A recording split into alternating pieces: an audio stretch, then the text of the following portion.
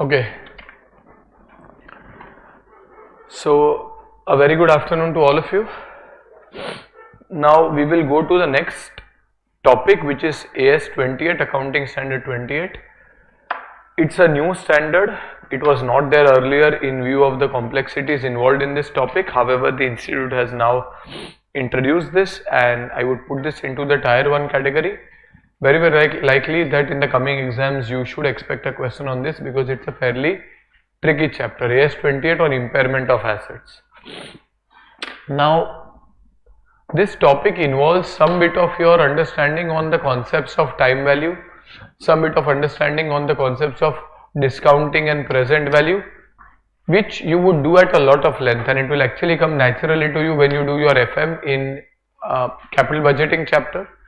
I am assuming that you have not done that, and hence your discounting concepts are not there. So we will understand the discounting concepts first. It is actually a time value concept, nothing much. You will do this at length when you do capital budgeting, but in order to do some basic calculations which are required in this chapter, the time value understanding is kind of a must. Okay, so when you look at AS 28, before we actually jump into what is meant by impairment, we will first understand something regarding time value, which will be of essence over here. Have you studied the compound interest formula? Compound interest formula, A is equal to P into 1 plus R raised to N. Have we done this? Yes. Acha, what does A mean? A means the amount in the future. So this is like the future value. Do we understand? FV, or also like the future value. What is P over here? P is like the present value. It is a value today. It is a present value into 1 plus R raised to N. So what does it mean? It means that 100 rupees today becomes how much, let us say, after 5 years. So PV is the present value, the value today, and FV is like the future value, the value in the future. R is the rate of interest.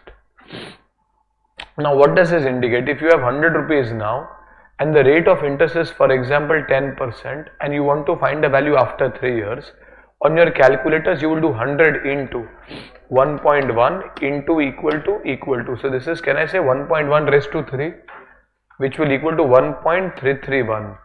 So that will equal to how much? 133.1.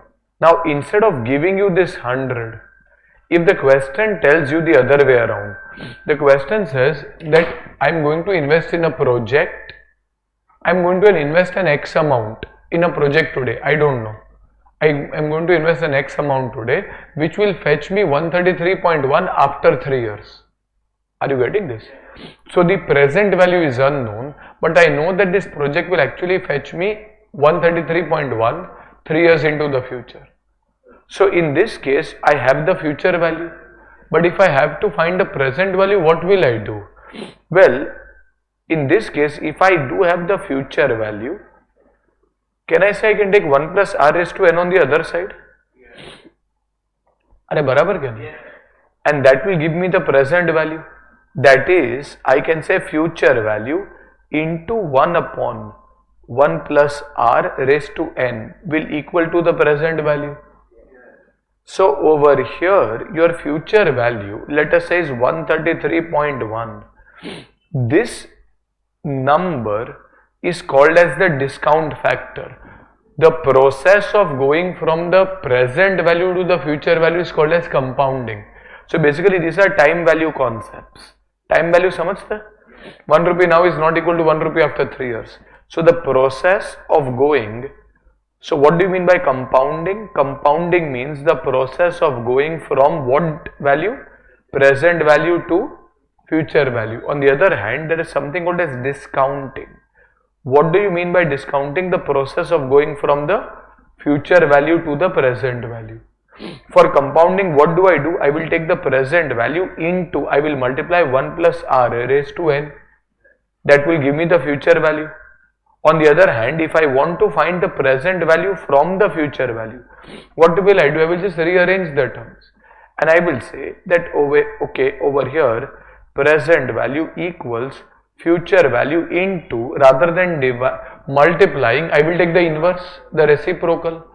and as a result into 1 upon 1 plus r raised to n. This is called as discounting. Now on your calculators, do this with me please. How will you calculate this? So let us say the question tells you after 3 years, I am expecting to get 133.1 today. Sorry, after 3 years I am expecting to get 133.1, which means in today's terms I am expecting to get how much? 1 upon, can I say 1 plus 0.1? That is called as a discount factor. Like rate of interest, the expected rate that you want, this is like the discount factor raised to 3. Now how do I do this? On my calculator, this is 133.1 into, let's say 1.1 raised to 3. What do I do? Do this along with me please. On your calculators, 1 divided by 1.1 equals to, do you see a number? Again press equal to, do you see 0.8264? Again press equal to, can you say 0.7513? Okay, so this is what you call as the discounting factor. This is the present value factor at the rate of 10% for the third year. Understand what this number means. If I do this working, ये आपको समझा, आप सब लोग को आया? 133.1 into 0.7513, we will take up to 4 decimals. What does this number indicate? आप बराबर से समझे. This is also called as the present value factor at the rate of 10% for the third year. I'll again repeat, this is the present value factor. I have present value factor at the rate of 10% for the third year. What does this number indicate? 0.7513. It indicates, listen to this carefully, it indicates that 1 rupee after 3 years is equivalent to how much today? 75 paise. 0.7513, that is 75 paise. So we are trying to say present value, means time value concept say that 1 rupee received after 3 years is not equal to 1 rupee received today. So 1 rupee received after 3 years is equal to how much received today? 0.7513. Just for my knowledge, if I do 0.7513, if I do 0.7513 into 1.1 raised to 3, that will be 1.1 into raised to 2 raised to 3 into 0.7513. This will equal to approximately 1.9999 something that is equal to approximately 1. And as a result, what does this number actually mean? It means that if someone is ready to give me 1 rupee after 3 years, that is worth 75 paise today, 0.75 today. Which means if someone is willing to give me 133.1 after 3 years, it is worth how much today? Are you understanding it? So over here, this is 133.1 into 0.7513 comes to 99.998, which is approximately 100. Are we understanding this? But you need to know how to calculate this 0.7513. आपको समझ में आ रहा है? Now you will do this at a lot of length when you do capital budgeting, but I'm assuming you have not done capital budgeting, nor do you have any understanding of discounting. So I'm just giving you a preliminary understanding. Once you go over there, आप champs बन जाओगे. So over here, let us say there is a project. There is a project, that is, let us say I were to buy a car.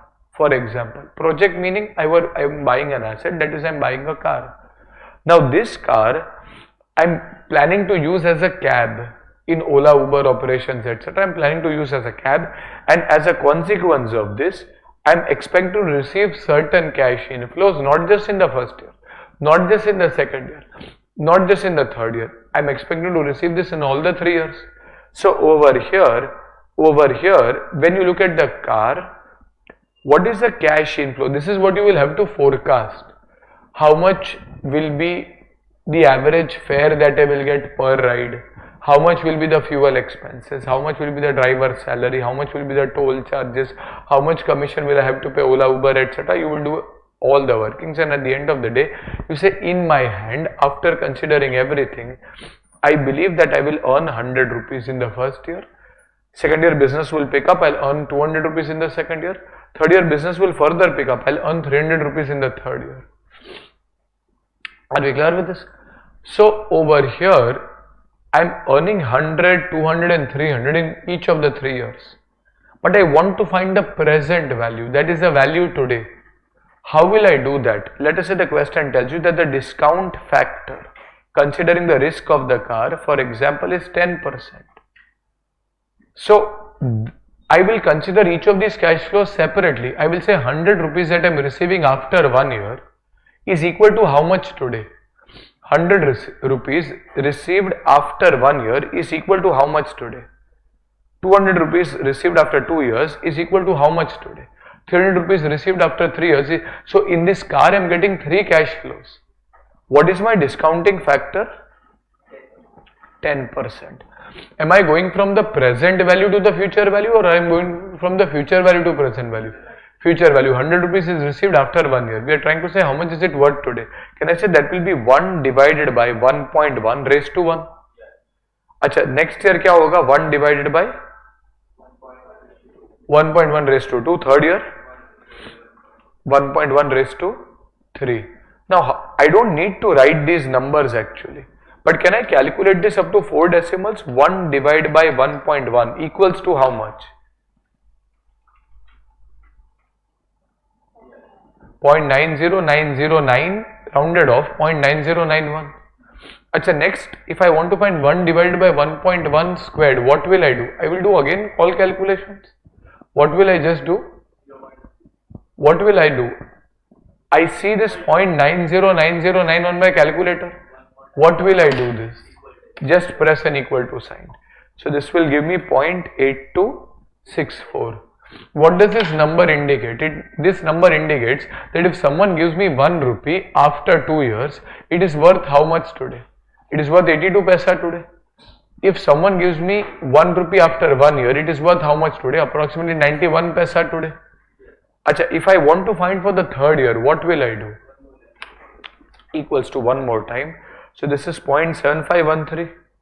And as a result, if I want to find the PVCI, the present value of cash inflows, if I want to find the PVCI, this will be 100 into 0.9091 M plus, that is 90.91, 200 into 0.8264 M plus, 165.28, 300 into 0.7513 M plus. आपको M plus use करने को आता है?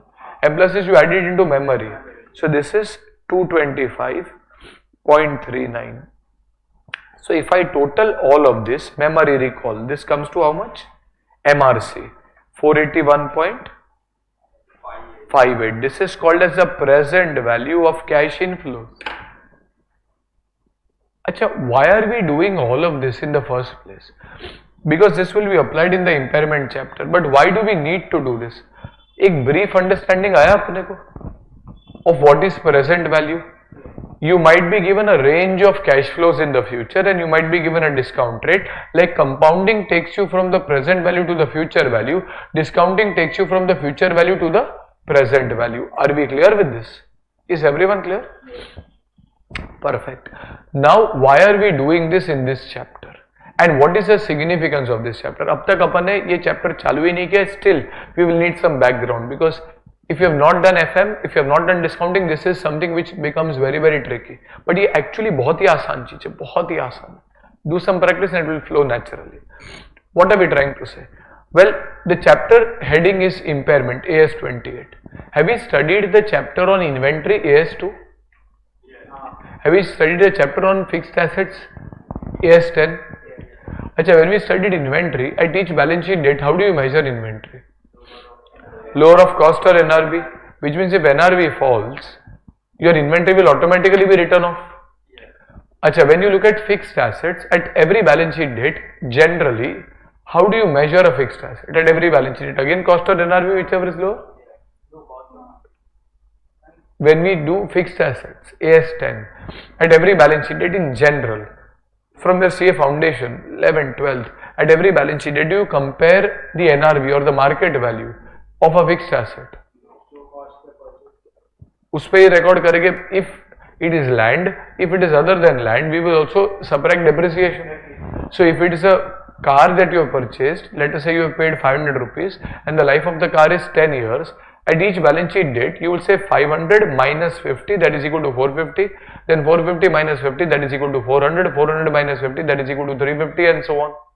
So basically this is called as the carrying value. What is the carrying value? The value at which the asset is carried in the balance sheet. The value at which the asset is carried in the balance sheet, also called as the ledger balance. So let us say your carrying value is, for example, 450 rupees at the end of the first year. It is 400 rupees at the end of the second year, 350 at the end of the third year, and so on. Are we getting this? Do I compare this carrying value with the NRV for fixed assets? Do you usually do that? Think and tell me. No, why not? But why? In inventory, why do you compare it with NRV at each balance sheet date? And in fixed asset, why don't you compare it with the NRV at each balance sheet date?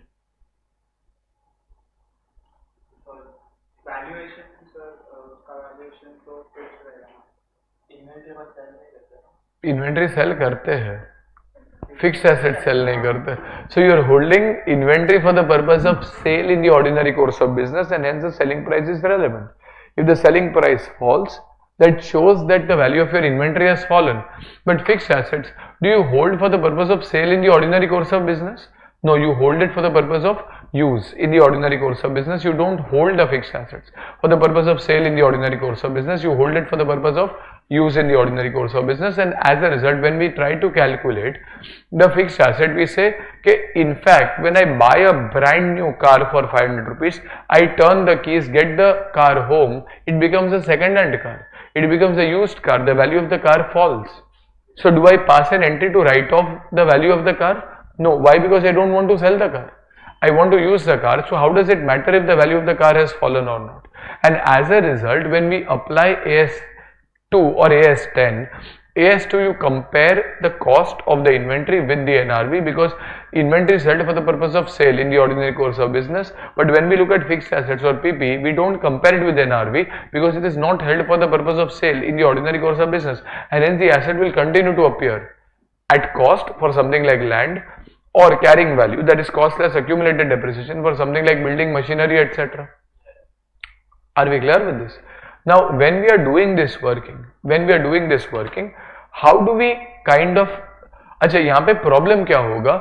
Let us say there is something like a fixed asset, like for example, I am a cigarette manufacturing company, I am manufacturing cigarettes, I have a brand new machine, I am like ITC who manufactures cigarettes, I have a brand new machine which manufactures cigarettes. It has a useful life of 10 years. I have purchased this machine for 500 rupees and the life of the machine is 10 years. So will I depreciate it over the 10-year period? Yes. Now what happens is after 1 or 2 years, the government bans cigarettes. Or at least a lot of states ban cigarettes. In which case, this machine still has the capacity to continue for 10 years. However, is this machine of any major use to me? No, because now cigarettes are banned, at least most of the states have banned it.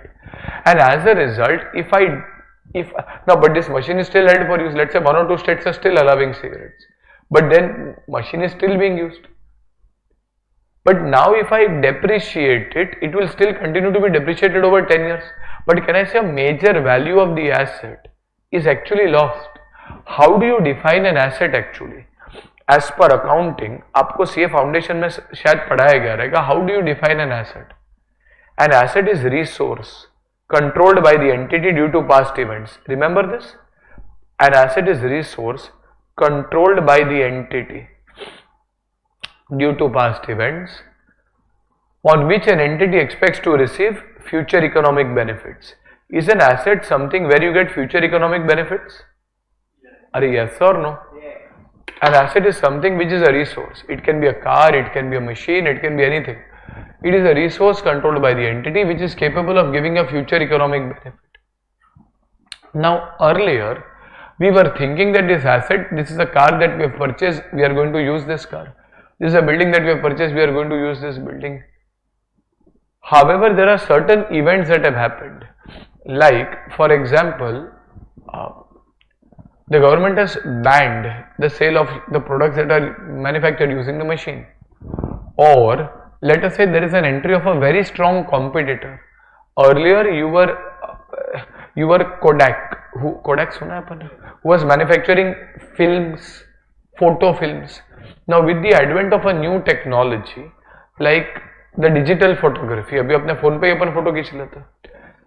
Now, the machine that Kodak owns, which can manufacture the photo films, is still of a very good condition. It can manufacture photo films, but people have stopped using photo films. They say, why should I get that headache of buying a photo film, putting it inside a camera, going it to a studio, developing it into a photograph? उससे अच्छा मैं phone पे एक button press करके 4 मुंह बना के selfie खींच सकता हूँ. So why would I go into that photo film? And as a result, the machine that Kodak has is a resource controlled by Kodak. It was capable of generating a future economic benefit in general, but with digital photography coming in, probably it cannot generate as much future economic benefits. Or if there is ITC who had a machine which was manufacturing cigarettes, with the legal ban on cigarettes, probably that machine cannot generate as much future economic benefits. But आप क्या करते हो? आंख पे पट्टी बांध के बैठते हो. In accounting, you say that we will show the asset at cost less accumulated depreciation. Do you compare it with the net realizable value? No, we say why? We don't want to sell it. अच्छा ठीक है, Kodak does not want to sell this machine. Yes, understood. But this machine will at least be used. But when this machine is used, it will generate certain benefits. However, will this machine be capable of giving me future economic benefits which cover at least the cost of the asset or the carrying value of the asset?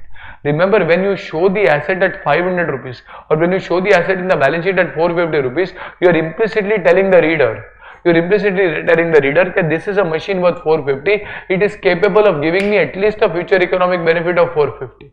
Maybe it gives me a benefit of more than 450, but not less than 450. If it is giving me a benefit of less than 450, then the machine is impaired. Impairment, samajhte? Impairment is a one-side standard. Impairment means the reduction in the value. Ideally, you thought that the machine is worth 450, but you take the best possible scenario, the machine still is not capable of giving you 450 rupees. It is probably giving you less than 450 rupees. But AS10 तो आपको ये बोलता ही नहीं है compare करने को. AS10 does not tell you to compare any of these. Are we clear with this? And hence the machine will continue to appear at 450. Minus next year again 50 of depreciation. Minus next year again 50 of depreciation. But the question arises that is the machine capable of giving you benefits equal to what is appearing in the books of accounts? Are we getting this? So this is where impairment standard applies, and this is where we need to know these present value workings. Let me give you an example. Let us say you had a car. Is a car an item of PP? Property, plant and equipment? Acha. Let us say the carrying value of the car, carrying value means ledger balance. Let us say the carrying value of this car is, for example, 50 rupees. Okay? So this is the ledger balance after depreciation, etc., as on a particular date. So it is possible that the car was purchased in 2020 for, let's say, 600 rupees. Then you depreciated it over 2 or 3 years, and today it is appearing at 50 rupees after depreciation in my books of accounts. Now usually you continue to show this at 50 rupees in your books of accounts. Standard says that if there are certain indicators, then you will calculate something called as recoverable value. What do you mean by recoverable value? This is the value that the car is capable of giving you back. The capacity that the car has of giving you back is called as the recoverable value. Now, how do you calculate the recoverable value? Recoverable value is calculated as, what can you do with the car? Let us say you purchase a car. Today this is appearing at 50 rupees in your books of accounts. This car is appearing, for example, at 50 rupees in your books of accounts, and the remaining life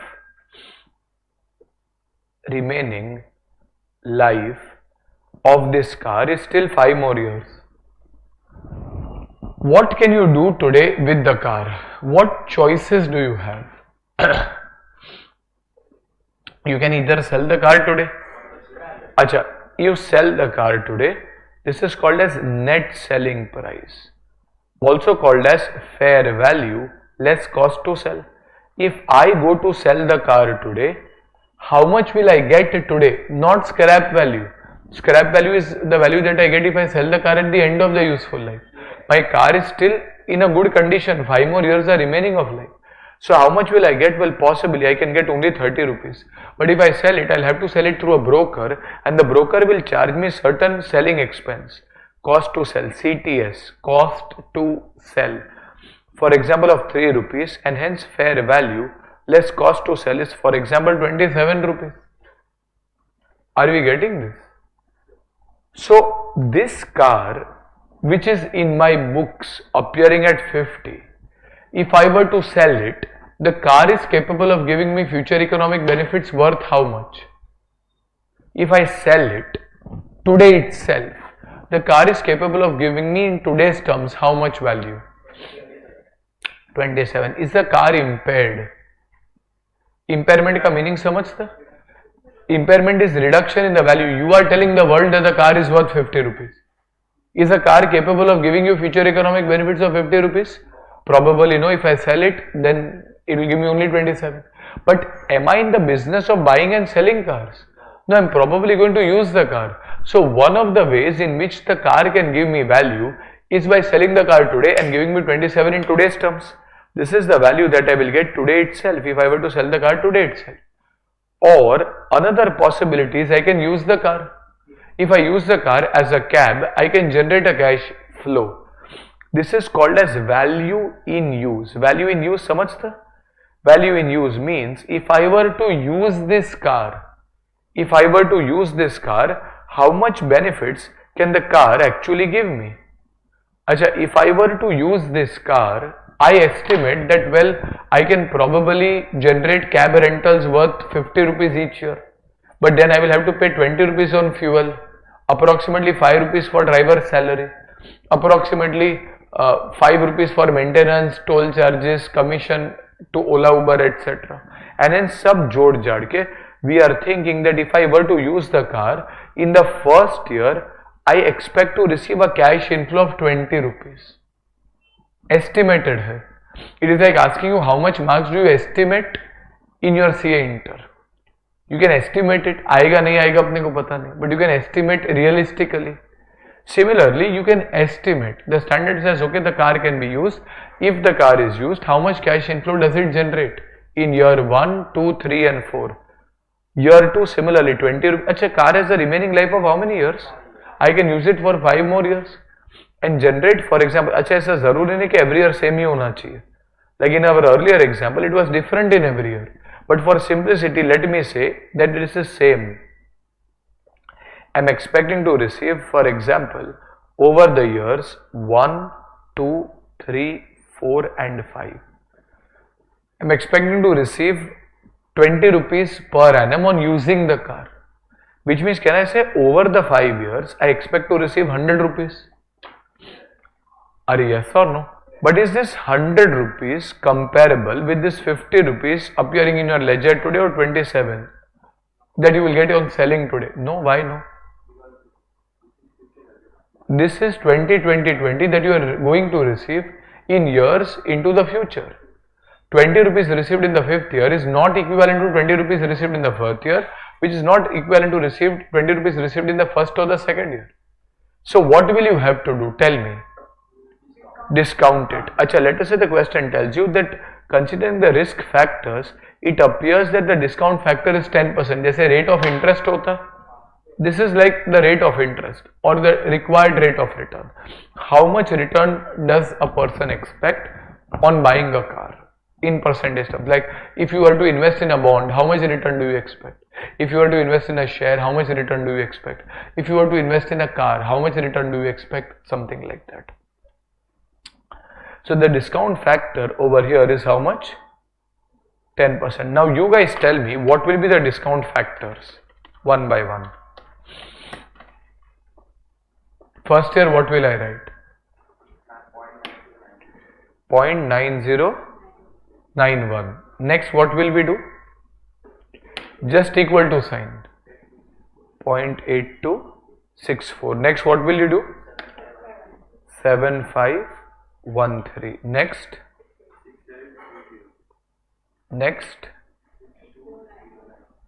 अच्छा, do I need to know the next working of year 6? No, करने को मैं कर सकता हूँ, but उसका कोई फायदा नहीं है because I am not receiving any cash flow at year 6. Acha, I want to find the present value. Why did we do this? What do these numbers indicate? These numbers indicate that if someone were to give me, let us say 20 rupees, or someone were to give me 1 rupee after 4 years, in today's terms it is worth 0.683. So यहाँ पे someone is not giving me 1 rupee after 4 years, someone is giving me 20 rupees after 4 years. So how much is it worth today? So the car, acha, does the car give you only the cash flow of the first year, only second year, only third year, only fourth year, or all the 5 years? All the 5 years. So you will do 20 into 0.9091 M plus. This will come to 18.18. Do you understand what this means? It means that if the car is expected to give me 20 rupees after 1 year, that means in today's terms, it is expected to give me 18.18. I will be indifferent. If someone gives me 18.18 after someone gives me 20 rupees after 1 year or 18.18 today. समझ में आ रहा है? Then 20 into 0.8264 M plus. This is 16.53. Then 20 into 0.7513. How much is that? 15.03. 20 into 0.683 M plus 13.66. 20 into 0.6209 12.42. And hence if I total all of this, this comes to how much? 75.81. This comes to 75.81. What does it mean? The car that I own today in my ledger is appearing at 50 rupees. I have two choices of what can be done with the car. In inventory, I don't have two choices. Inventory has only one utility, that is sell, and hence inventory I only look at fair value less cost to sell, NRV. But fixed asset, if I want, I can sell it today and get 27 rupees, or I can keep on using it, in which case I will get 20 over a period of 5 years, which is worth 75.81 in today's terms. As a businessman, what will you do? You will sell the car today, or you will continue using the car? Continue using the car, and hence the recoverable value, remember, is the higher of. ये आपको conceptually समझ में आना चाहिए, because otherwise accounting में you are so used to this or this, अपन बोलते हैं whichever is lower. No. Cost or NRV, whichever is lower, बराबर है. Even over here, when you want to find the recoverable value is the higher of the net selling price or the value in use. Recoverable value is the higher of the net selling price or the value in use. Are we clear with this? So when we try to find the recoverable value, we are trying to say that the car is capable of giving us how much? अच्छा, काफी बच्चे क्या गलती कर देते? They add 27 and 75. Can you add both of them? No, it is either or, mutually exclusive. If you sell the car, you can't use it. Yes, you will get 27, but you can't use it. Achha, if you want to use the car, you can't sell it immediately. And hence it is either of the two, but which of the two? Well, higher of the two. We want to see how much is the car capable of giving you. Car ka capacity kya hai? Car is capable of giving you what? Is it capable of giving you 27 or is it capable of giving you 75? Which of the two? Higher of the two, lower of the two? Higher. This is 75.81. Is the car impaired? According to you, is the car impaired? Yes or no? The ledger balance is 50. In your books of accounts, you are showing that the car is costing me 50 rupees. The recoverable value is 75.81. Is the car impaired? Impaired क्या होता है? It is not capable of giving me what is appearing in the books of accounts, like inventory, cost or NRV, whichever is lower. If the cost of the inventory is 50 and the NRV was 75, is the inventory impaired? Impaired means should the inventory be written off? No. Why? Cost or NRV, whichever is lower, whichever is higher. No, cost or NRV, whichever is lower, which means over here, if I am showing the inventory at 50 and the NRV is 75, I am saying that भले मैं तो दुनिया को inventory बता रहा हूँ at 50 rupees, inventory is capable of giving me 75 rupees. I don't need to write off anything. Here I am showing the car to the world at 50 rupees. Is the car capable of recovering at least 50 rupees? So do I need to do any impairment? No impairment. So over here, therefore, your carrying value is 50. your recoverable value is 75.81. The recoverable value is greater than the carrying value, and hence therefore there will be no impairment. There would be no impairment. So sir, when does impairment arise? Impairment arises when the carrying value is greater than the recoverable value. For example, instead of 20 rupees, let us say this was 10 rupees. Your estimate was not 20, it was only 10 rupees. That means if I were to do this working, this would be 10 into 0.9091 m plus, this would be 9.09, 8.26, 7.51, 6.83, 6.21. If I total this comes to how much?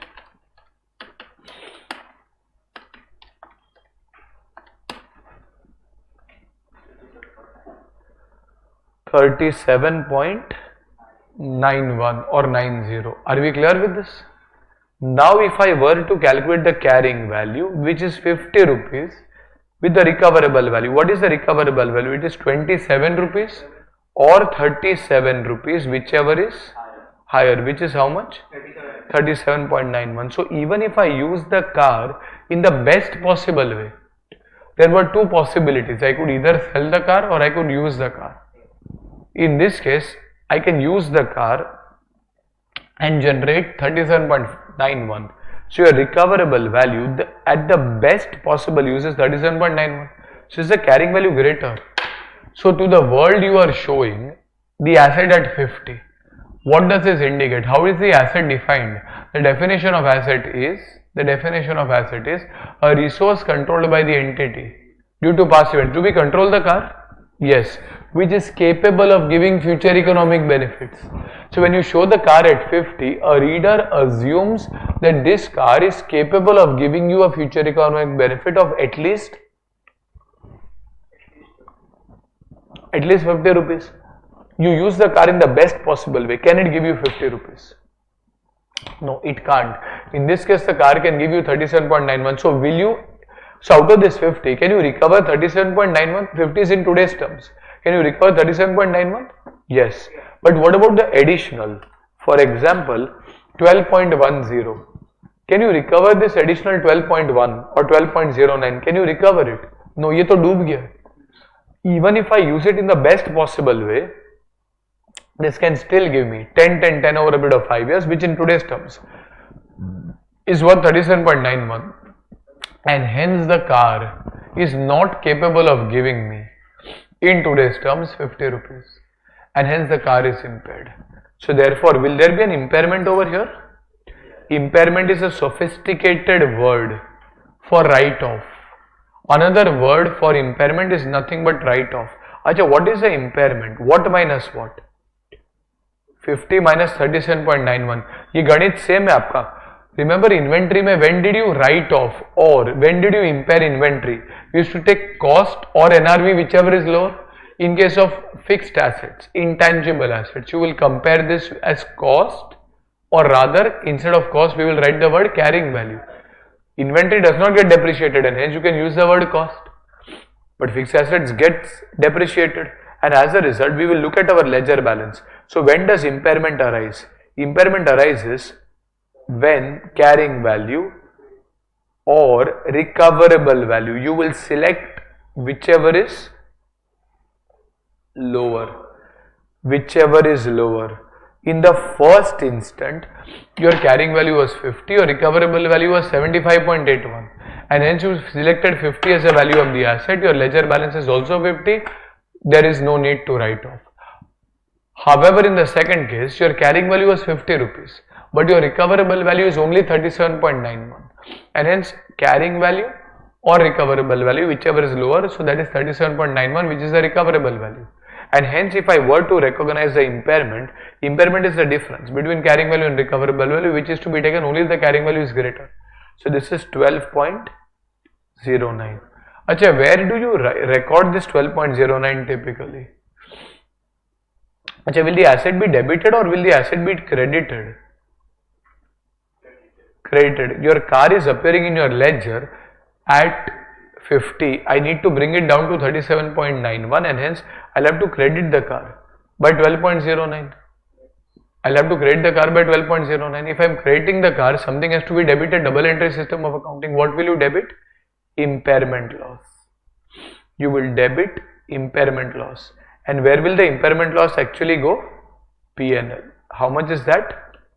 12.09. So this is a standard on impairment, basic. It gives you a framework for comparing the carrying value of the asset with the recoverable value. Recoverable value is calculated as the higher of the net selling price, higher of the net selling price or the value in use. Net selling price is the fair value minus the cost to sell, and value in use is calculated as the present value of the future cash flows. That is the value in use. Are we clear with this? Yes? Okay. So when we look at the theory for this, go to the standard on impairment.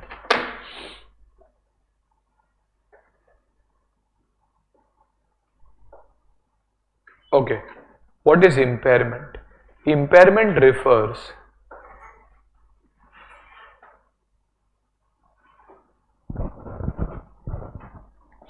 impairment arises when the carrying value exceeds recoverable value. What is impairment? It arises when the carrying value exceeds the recoverable value. Impairment indicates a reduction in the earning capacity of the asset. So, you are saying that the asset is not capable of giving you enough return. It refers to the reduction in the earning capacity of the asset. Now, this standard is applicable. So, when I look at impairment, this standard is applicable to PPE, intangibles and investment property. So, why is it applicable to all of these? It is applicable to PPE, intangibles and investment property. अभी के लिए अपन सोच के रखते हैं what is investment property? This is property which is held for investment, not for use. Property which is held for use is actually PP. अरे बराबर क्या नहीं? So अभी के लिए just focus on these. Now why is it applicable to PP and intangibles? Why? Why is it applicable to PP and intangibles? Well, because why not inventory? Why is AS28 not applicable to inventory? Because the write-off or the impairment provisions are already included inside your PP calculation. So when you look at PP, your write-off or your inventory provisions are impairment provisions are already embedded, stitched in, built inside AS2. AS2 says cost or NRV whichever is lower. तो उसके लिए कोई separate standard चाहिए ही नहीं. If the selling price of the inventory falls, your NRV will fall and accordingly your working will proceed. However, when we are looking at something like PP, the standard nowhere says cost or recoverable value whichever is lower, or it nowhere says cost or NRV whichever is lower, and hence we need a separate standard to give you a framework. कल उठ के in rare cases, if there is a reduction in the earning capacity of the asset, you don't just blindly keep on depreciating the asset. The asset may not be capable of giving you 50 rupees. Then prudence and conservatism says you are overstating your assets. There's a 12 rupee loss which is staring at you. You are not going to be able to recover that from your asset. Why not recognize it? And hence there's an impairment standard applicable over here. Are we clear with this? So there is impairment testing. What is the meaning of impairment testing? Testing whether the fixed asset is impaired. Which two numbers? You guys think and tell me. Which two numbers will you compare if you want to test for impairment? Like for inventory, if you want to kind of test for impairment, you will compare the cost and NRV. For fixed assets, which two numbers will you compare? Carrying value, which is a ledger balance, with recoverable value. So impairment testing means comparing the carrying value with the recoverable value. What is the carrying value? Carrying value is the ledger balance as per books of accounts. Generally, cost less accumulated depreciation is the carrying value. This is the ledger balance as per the books of accounts. Then you have recoverable value. What is recoverable value? It is the net selling price, that is fair value less the cost to sell. That is called as the net selling price, or value in use, whichever is higher. What is value in use? Present value of future cash flows. And इसके लिए आपको discounting आना चाहिए. So if a question comes in impairment which requires you to calculate value in use, it says that the asset will give you 20 rupees over the next 5 years. How much are you getting today? You need to know how to calculate the present value. Are we clear with this? There can be different methods to calculate. We are done using one of the methods. As you do capital budgeting, you will even find shorter and easier methods to do this present value working, but for the time being, we are taking this method for our overall understanding. Are we clear with this? Okay. Now, when you look at impairment loss refers to the reduction in the carrying value of the asset. It's a one-side standard. If the value goes from 50 to 75, you do not do any adjustment. Like inventory goes from 50 to 75, no adjustment. But inventory goes from 50 to 38, you do a write-off. Same over there, impairment. The heading of the standard is impairment, not remeasurement. कोई बोलेगा चलो 50 से 75 आ रहा है, चलो let us take the asset at 75. No. You are allowed to follow cost model or revaluation model. If you are following revaluation model, then as per AS10 you can take it to 75. But generally companies do follow cost model. And if they are cost model, revaluation model, if they are following the cost model, then the asset will continue to remain at 50. So it is capable of giving me 75. So be it.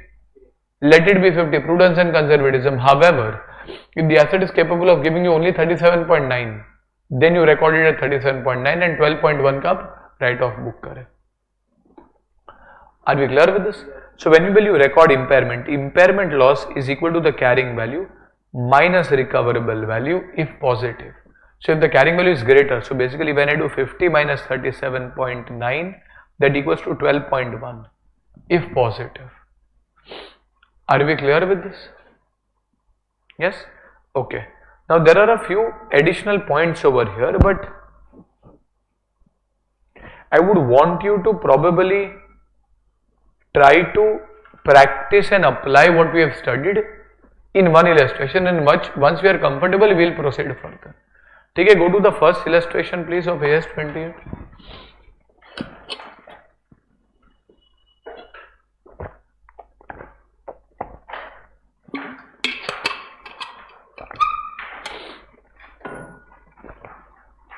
Now, Ergo Industries gives the following estimates of cash flows regarding its property, plant and equipment on 31st December 20x1. I think we are around page 297. Now, Ergo Industries gives the following estimates of cash flows relating to property, plant and equipment on 31st December 20x1. The discount rate is given to you as 15%. So, these are estimates of cash flows in 20x2, 3, 4, 5, 6. You have been given different cash flows. Residual value at the end of 20x6. What do you mean by this? This is called as salvage value. Have you heard about salvage value? What is salvage value? If I were to use the asset for 5 years and then scrap it off at the end of 5 years, what will I get? I will get another 1000. That is called as salvage value. Is salvage value also my cash inflow? Yes. Property, plant and equipment was purchased on 1st of January 20x0. Useful life is actually 8 years. Acha, whenever it was purchased, useful life is 8 years. In my understanding, or if I am not wrong, over here 1, 2, 3, 4, 5. 5 years are remaining. So how many years must have happened? 3 years probably.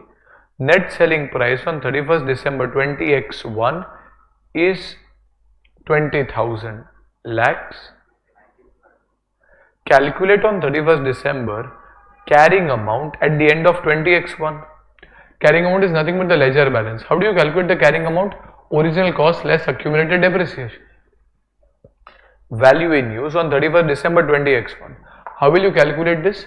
Present value of the estimated cash flows. Recoverable amount on 31st December 20x1. How do you calculate recoverable amount? It is a carrying value. Sorry, it is a fair value less cost to sell or the value in use, whichever is higher. Third, that is fourth, the impairment loss to be recognized, revised carrying value and depreciation charge for 20x2. Acha, the year 20x0 is immediate is the immediate preceding year before the year 20x0. So basically यहाँ पे actually ये institute के study material का सम यहाँ पे x x दिए हुए ज़्यादा अननेसेसरी कंफ्यूजन हो रहा है. What is your current year? Your current year is 20x1. Basically you can say 2021. अच्छा, what is the previous year 20x0? 20x0 must be 2020. अरे बराबर क्या नहीं? And the question says 20xx is the year preceding 20x0. So this must be 2019. As we inferred, it is 3 years back. अगर ये सब नहीं भी दिया रहता तो we could have inferred that if total life is 8 years, 5 years are still remaining, तो 3 years must have happened till 31st December 20x1. अरे बराबर क्या नहीं? अच्छा, so we will do one by one, okay? ये अपने को आना चाहिए. A few of these sums exam में आएगा तो ये ग्रेड के सम्स आएंगे at CA inter level I think. So this is question 1, sub point A. You want to find the carrying value on 31st December 20x1. What is carrying value? Carrying value is nothing but ledger balance. अच्छा, what is the original cost? 1st January 20xx. This is original cost. How much is the original cost? Let's say rupees lakhs. How much is that? 40,000. Carrying value is the original cost or costless depreciation? Costless depreciation. How much is the depreciation? Accumulated depreciation. For how many years will you depreciate? So 40,000 divided by what is the useful life?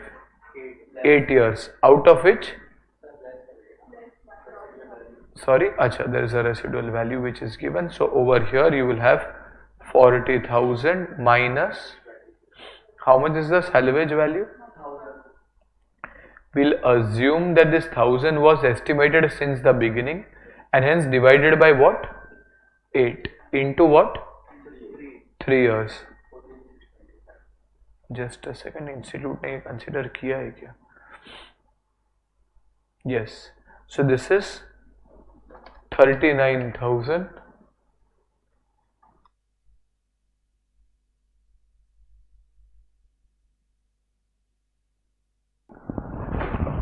Okay, so this is what? 39,000 divided by 8 into 3, 14,625. So basically on 31st December 20x1, your carrying value is the value at which it appears in your books of accounts, will be what? 25,375. Are we clear with this? Achha, now comes another problem. This is sub point A done. Sub point B, value in use on 31st December 20x1. How do I find the value in use? It is based on past or based on future cash flows? If I use, then what will I get future cash flows? Do I have that? Yes? Okay. So over here, sub point B, if I want to find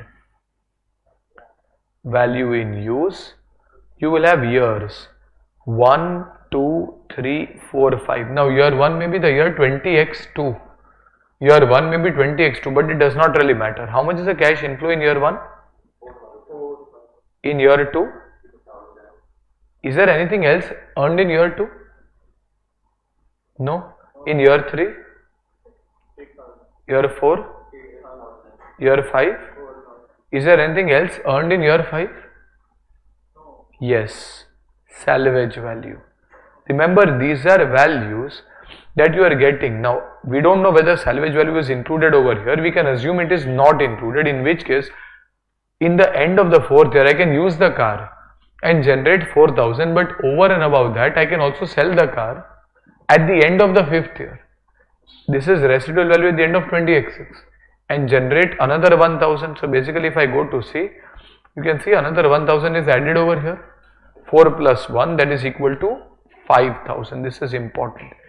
You are taking the present value of all cash flows. If I were to use the car, if I were to use the PP, I will use it for 5 years, generate cash inflow in each of the years. and then at the end of the 5th year also generate a salvage value.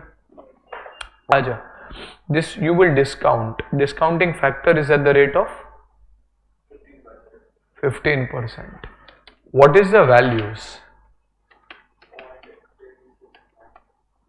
अच्छा, you calculate and tell me fair में एक second present value या फिर आप दूसरा सम try कर सकते हो. ठीक है, let us do this together and then next sum you can try 1 divide by 1.15 0.86 96 rounded off, then 0.7561, 0.6575, 0.5718, 0.4972. And how will you find? Well, 4000 into 0.8696 m plus 3478.4, 6000 into 0.7561 4536.6, 6000 into 0.6575 3945, 8000 into 0.5718 4574.4, 5000 into 0.4972 2486 बराबर. MRC this comes to what? 19,020.4. Are we clear with this? इसको हम बोलते हैं value in use. So if I were to use it, I will generate how much in today's terms. This is called as value in use. Okay. So the question says calculate value in use. We have calculated that 19,020.4. Carrying value, we have calculated this as 25,375. Now the problem is the question says to find the recoverable value. अच्छा, recoverable value कैसे calculate करेंगे? Your recoverable value is calculated as what? It is the higher of subpoint A, fair value less cost to sell, net selling price. But do I have that? 20,000 or 6,000? Net selling price is the price that I will sell the asset today only. That is on 31st December. I will get 20,000. The 6,000 is salvage value. If I were to use it and then ultimately scrap off, I will get 1,000. But 20,000 I will get if I sell a relatively new asset.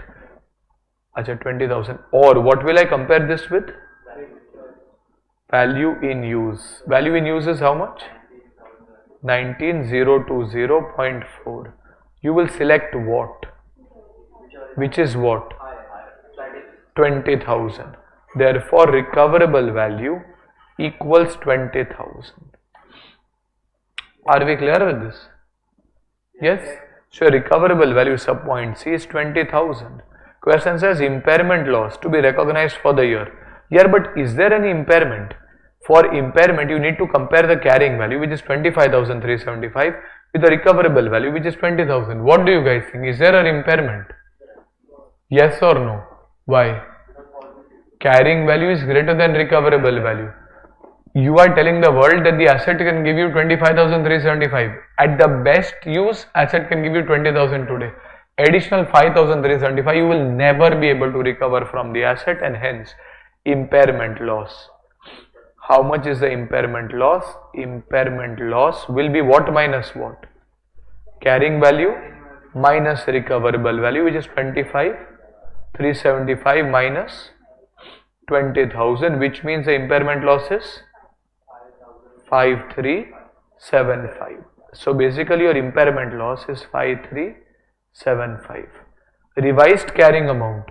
Which a revised carrying amount means, well, you will pass the entry impairment loss account debit. This impairment loss, unless given otherwise, will go to P&L. To what will you credit?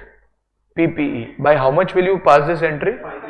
5,375, which means your revised carrying value will be how much? Earlier, your carrying value on 31st December 20x1 was how much? 25,375. From this you are subtracting 5375 as impairment, and as a result you are left with what? 20,000. What will be your revised carrying value? 20,000. Is there anything else which is remaining? Depreciation charge for 20x2. Acha, this is for 20x2. So 20x2, what will you depreciate? What amount will you depreciate? 25,375 or 20,000? क्यों no amount? अभी भी asset का 5 साल का तो useful life बाकी है ना. On 31st December 20x1, you will still have a 5-year useful life. So your depreciation would be based on your ledger balance for 20x2. What is your ledger balance? 25,000, but that has been written off by 5375, which means your revised ledger balance is only 20,000. This 20,000 has to be written off over the remaining 5 years. Acha, is the salvage value still there? Yes, this is minus 1 divided by 5, and hence that is 19,000 by 5 comes to what? 3,800 per annum. Are we clear with this? Now this might be the first question, but this has all the ingredients in my opinion to be even asked in a main exam, because at CA inter level अपन काफी complex चीज देखेंगे, but I don't think at CA inter level, at least in the first attempt when impairment is coming, your attempt will be the first attempt. इसके पहले अब तक कभी भी impairment standard था नहीं, so I don't think very advanced problems will be asked. If they do, we will prepare everything. But this grade of problems, if you are able to solve, I think by and large, the earlier first or 2 papers you should be able to manage.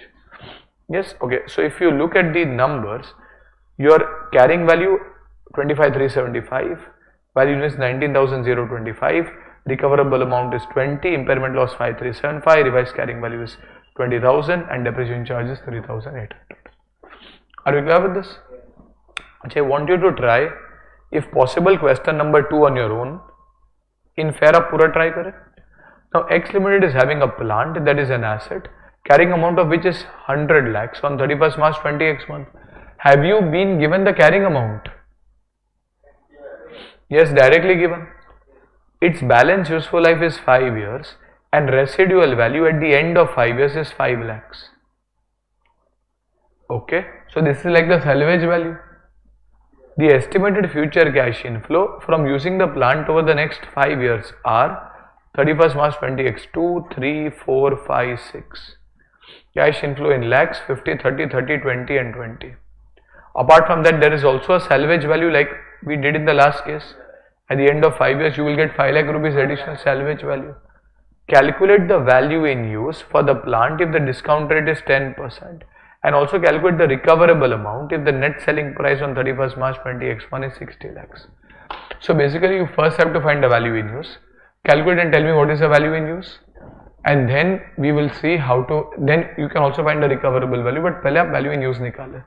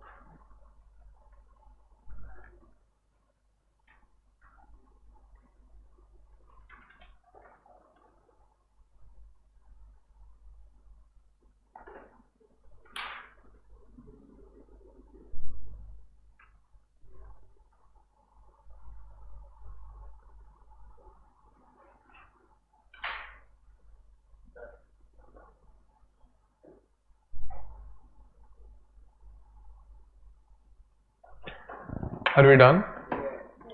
Okay, so how did we solve this? First of all, we wanted to calculate the value in use, which is the present value of future cash flows. What is the discount factor we take for that? Discount factor is taken at the rate of 10%. So this is what? 0.9091 8264 7513 6830 6209, and we get the present value. So this is basically for the first year. We had, will we make any adjustment in the last year? Yes. For what? Salvage 20 plus 5. So this will be taken at 25. Why? Because there is the existence of salvage value in the last year, 5 rupees. So this is 50 into 0.9091 m plus 30 into 0.8264 m plus 30 into 0.7513 m plus 20 into 0.6830 m plus 25 into 0.6209 m plus MRC. So if I total all of these, this comes to how much?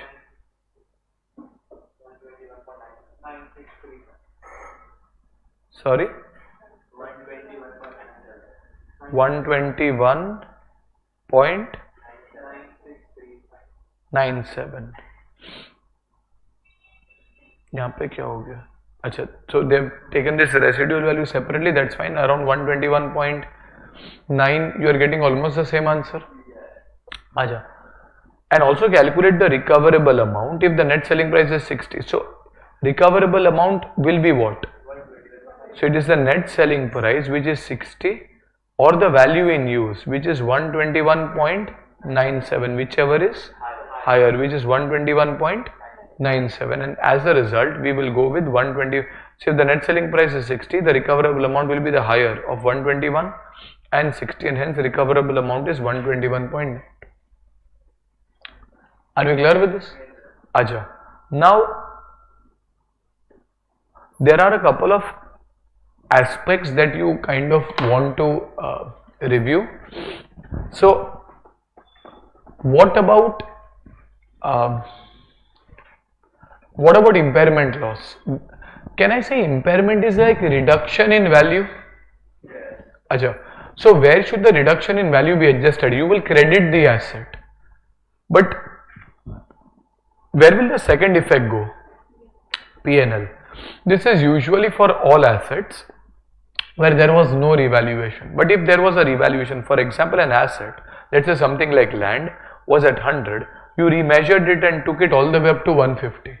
So can I say you must have passed the entry land account debit 50 rupees to revaluation reserve 50 rupees. Now the land is appearing at 150. You think there is some indicator of impairment on the land. In which case your recoverable value, if you sit and calculate of the land, it comes to, let us say, 80 rupees. That means what is the carrying value of the land? 150. There may be 50 lying in the revaluation reserve, but what is carrying value meaning? Carrying value means the ledger balance. What is the ledger balance of the land? 150. You will compare that with the recoverable value. What is the recoverable value? 80. Therefore, your entry will be impairment loss account debit. How much? 70. To what? Land 70. Now usually impairment loss is a nominal account, will be transferred to P&L. But in this case there is an existing balance of revaluation reserve already appearing at 50. What does it logically seem appropriate? Does it logically seem appropriate to show 50 in the revaluation reserve, saying that the land is worth 50 more, and then also show 70 in the P&L? What should you do? You will first adjust the balance against reval, if any. Achha, how much is the reval balance? 50. And excess, if any, will be taken against profit and loss. This treatment is very similar to the treatment that you do for subsequent downward revaluation as well, to impairment loss. Or we can directly pass the entry, revaluation account debit 50, profit and loss account debit 20 to land. So over here, what does this? Achha, if like question 1 and 2 nothing was given, so we'll assume there was no balance in the revaluation reserve. But if it is specifically given that there is a balance in the revaluation reserve, you will first adjust the impairment from the existing balance in the revaluation reserve, and excess, if any, will go to the P&L. So over here, treatment of impairment loss. In case there is an existing revaluation surplus, then impairment loss will first be written off against revaluation. Is it logical? Yes. And excess, if any, will be against P&L. But if the question remains silent, it does not tell you anything about revaluation. If the question remains silent, it does not tell you anything about revaluation. We'll assume there is no revaluation. Are we clear with this? Ajay, this key point we will do later. For the time being, this chart is not as important. I mean, you can probably skip this annual impairment testing part. Now, why? This is theory, okay? This is theory. From an exam perspective, I don't think you are going to get a question on this, but why do we need a separate accounting standard for impairment? This guidance of cost or recoverable value, whichever is lower, could have also been given in AS10 and AS26, but they decided to form a separate standard. Because inventory, when do you check for cost or NRV? At each balance sheet date or जब भी मन हुआ तभी? At each balance sheet date. Is it compulsory? Yes, for inventory.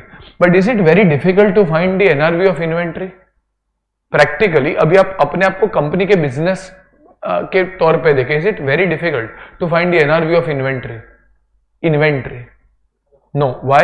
I'm selling this in the ordinary course of business. So I'm a steel trader, I'm a tire dealer. I will exactly know at what price these tires are selling. I don't need any consultant or expert valuer to come and tell me क्या इसका value है. And hence it is very easy to find the NRV.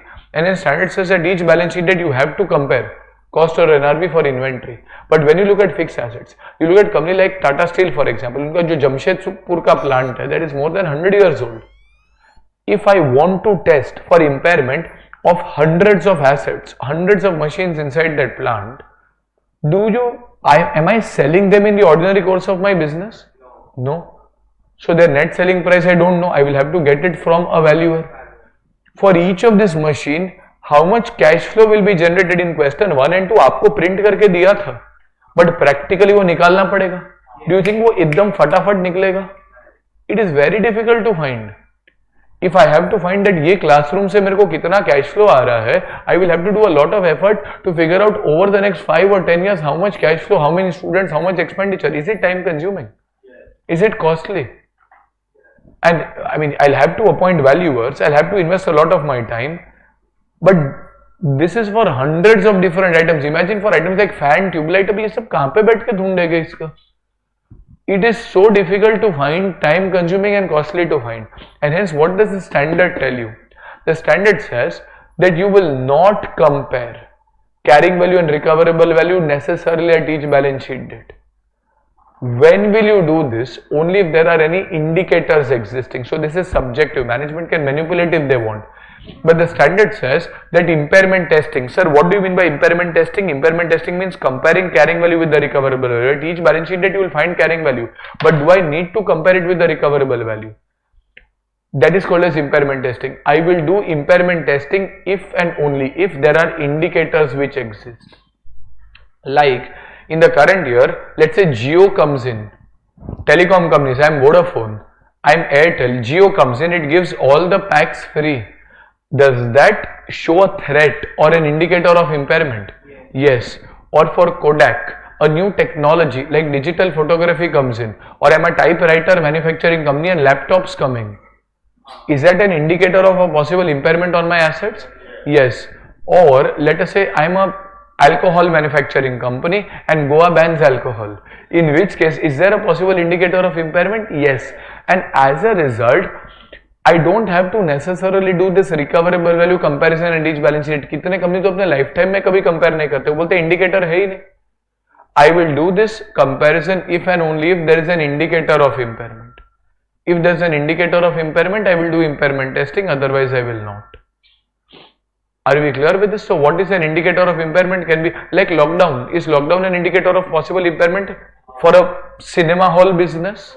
Yes. And as a result, over here, you will say that timing of impairment, it is only when indicators exist. Now there is no exhaustive list of indicators, but illustrative indicators of impairment will be adverse technological changes, legal prohibitions, entry of a strong competitor, market capitalization is less than book value, company ka market cap is less than the book value, adverse effects due to lockdown, these are all external factors. Or there can also be internal factors, like there might be a short circuit due to which your machines get damaged, or there might be flood due to which your machines are not operating at the optimum level, or there are continued cash losses that your machines are giving you. Physical damage like flood or continued cash losses, all of these show possible indicators of impairment. Are we clear with this? Is everyone clear? So you don't have to do impairment. In practice ये सबसे ज़्यादा CA के syllabus में आता है. Practically कोई impairment करता ही नहीं है. कुछ भी people will always say we don't think this is indicator. You have to do impairment testing only if you think there is an indicator. As a student you don't have to figure out whether it is indicator or not. आपको data दिया है तो you assume that ये सब there must be indicator and hence the company did all of these calculations. But in practice, impairment standard will be applicable AS28 if and only if an entity believes that this particular asset is impaired. It need not be done at each balance sheet date. Are we clear with this? Yes, okay. So we'll stop and then we continue tomorrow. Chalo, a very good afternoon to you, and we have a slightly shorter lecture today. चलो छोटा सा lecture कर दो. 35 minutes. चलो story बाद में कर दो. शॉर्ट में तो भी लेक्चर में कुछ बचेगा ही नहीं. Story will definitely give for some other day a lot of interesting ones. So over here we were discussing about AS28. In AS28 we said that how do you calculate impairment? What are the two things that we compare? We compare something called as carrying value with recoverable value. Recoverable value is calculated as higher of net selling price and value in use. How do you calculate value in use? Present value of future cash inflows. How do you calculate present value? You take 1 divided by 1 plus, let us say the discount rate 0.15 or 0.1, whatever is the discount rate, you press equal to and that will give you the discounting factors. The future value into the discounting factor will give you the present value. Next, when we try to find the impairment is a carrying value minus the recoverable value. Where do you adjust the impairment from? First you will adjust impairment from existing balance in the revaluation reserve, if any. However, if the balance in the revaluation reserve is not there, like in the two sums that we did yesterday, there was no revaluation reserve balance, then you directly take it to the profit and loss. Are we clear with this? Acha, if there is a balance in revaluation reserve, first we adjust it against the balance in the reval, and excess, if any, will go to the P&L. Okay, so do you do impairment every time? When do you do impairment?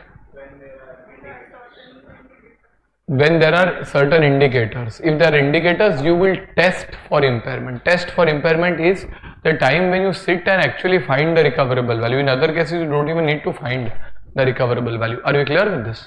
Yes? Okay. So we will have question number 3. Let us review question number 3. Now G Limited acquired a machine on 1st April 20x0 for 7 crores that had an estimated life of 7 years, which means depreciation would be how much? 1 crore per annum. The machine is depreciated on a straight line basis and does not carry any residual value. On 1st April 20x4, the carrying value of the machine was reassessed at 5.1 crore and the surplus arising out of revaluation was being credited to revaluation surplus or reserve. So this is actual straight AS10 application. Have you studied AS10? What was AS10? PP. So under property, plant and equipment, if I had purchased this asset initially, at what value did I purchase this asset? Chalo नींद से जागे अपन. At what value did you purchase this asset? 7 crores. So over here your original cost would be what? 7 crores. This will be depreciated. What is the rate of depreciation or what is the period of depreciation? Upon 7 years. There is no residual value. Acha, into how many years? This is going to go on for how many years? Well, you have been told that on 1st April 20x4, that is 20x1, 20x2, 20x3, 20x4. So 1st April 20x4, so this was original cost on 1st April 20x0. Then over a period of 4 years, this will be a depreciation of 4 crores. And as a result, your carrying value. Carrying value is the amount that appears in your ledger. Your carrying value on 1st April 20x4 would be कितना होएगा 3 crores. Are we clear with this? Acha, now what are you going to compare this with? And the surplus arising of revaluation being credited to revaluation reserve. But how will there be surplus of revaluation? Carrying value of the machine was reassessed at 5.1 and the surplus arising was credited to revaluation reserve. So what is the journal entry? Will your PPE be debited or credited? Debited by how much? Well, in the ledger you have 3, you have to take it all the way up to 5.1. 5.1 minus 3, this equals to 2.1. So PP account debit to what? Revaluation, and that will be 2.1. So over here you will add revaluation balance. This is 2.1 crores, and as a result your revised carrying value on 1st April 20x4, revised carrying value will be how much? 5.1 crores. Is impairment even started over here? No, we have not even started discussion of impairment. For the year ended 31st March 20x6. So how many years have gone by from 2004 to 2005, 2006? How many more years? 2 more years. Perfect. Conditions indicating an impairment of the machine existed and the amount recoverable was ascertained at only 79 lakhs. That is 0.79 crores. You are required to calculate the loss on impairment of the machine and show how this loss is to be treated in the books of G. G had followed the policy of writing down the revaluation surplus by the increased charge of depreciation resulting from revaluation. What does this line mean? This line means that the balance in the revaluation reserve will be written off in the ratio of depreciation. So remember, once you have balance in revaluation, what can you do with the balance? Well, you can wait out or you can transfer it to the retained earnings in the ratio of depreciation. You have studied this in AS10, probably आपको याद होगा नहीं होगा, whatever it is, we would have studied this in AS10. Now all that is happening on 31st March 2006, that is 2 more years away. So there will be depreciation. How much will be depreciated? 5.1 crores. This will be depreciated over the remaining how many years? कितने? No, 2 years have gone by, but what is the remaining useful life from 1st April 2016? 3 years. Total life was 7 years. Out of 7 years, 4 years are done, 3 years are remaining. So this is divided by 3 into how many years have gone by? 2, which means this will be what? 3.4 crores. And hence on 31st March 20x6, the carrying value on 31st March 20x6, the carrying value, let us say, would be how much? 1.7 crores. Acha, for this 3.4 crores, your entry would be depreciation account debit to PPE. Are we getting this? Now, during this time frame, what will happen to the balance in the revaluation surplus? So, in working note 1, if I look at the revaluation surplus balance, revaluation reserve on 1st April 20x4, what was the balance in the revaluation surplus? On 1st April 20x4, what is the balance in the revaluation surplus? 2.1. Acha, will this remain as 2.1 always? No, what will you do? Write off in the ratio of depreciation. So your entry will be revaluation surplus account debit. You will credit what? Retained earnings. You will directly transfer it to the retained earnings every year. So less transferred to retained earnings in the ratio of depreciation.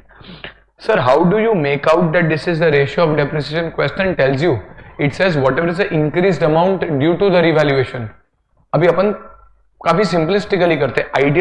Ideally, what does it mean? What would be the depreciation on the original balance and what is the depreciation on the revalued balance?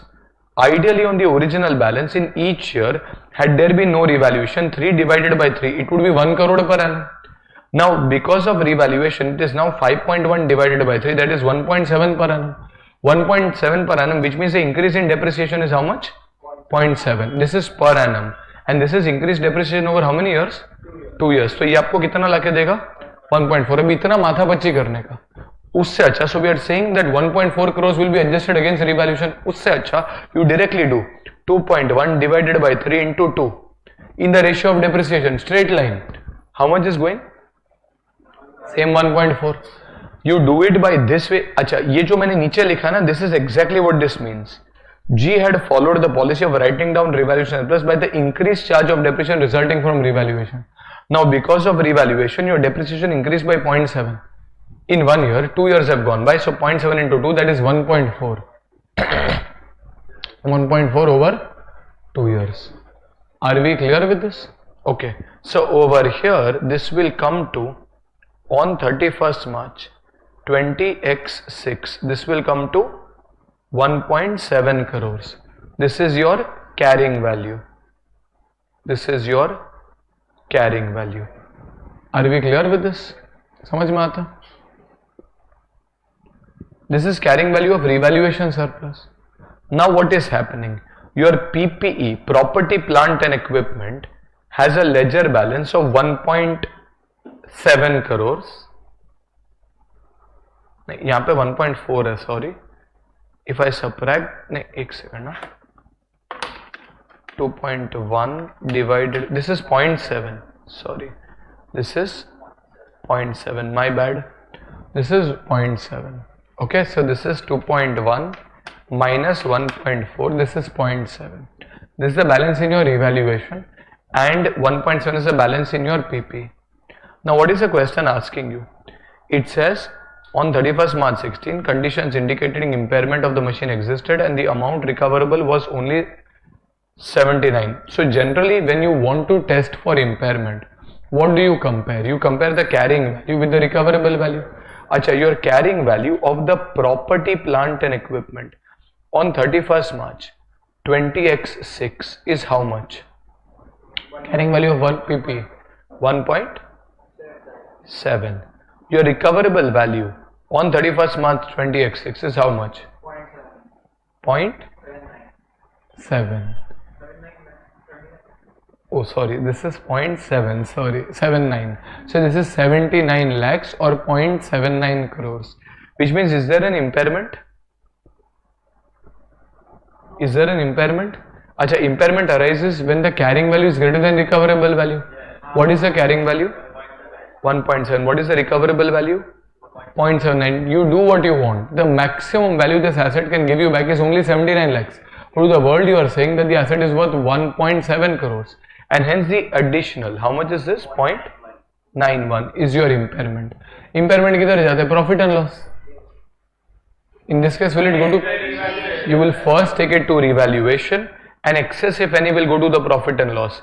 Impairment loss account debit to, let us say, property, plant and equipment. How much will you credit this by? 0.91. Something which is worth 1.7 will come down to 0.91. However, impairment loss will first be adjusted against the revaluation. What is the balance in the revaluation reserve? 2.1. नहीं, but you तो utilize हो गया ना 2.1 का balance. अभी ledger में कितना बचा है?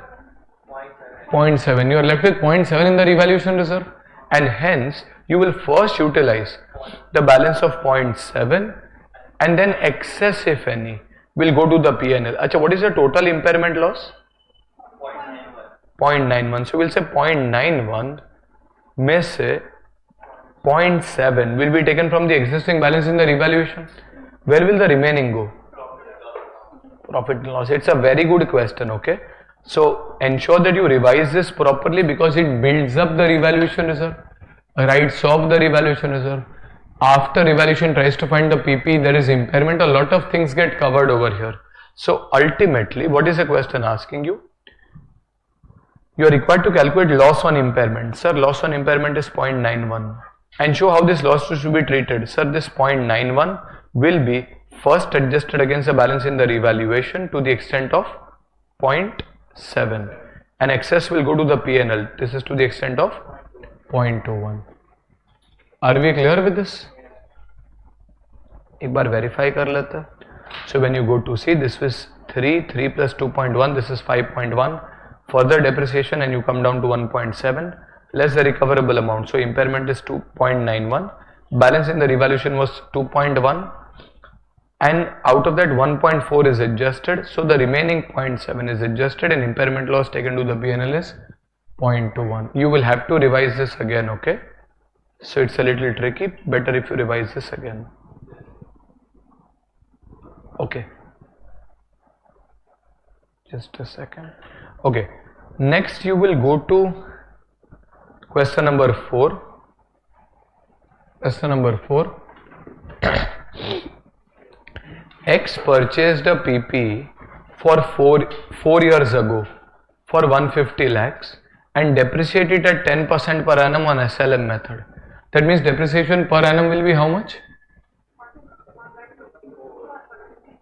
15. So after 4 years in my ledger, the carrying value will be how much? I purchased the asset 4 years ago for 150 lakhs and depreciation is 15 per annum 4 years ago. So 4 years have gone by.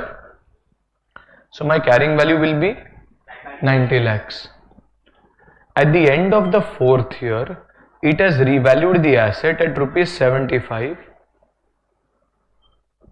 Revalued means in your ledger it is 90. You are taking it to 75. So it is an upward revaluation or downward?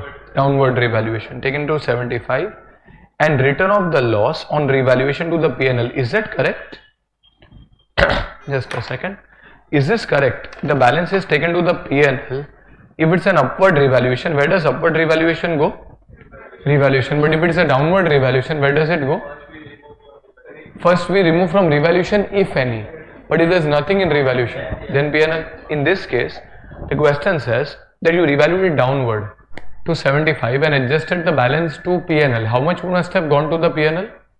15. 90 minus 75, that is 15 would have gone to the P&L. आगे पढ़ते हैं. However, on the date of revaluation, the market price is 67.5 lakhs and expected disposal cost are 3 lakhs.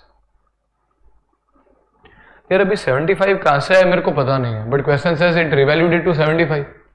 But the market price of the asset is 67.5 and the expected disposal cost. The expected disposal cost, for example, are how much? 3 lakhs. What will be the treatment in respect of impairment loss on the basis of fair value for revaluation purpose is determined by market value and value in use is estimated at 60 lakhs. Now what is happening? Now this is a slightly weird question.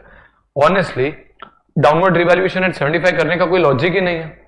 If you go to see question number 4, your original cost 4 years back at year 0, original cost of this asset is how much?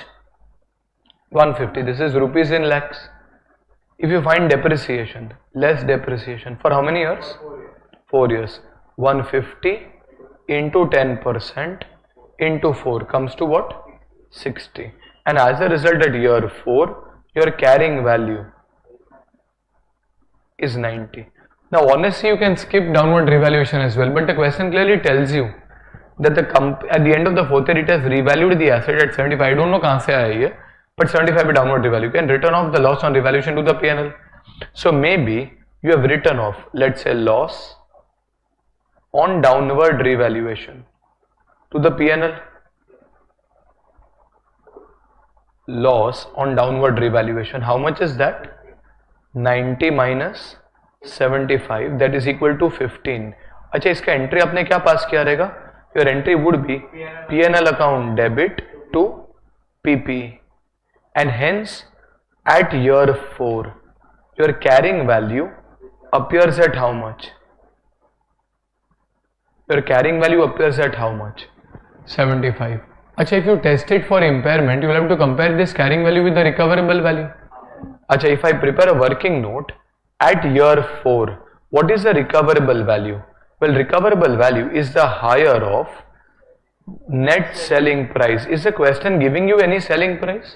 How much does it give you? 67.5 minus. Do I subtract minus 3? Yes. So this comes to what? 64.5 or what? Value in use. What is value in use? 60 lakhs. You will select whichever is higher, which is 64.5. What is your carrying value? Is there an impairment? Is there an impairment? Yes.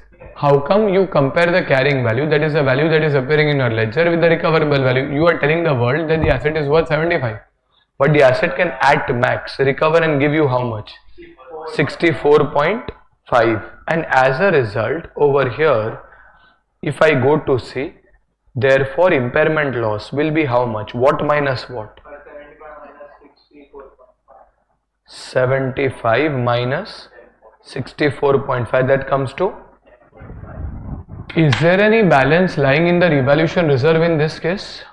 Is there any balance lying in the revaluation reserve? No. Which means whatever this 10.5 is will go where? P&L. So over here minus, you will have impairment loss. This will directly be taken to the profit and loss. Impairment loss. This is what? 10.5, and hence at year 4 itself, the revised carrying value would be 64.5. Are we clear with this? Is everyone clear? Aja, so if you go to see, impairment loss of 10.5 should be recognized as an expense in the statement of profit and loss immediately, since there was a downward revaluation which was already charged to P&L. An additional 10.5 will also be recorded in the profit and loss. Now these are same institute questions. Unfortunately यहाँ पे जो print भी हुआ है वो exactly वो same का same copy paste हो गया. Below this there is some theory question. Write a short note on impairment of assets and application to inventory. This is pure theory, not really relevant from an exam perspective. ये same आपके study material के questions, and then there are practical questions. So this is 4, this is 5, and this is like illustration number 6, 7, and so on. Are we clear with this? Aja. Now, in my opinion, the type of questions that will come in your exam, and you have never had impairment at CA inter level, but most likely the questions that will come will be from these questions that we have done. The type of questions where you have to calculate the value in use, or you have to actually find impairment. These theory or case based questions are relatively less important in my understanding, but in case it comes, you should be aware. Okay, we'll go to question number 8. Go to question number 8. ये आपको भी आ जाना चाहिए. Question number 8. It's not formatted. वो illustration 8 करके नहीं देखेगा, वो सिर्फ point 8 you will see.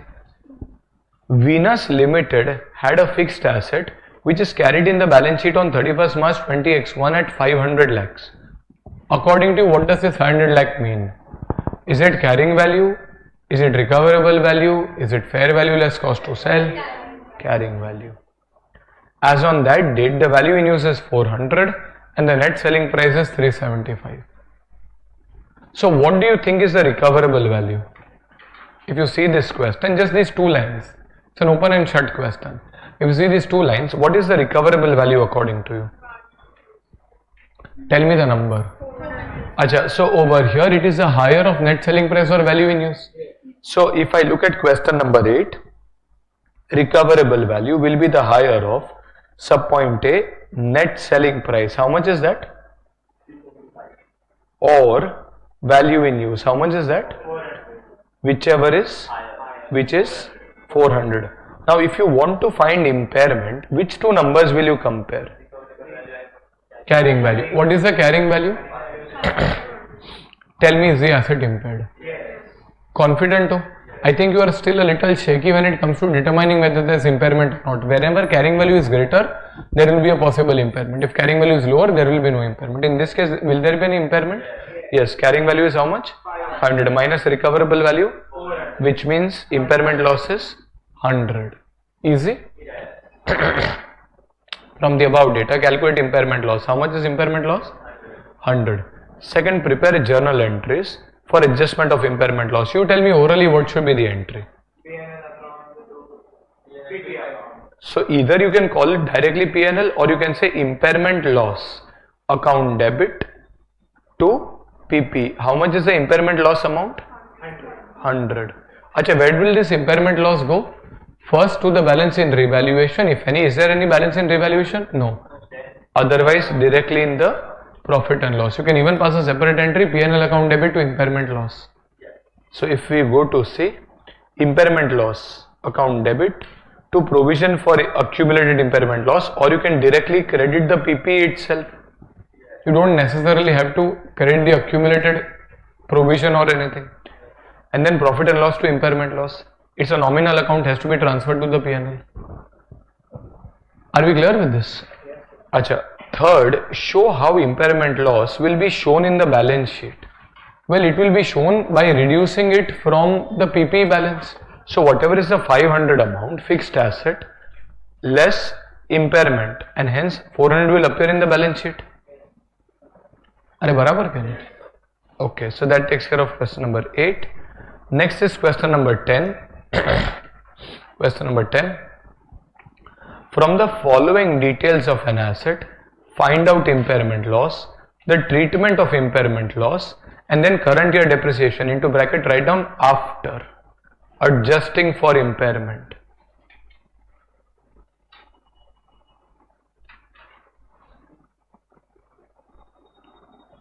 After adjusting for impairment.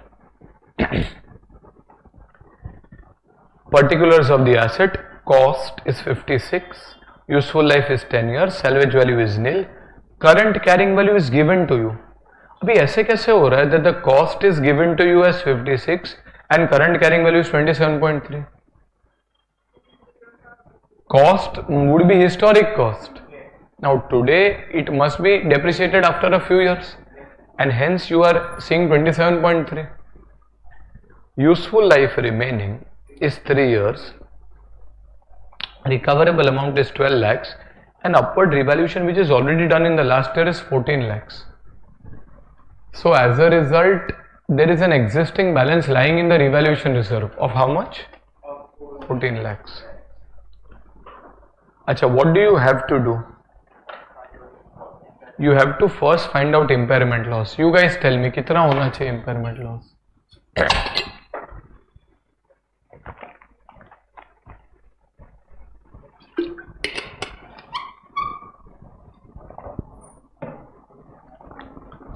Tell me which two numbers will you compare and what will be your impairment loss amount?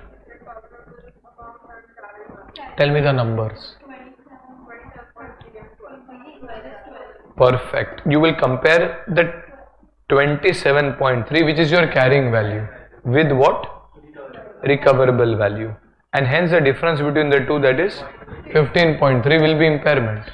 Question then asks you treatment of impairment loss, means where should this impairment loss go? Acha, how much? Tell me. 14. Perfect. So over here we will say that out of the 15.3, first 14 will be adjusted against revaluation, and excess 1.3 will be against P&L. Simple. And then is current year depreciation. This is after adjusting for impairment. After impairment, what will be your carrying value? 27.3 minus 15.3, and as a result you will come to 12 lakhs. Now this 12 lakhs will be written off over how many years? So this will be, current year depreciation is 12 divided by 3, which is 4 per annum. Are you clear with this? Okay. So over here you will have 15.3 impairment loss, first against revaluation, second against P&L. After recognition of impairment loss, depreciation for the asset would be based on the revised carrying amount less residual value. In the given case, asset will be at 12 lakhs, amount to be depreciated over the remaining useful life, that is 3 years, therefore depreciation will be 4 lakhs per annum. Are we clear with this? Yes? Okay, so this takes care of question number 10. Now there are a few other things in this chapter as well which we have added because it is there in your study material in theory, but उसके ऊपर ज़्यादा कोई sums नहीं है. Like what would you do in case of, or what are the things that you need to remember for calculating value in use? Value in use is calculated as the present value of future cash flows. While estimating future cash flows, these are cash flows before interest, before tax. And you discount it at something called as pre-tax WACC, weighted average cost of capital. We will study that when you do FM. You usually take the discounted as a rate which is representing the risk of the asset. Like if I were to buy this property versus I were to buy a mine, are both of them equally risky?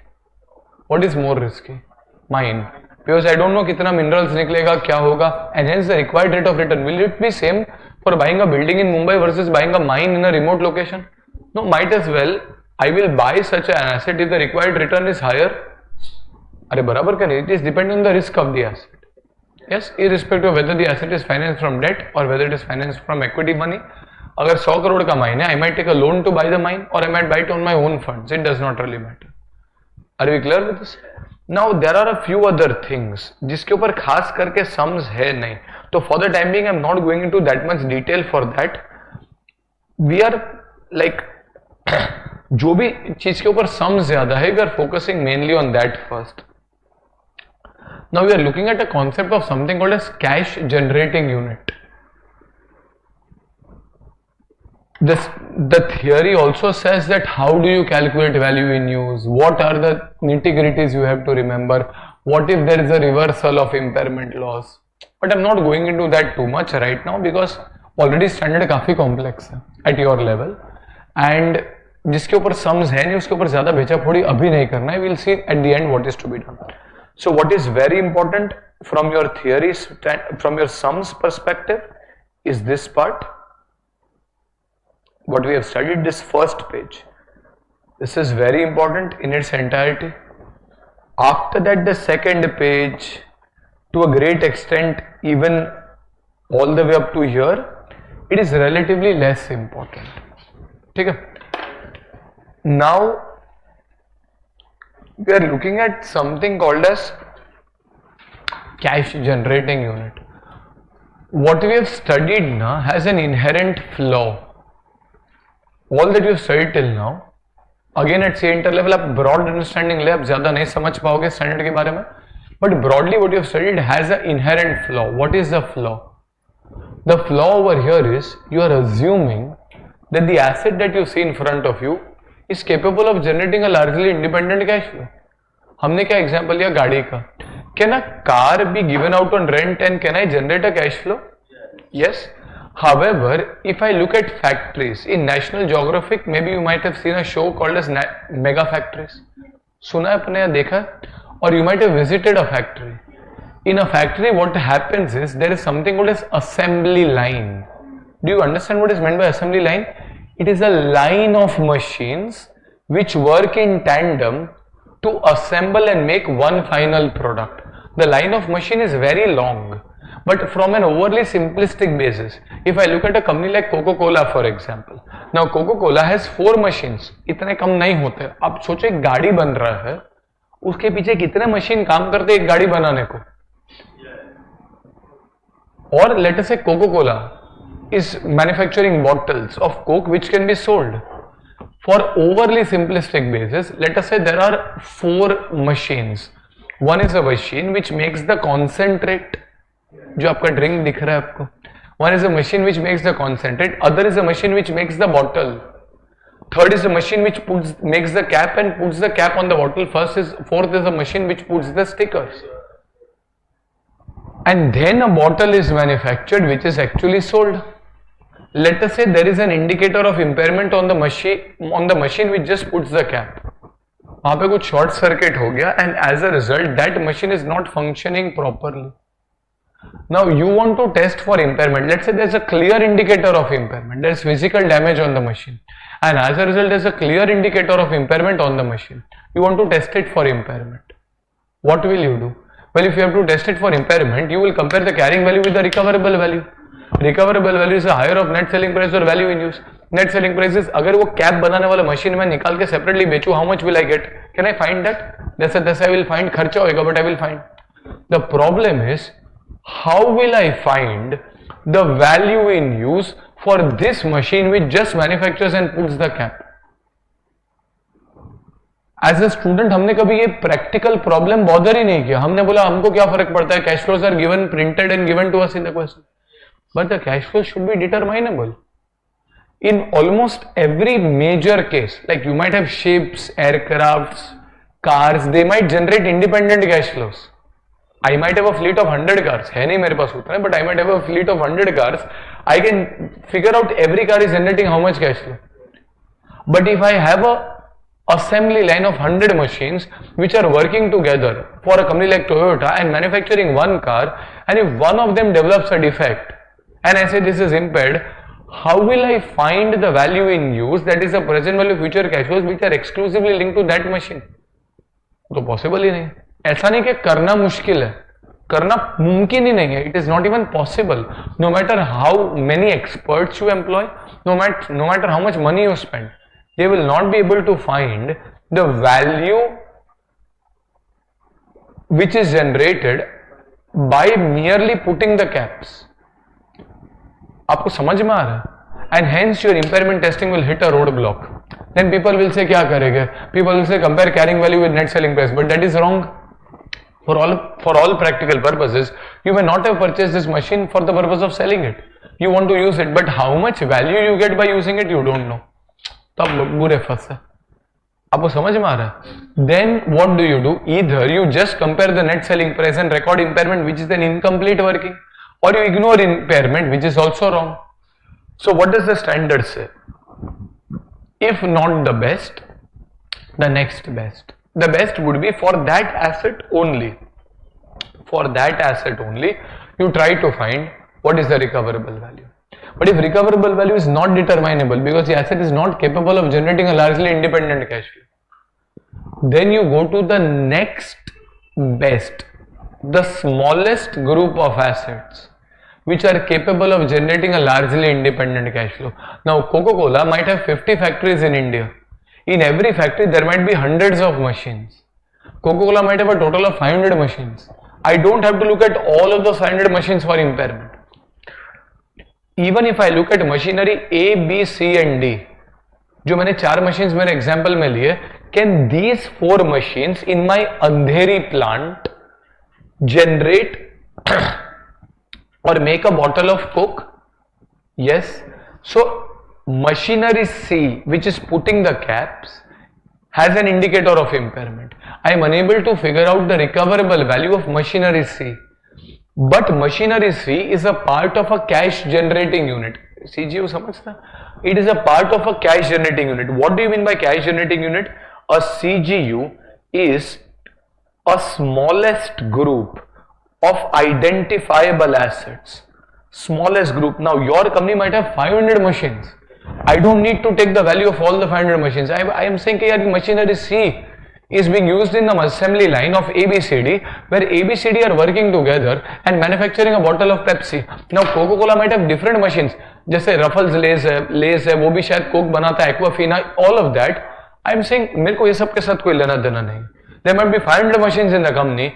I want to see machinery C is a part of which assembly line? The smallest group of assets which are capable of generating a largely independent cash flow.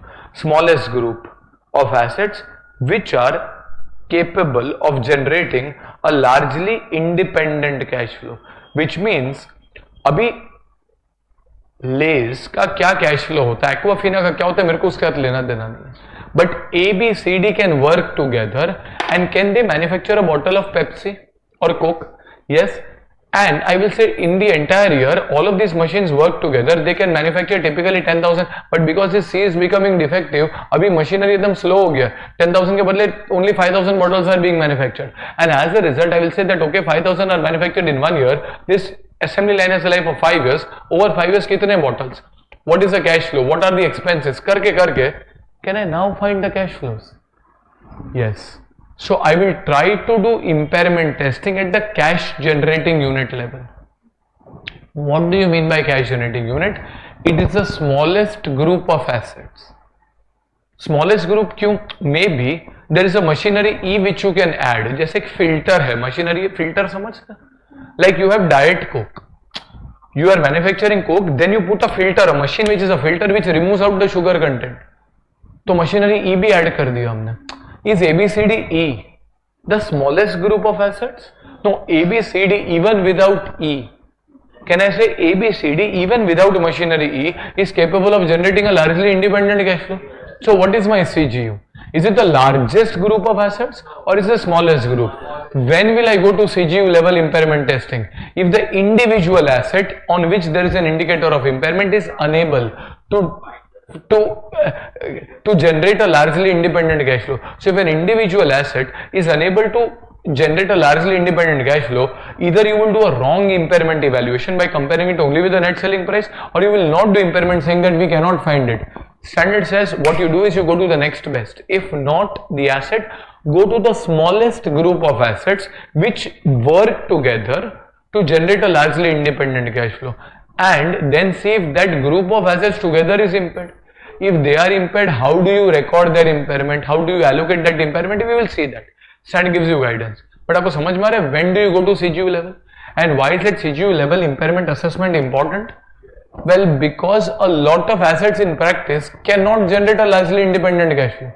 So value in use is not determinable in the first place. So if value in use is not determinable, तो क्या हाथ खड़े कर दे? No. If value in use is not determinable, you go to the smallest group of assets which are capable of generating a largely independent cash flow and do impairment testing for the CGU level. Are we clear with this? अच्छा, what do you mean by this group of assets? वो आपको case to case देखना पड़ेगा. You can't really have a one size fits all rule. You will have to look at the case and determine whether each asset is capable of generating an independent cash flow, or the group of assets together are generating a cash flow. Are we clear with this? Okay, so here you are going to cash generating unit, the concept of CGU. CGU is the smallest group of assets which are capable of generating a largely independent cash flow. It is the smallest group of assets which are capable of generating a largely, two important points, smallest group and a largely independent cash flow. Evaluation of impairment should be done at the CGU level only if the individual assets where there are indicators of impairment are not capable of generating independent cash flows, and hence value in use for the same cannot be reliably determined. So ideally CGU level impairment is to be done only if individual assets are not capable of generating a largely independent cash flow. If the individual assets can generate a largely independent cash flows, I don't need to go to the CGU level. कुछ पल्ले पड़ता है अपने को? Yes? Okay. So over here 1, 2, 3, 4 is done. 5 was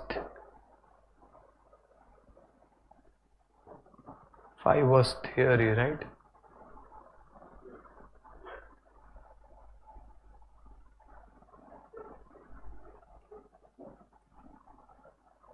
Okay, let us review 6. ये पढ़ के कुछ समझ में नहीं आएगा.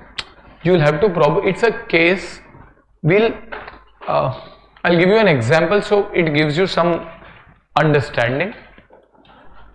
A publisher owns 150 magazine titles, of which 70 were purchased and 80 were self-created.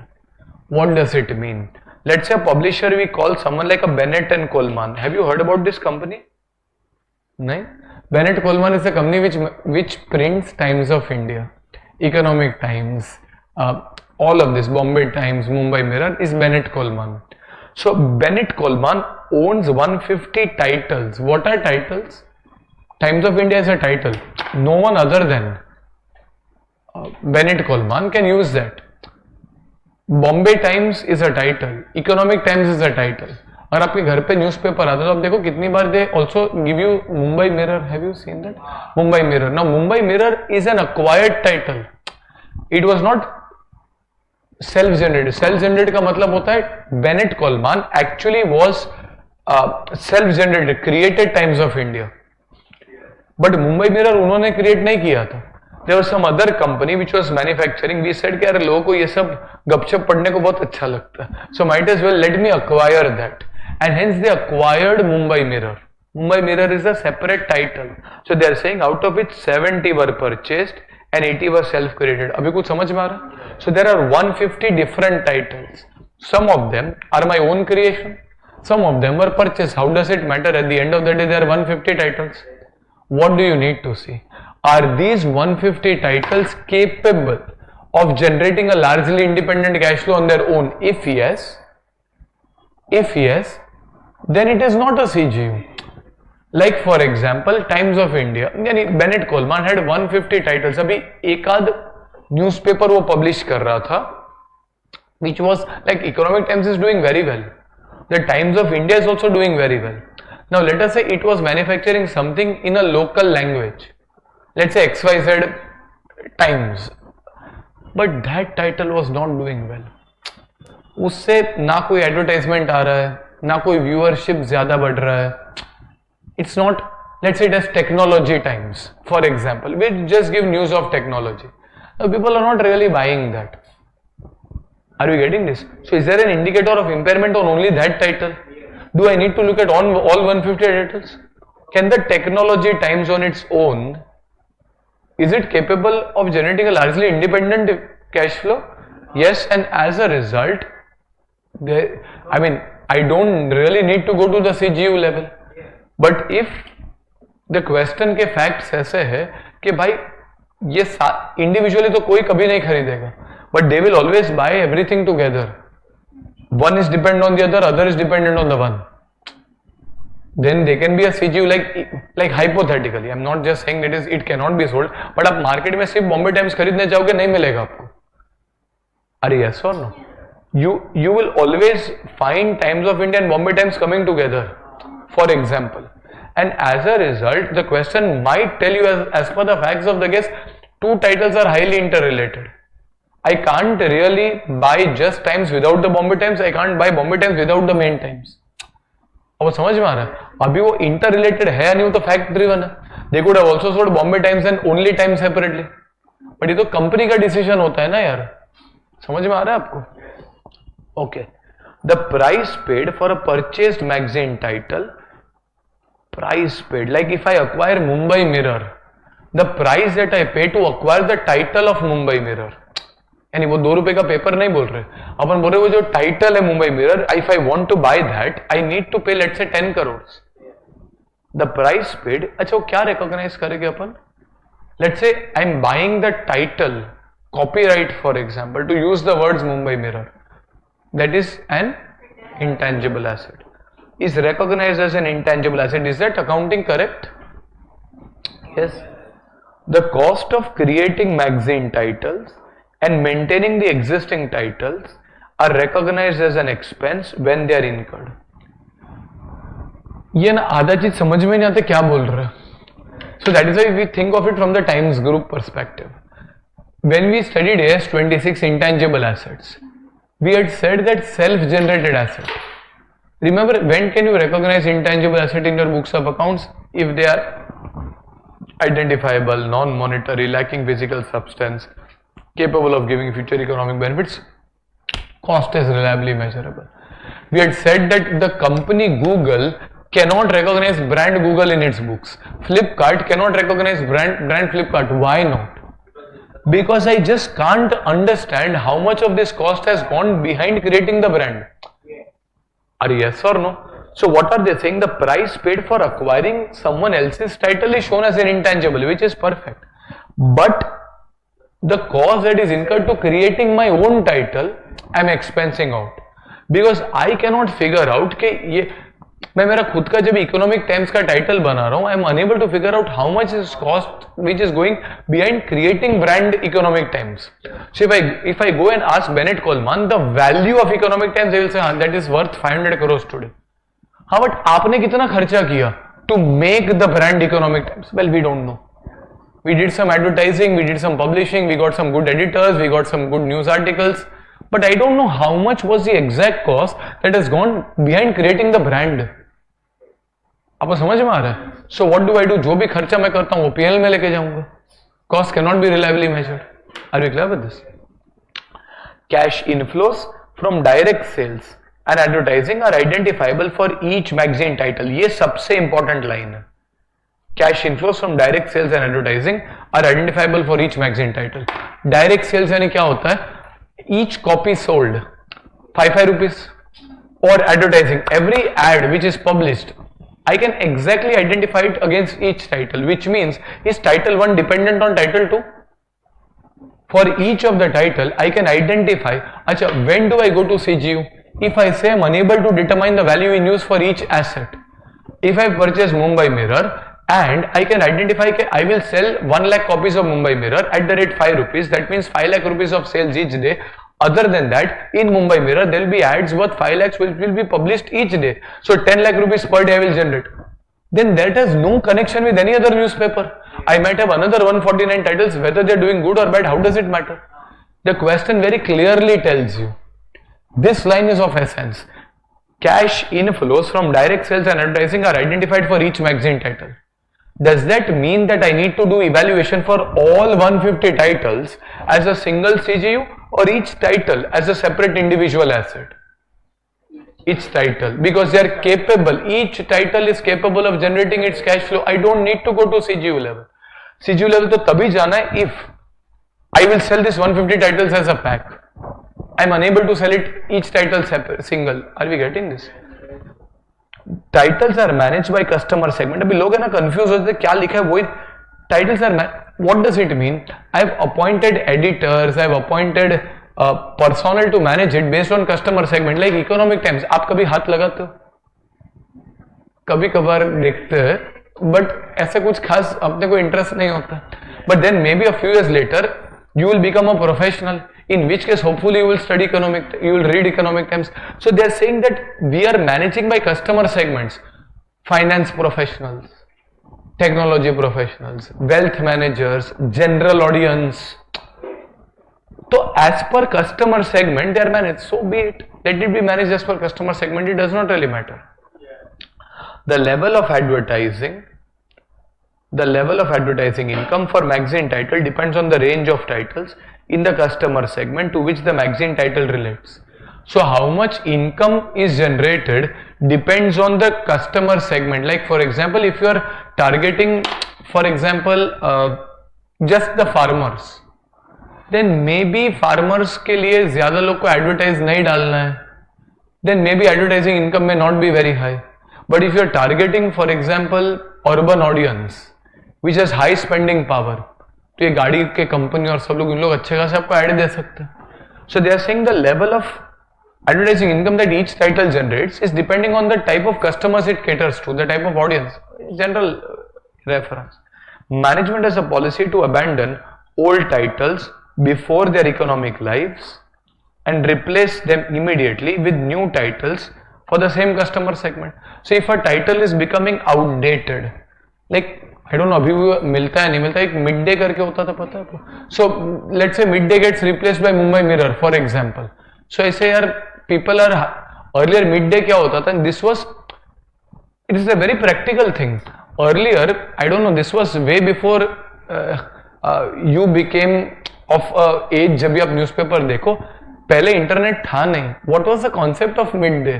कि वो न्यूज़पेपर पब्लिश और दोपहर को मिलेगा. That means जो दिन, I mean वो न्यूज अपने को मिल सकता है बिफोर द नेक्स्ट डे. अभी क्या अपने तो इन शॉर्ट पे पूरे दिन लगे हुए रहते हैं, right. So that was Mid Day का कॉन्सेप्ट ही निकल गया. अर्लियर पीपल यूज्ड टू से कि अच्छा यार Times of India goes for publishing at 1 o'clock in the night, but then next day 1 o'clock तक न्यूज मिल रहे नहीं है, and hence Mid Day was there. But अभी तो मिड डे का कोई लॉजिक ही नहीं बचता है. I mean we have information real time. We don't need to wait for a newspaper, and as a result midday gets replaced by another title. So replacing the old titles as they are not useful. For example, what is the cash generating unit of an individual? What is the cash generating unit of an individual magazine title? Is it the group of magazines together or each individual magazine? Each individual magazine.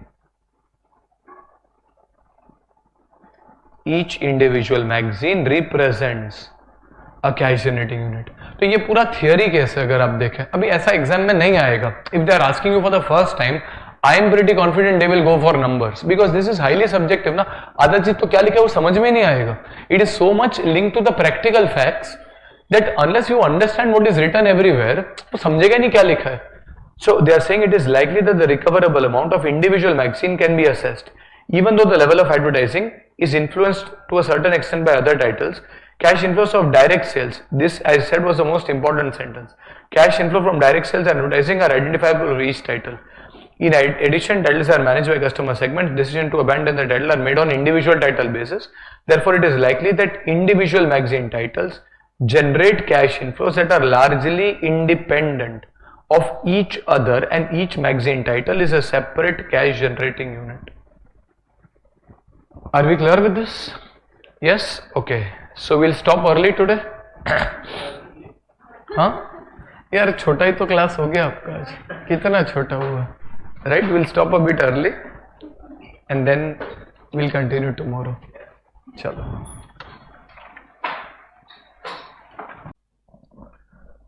चलो. A very good evening to all of you.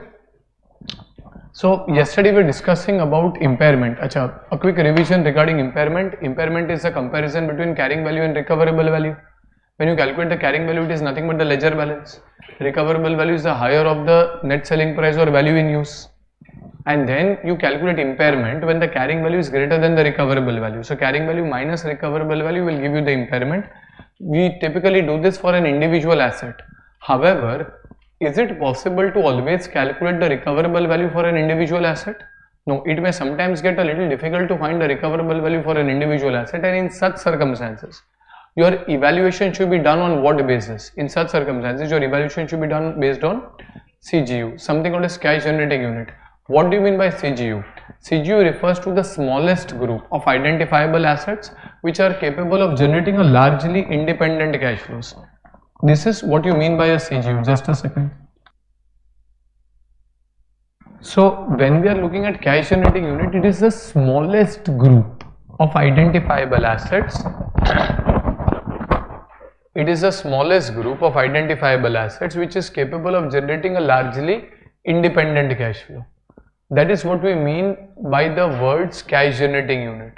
Now we have included all the questions and practical questions and illustrations which are there in your study material, but there are a few other examples as well which is there in your study material. So for that I'll put an extra thing and just share that with you separately as well, otherwise आपको study material में वो दिखेगा. तो this will help you further deepen your understanding of CGU or its workings. So you can just focus on the screen for the time being, let us say extra questions, and we will probably share that with you separately. Let us first read this illustration on extra questions.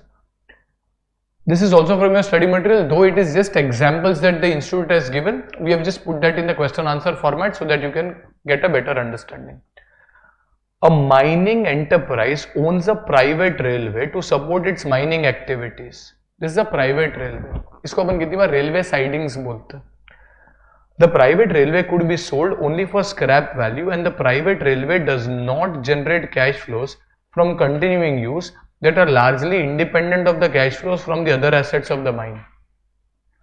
So what is happening? There is probably a mine, and from this mine to transport the goods, we have set up a railway line. So to dig this mine, we have spent 100 crores. For making this railway, we have spent 20 crores. If you open your balance sheet, you see mine as a separate asset worth 100 crores. You see railways as a separate asset worth 20 crores.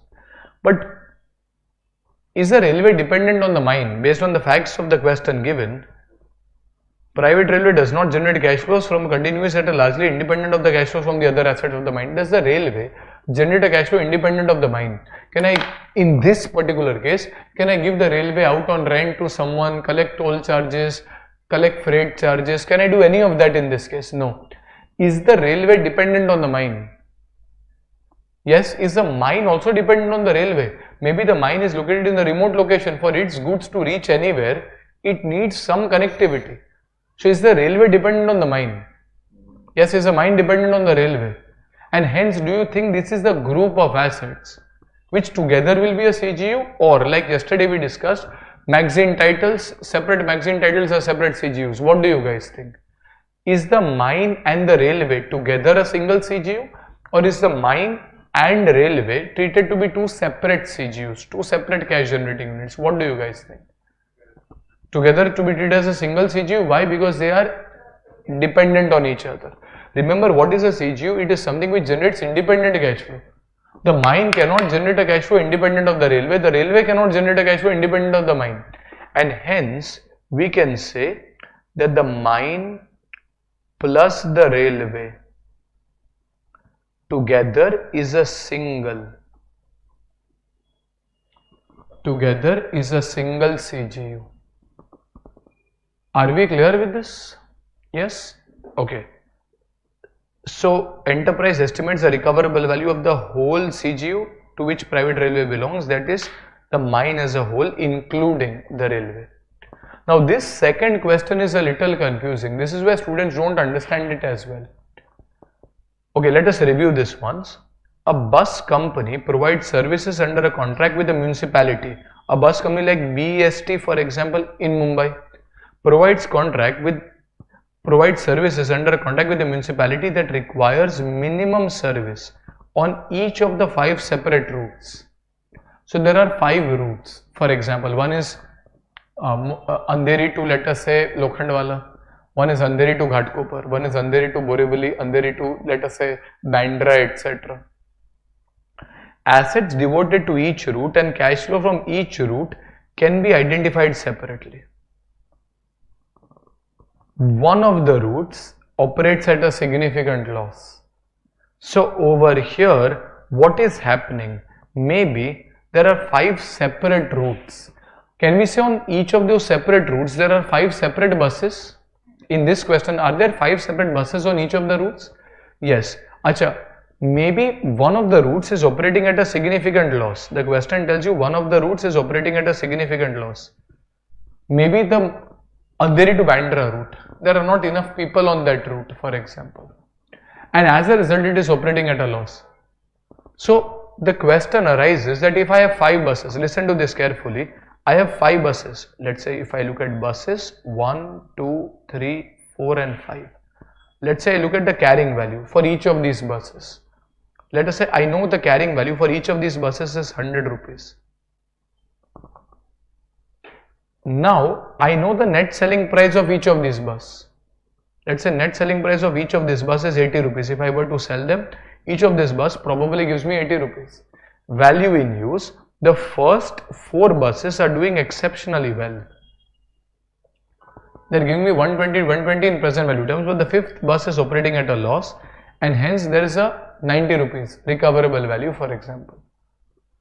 Now the question arises that do I treat each of these 5 buses as separate units, in which case there will be an impairment loss of 10 rupees on the 5th bus, or do I treat all the 5 buses together as a single CGU, in which case I will do the evaluation on a total basis where the total CGU has a carrying value of 500, your total CGU has a net selling price of, for example, 400, and your total CGU has maybe 500 and let us say 70, in which case there is no impairment. Are we getting this? Long time back we have studied AS7, construction contracts. Remember, under construction contracts also similar thing was there. If I have 5 contracts, do I treat them as 5 separate contracts or do I treat them as one combined contract? Ideally you treat them as 5 separate contracts. Are you yes or no? However, was I allowed to combine them and record them as a single contract? Only if it is subjected to an overall single profit margin, single commercial objective, etc. In a similar way over here, what do you guys think? Well, ideally we should love to do impairment testing on a single asset basis. Ideally we would love to do impairment testing on a single asset basis. However, when will you do impairment at a CGU level? When a single asset is not capable of generating a largely independent cash flow. Emphasis on the word independent. In this question, the first line of the question tells you that these buses are operating under a contract with the municipality which requires minimum service on each of the 7 routes. See what is it saying? That requires minimum service on each of the 5 routes, whatever it is, on each of the 5 routes. Which means if I don't want to operate the Andheri to Bandra route, is it fine? Can I just chuck away that route, or I have to operate that if I have to operate the other 4 routes? I have to operate it, which means maybe I've taken a conscious decision to continue operating the Andheri to Bandra route because yes, I'm earning a loss, but then if I don't operate that route, I will not be able to operate the other 4 routes as well. So is the profit from the first 4 routes dependent on the 5th route? Is the loss of the 5th route connected with the profit of the first 4 routes? Are they independent or are they interdependent? Interdependent. So what do you think is the CGU? Is the CGU all the 5 buses together or is it single bus? Together. Acha. And as a result, is there any impairment in this particular question? No, because your recoverable value over here is 570, which is greater than the total carrying value of the assets in the CGU, and hence there is no impairment. However, if I mold the question and say a bus company operates a municipality that does not require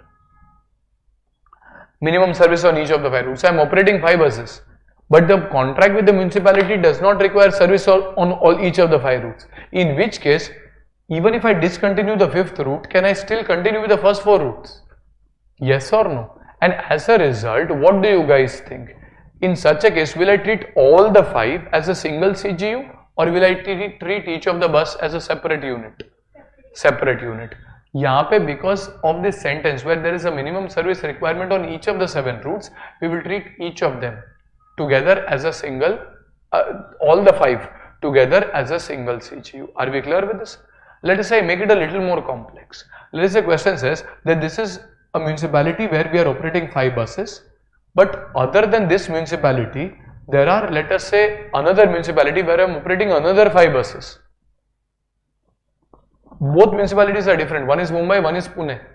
Both of them are different. What do you guys think? Your CGU is all the 10 buses or just 5 buses? Just 5. Why? Because it is the smallest group of identifiable assets. Well, 10 buses, I own 10 buses, yes. But the smallest group of assets which are capable of generating a largely independent cash flows are first 5 buses. They have no connection with the next 5 buses then. Are we getting this? And as a result, over here, since the enterprise does not have the option to curtail any one bus route, the lowest level of identifiable cash flows, which are largely independent from other cash flows, are all the 5 bus routes together. So the cash generating unit for each route is the bus company as a whole, that is all 5 buses together. Are we clear with this? Acha. This is, I think, something else. So this should be all 5 buses together. Are we clear with this? Okay. Another important point, I think what this is trying to convey is, this is just for your understanding. Let us say there is a company like Tata Steel. Now Tata Steel has 2 units. Tata Steel has 2 units. One is the mining division and one is the steel refining division. So one division or one unit or one plant which is mining is generating 10,000 metric tons of iron ore. This is one plant of the company. What is it doing? It is transferring all of those 10,000 metric tons to the steel plant. Are we getting this? And this is using this iron ore to manufacture a steel. Actually, on the face of it, we think that both of these are dependent on each other, because the mining division needs the steel division, the steel division needs the mining division. However, let's say there exists an active market. What do you mean by active market? The mining division is extracting 9,000 metric tons of iron ore. It can sell this in the market at the rate of rupees 10 per metric ton. There is an active market which is available of iron ore. So even if the steel plant is not there, is the mining plant capable of generating a largely independent cash flow even if the steel plant is not there? Acha, by the way, the steel plant is there, so I am transferring almost all of my units to the steel plant. But even if the steel plant was not there, was I capable of generating a largely independent cash flow? Yes, I was capable of generating a largely independent cash flow, and as a result, over here, what do you guys think? Is mining a separate cash generating unit? Yes or no? Acha. Now, if mining was not there, steel division also could have gone to the same active market and purchased iron ore. People would say, nahi, dekho, mining can sell its iron ore in the market. My point is, even if there was no active market, even if there was no mining division, the steel refinery can go to the market and buy iron ore. So both of them are operating in a largely independent setup. By the way, I am transferring 10,000 metric tons entirely to steel. That does not mean both of them are a part of a single CGU. For it to be a part of single CGU, they should not be capable of generating a largely independent cash flow. Here they are capable of generating a largely independent cash flow. Are we clear with this? So over here, I guess this is what is said over here.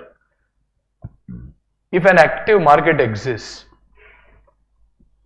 for output produced by an asset or group of assets, they should be identified as a separate CGU even if some of the output is used internally. This is the example of that steel plant and mining plant. So the litmus test is the existence of market. If a market exists, then by the way, even if I transfer these goods, some of these goods internally, it does not really matter. So whether I am a separate CGU or not, there has to be three things that I need to look at. So I need to look at the smallest group. So if there are 10 buses, but 5 buses can generate a largely independent cash flow, then I will look at 5 which are capable of the existence of a market. Whether I sell it internally or not, well, the market exists, and as a result, I am capable of generating a largely independent cash flow. And third, a largely independent cash flow. So these are the three important ingredients for you to determine CGU. Now, in my opinion, I don't think as a case-based question CGU के exam में आएगा, but if they come, whatever it is, we are discussing it. What may be relatively more important, but probably at a higher level, at a CA final level as well, is what if there is an impairment loss? How will you allocate that impairment loss in case of a cash generating unit? So it's a fairly detailed example that we are doing. Institute ने इसके ऊपर आपको खास questions नहीं पूछे, considering maybe at CA Inter they don't want to go at so much complex level, but we'll just discuss this. What if it comes, because it is number linked, और numbers के साथ linked रहता है, वो institute के लिए काफी important रहता है. So over here, what are we trying to say? We are trying to say that, let us say there is a CGU, a cash generating unit. Now we are not going to do that assessment that whether it is a CGU or not. Let us say the question tells you it is a CGU. The CGU comprises of A, B, C and D. There are 4 assets which is a part of the cash generating unit. Please listen to this carefully. It's a very important and a very difficult case. So what is the total value of a CGU? Well, I will take my carrying value. Can I open my ledger and find the ledger balances of A, B, C, D separately? 10, 20, 30 and 40, which means probably 100 rupees is the carrying value of my CGU. Now let us say I am trying to find the net selling price. I can sell this at 20, 20, 20 and 20. So for the entire CGU, let's say the net selling price is 80 rupees. Now the problem is the example that I was discussing yesterday. The problem that I was discussing yesterday, that ABCD working together to manufacture a bottle of Pepsi. Now A is manufacturing the concentrate, B is manufacturing, let us say, the bottles, C is putting the caps on the bottles, D is putting the stickers, but independently they don't generate any cash flow. But together, do they generate a cash flow? Yes. So together, let us say the value in use comes to 90, and hence the recoverable value. The recoverable value is the higher of the net selling price or value in use. So this is equal to higher of these two, which is equal to 90. Are we clear with this? Are yes or no? Okay, so this is my recoverable value. So at a CGU level, is there any impairment loss?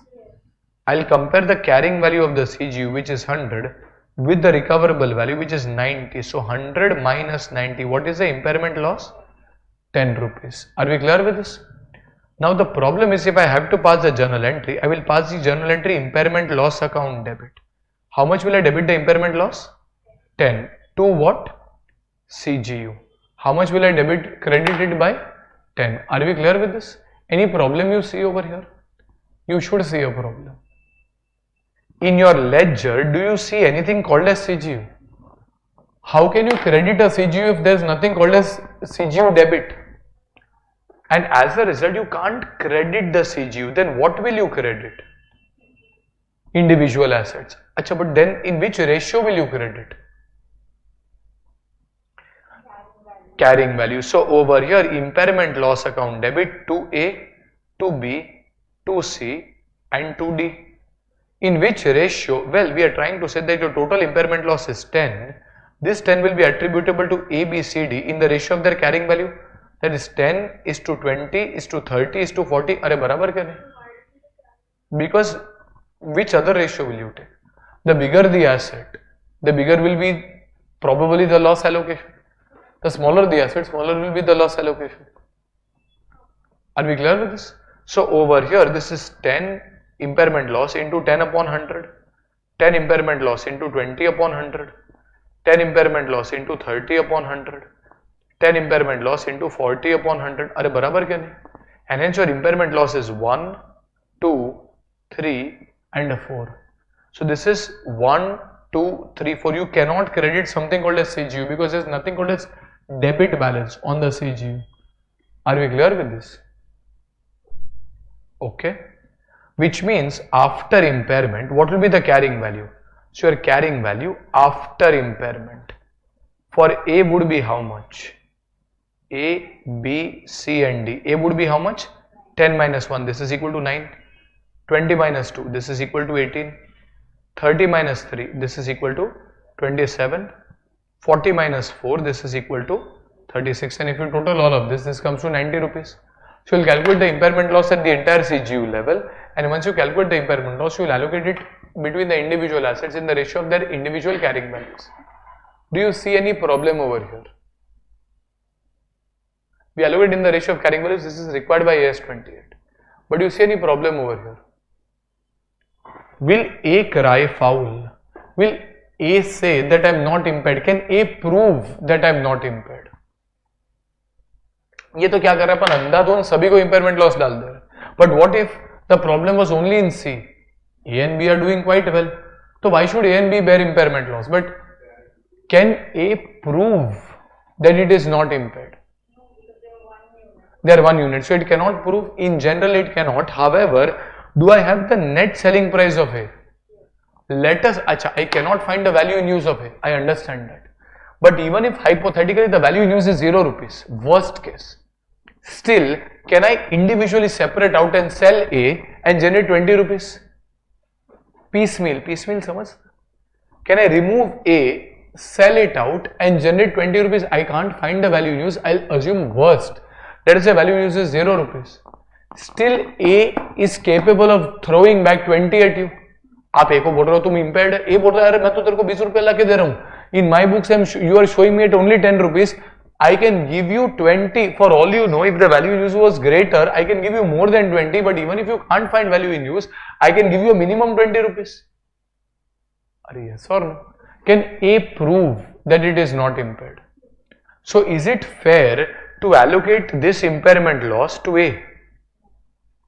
Can B prove it is not impaired? If I subtract 2 rupees, this will be 20 minus 2, B will come down to 18 rupees. Is that fair? Why? B can also recover 20 rupees. Yes, A काफी अच्छा asset है. 10 का asset आपको 20 दे रहा है, but B 20 का asset आपको 20 दे रहा है. I mean, probably it is giving you more or less, I don't know value, but it is at least giving you 20. For no way can it give you, I mean, how do you calculate recoverable value? It is the higher of net selling price or value in use. Higher of the two. So even if the value in use is 0, B is at least giving me 20 rupees. अरे बराबर क्या नहीं? So is it fair to impair B? So B will also not bear any impairment loss. अच्छा, now can C prove that it is not impaired? Why? Your net selling price is 20, carrying value is 30. Now C can shout that I can give you 20, but we are saying where are we impairing you below 20? We are putting 3 or 4 rupees of impairment loss. You are not going below 20. You prove to me that why will you not bear this 3 or 4 rupees? So C को तो चुपचाप bear करना पड़ेगा. Same is the case with D. And hence ideally this impairment loss will not be borne by A and B. Then ideally this देखो as a matter of fact impairment loss is 10 rupees. Standard आपको क्या बोलता है? You calculate impairment loss by comparing the carrying value of the entire CGU with the recoverable value of the CGU. Find the impairment loss and allocate this impairment loss in the ratio of their carrying values in such a way that after allocation of loss, the value of an asset cannot go below its individual net selling price or individual value in use if determinable. Are yes or no? So can I say for A and B, allocating even a single rupee of impairment loss or even 10 paise of impairment loss will result in their values going below their individual net selling price, and hence they will not bear. But their loss to hua hai, then who is going to bear this loss? Sorry? C and D. In which ratio will they bear? Still in the ratio of their carrying values, and as a result, bigger the asset, bigger is the loss allocation. 30 upon 70, and this is 10 into 40 upon 70. Are we clear with this? Are we clear with this? And hence this is what? I think 10 into, this is 4.29 and this is 10 into 5.71. अच्छा, अभी अगर ये allocate करेंगे तो A will continue to remain at 10, B will continue to remain at 20, C will say 30 minus 4.29, that comes to 25.71. Can C say that I will not bear this loss? No, it's not going below 20. D will be at 40 minus 5.71. So this will be 40 minus 5.71 comes to what? 34.29, and as a result this will come to 90. If I have to pass the journal entry for this, what is the journal entry? Impairment loss. Acha, where will this impairment loss go ultimately? P&L. Okay, it will go to C and D, but impairment loss is allocated to C and D, but it's a nominal account, will be transferred to P&L. To C, how much is going to C? 4.29.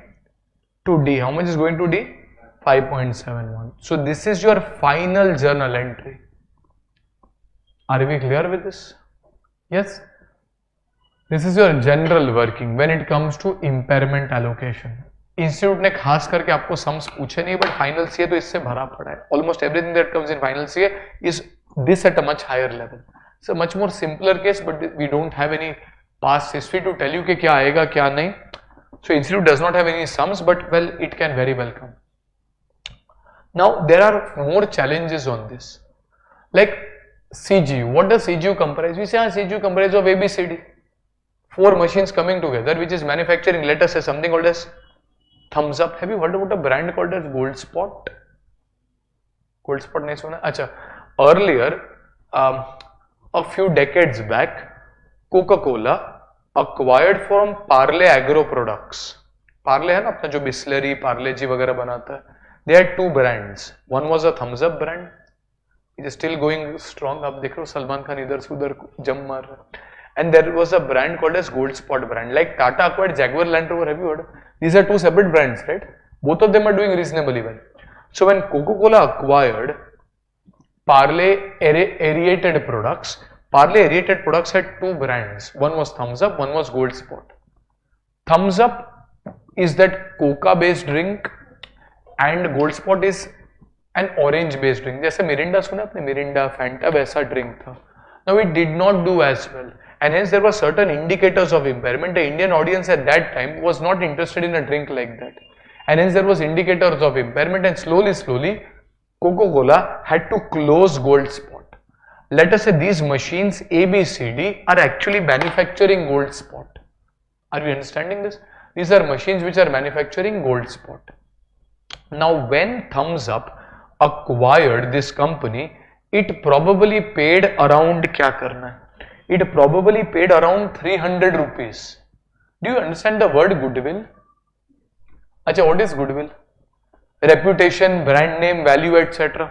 Now Parle had 2 businesses. One business was Thumbs Up business, which was manufactured by plant W, X, Y and Z. ये आपके 10, 20, 30 and 40 100 rupees के assets थे. Then was Gold Spot, which was manufactured by A, B, C and D working together. Again 10, 20, 30 and 40, and hence 100 rupees. So this total business had assets which were worth 200.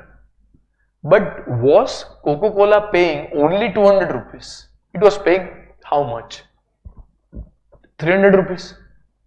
We will study a chapter on amalgamation, where you will be taught that my purchase consideration is 300 rupees. Do you understand purchase consideration? And the assets individually that I take over, W, X, Y, Z, A, B, C, D, all of them are worth 200. Then the additional 100 that I am paying is for what? Goodwill, the reputation, the value of these brand names. Is this goodwill only attributable to Thumbs Up? No. A part of it is attributable to Thumbs Up, a part of it is attributable to Gold Spot. Both of them have equal assets. So can I say approximately 50 of goodwill would be attributable to Thumbs Up, 50 of goodwill will be attributable to Gold Spot. ये कहानी समझा आपने? मैंने कहानी क्यों बताया? It is possible that a few years down the line, there is an indicator of impairment on the Gold Spot business. So if there is an indicator of impairment on Gold Spot business, will I also do impairment testing of this W, X, Y and Z of the Thumbs Up business? No. But will I have to do this for Gold Spot business? But Gold Spot business comprises of what? Only A, B, C, D? Is there anything else which is also attributable to Gold Spot? Very nice. The goodwill that I paid for Gold Spot, though it is not a physically tangible asset, it was actually paid and it is appearing in my ledger. How much is it appearing at? 50. So your total carrying value of the cash generating unit, your total carrying value of your cash generating unit will not just comprise of the individual assets which are used for manufacturing Gold Spot, but it will also take into consideration any goodwill if it is allocable. For example, we are saying this is allocable. If it is not allocable, we will see what is to be done. But for the time being, let us say it is allocable. In which case, this is coming to 150. अच्छा देखो, goodwill separately निकाल के आप बेच नहीं सकते हो. If you sell the entire business, along with that goodwill gets transferred, but you can't just separate out and sell goodwill. अरे बराबर के नहीं. So maybe these workings for simplicity, let us say, remain the same. 80 rupees, 90 rupees. So recoverable value is 90. If I try to find the impairment will be what? 150 minus 90, this comes to what? 60. Does this make sense? Acha, what have we been taught? Allocation of impairment loss. When and how will you allocate impairment loss? When and how will you allocate impairment loss? What do you guys think? How will you allocate the impairment loss?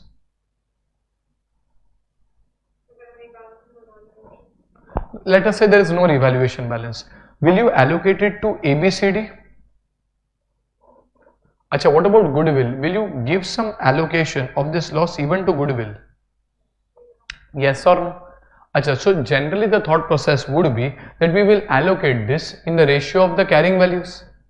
Are barabar ke nahi? Standard gives you a hierarchy. It tells you a sequence. It says allocation will first be done. It will first be done towards what? It will first be done towards goodwill. And excess, if any, will be done amongst other assets. So, सबसे पहले goodwill is to be allocated. Any loss will be given to goodwill. So, if I have to now do allocation, I will say total impairment loss is how much? 60 rupees. Out of this 60, first I will attribute towards what? First I will attribute towards goodwill. How much will be attributed towards goodwill? Sorry?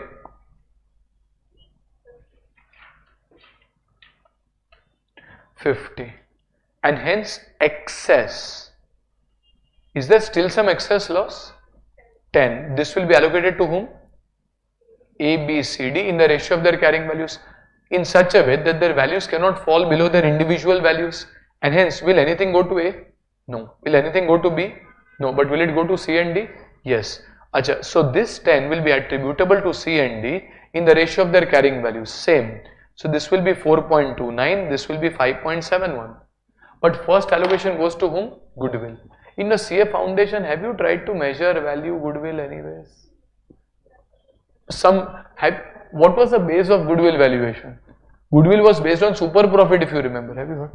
Super profit means your company is doing so well that it is earning profit which is greater than the normal profit. इधर तो ठिकाना नहीं है normal profit कमाने का. That is why there is an impairment.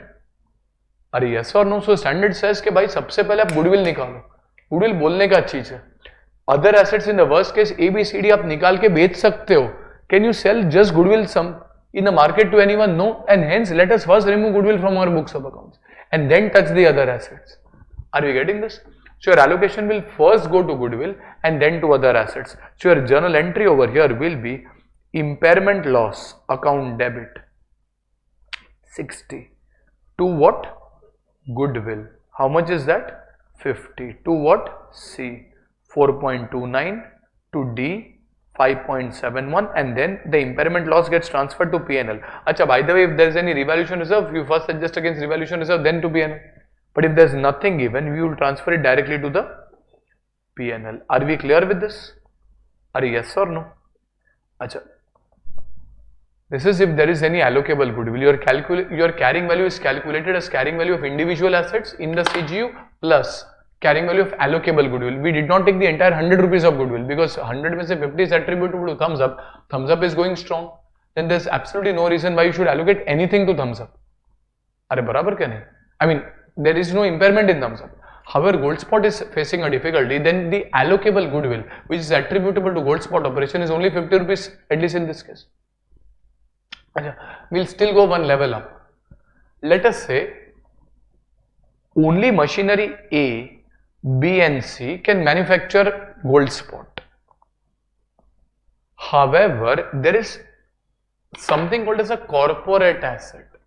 What do you mean by a corporate asset? A head office. Does head office manufacture anything? Or a research and development center? Does a research and development center actually physically manufacture anything? No. Or a training center. These are called as corporate assets which do not directly contribute to any manufacture. However, they are linked to your entire group of assets which are capable of generating cash flow. Like for example, Maggi. Maggi is manufactured by Nestle. A few years back, if you are aware, Maggi was banned. अपने को काफी दुख हुआ. But Maggi was banned. When Maggi was banned, is there an indicator of impairment for Nestle for its Maggi business? Let's say machinery A, B and C come together and they manufacture Maggi. Only A, B and C. But then there is another corporate asset like a research and development center which is trying to do some research on what are the mixes I can use. अब देख लो कितना मसाला Maggi चल रहा है. अभी उसके बाद आप मैगी ने देखा, नेस्ले ने देखा, लोग हेल्थ कॉन्शियस हो रहे हैं. Maggi is exact opposite of health conscious. So Maggi set हम कैसे लोगों को इसको, तो अभी आजकल आप देखो मार्केट में आटा मैगी चल रहा है. Atta Maggi they are saying no we are not using maida, we are using atta. And then some vegetable Maggi, then this chicken masala and this and that. They're doing some mix.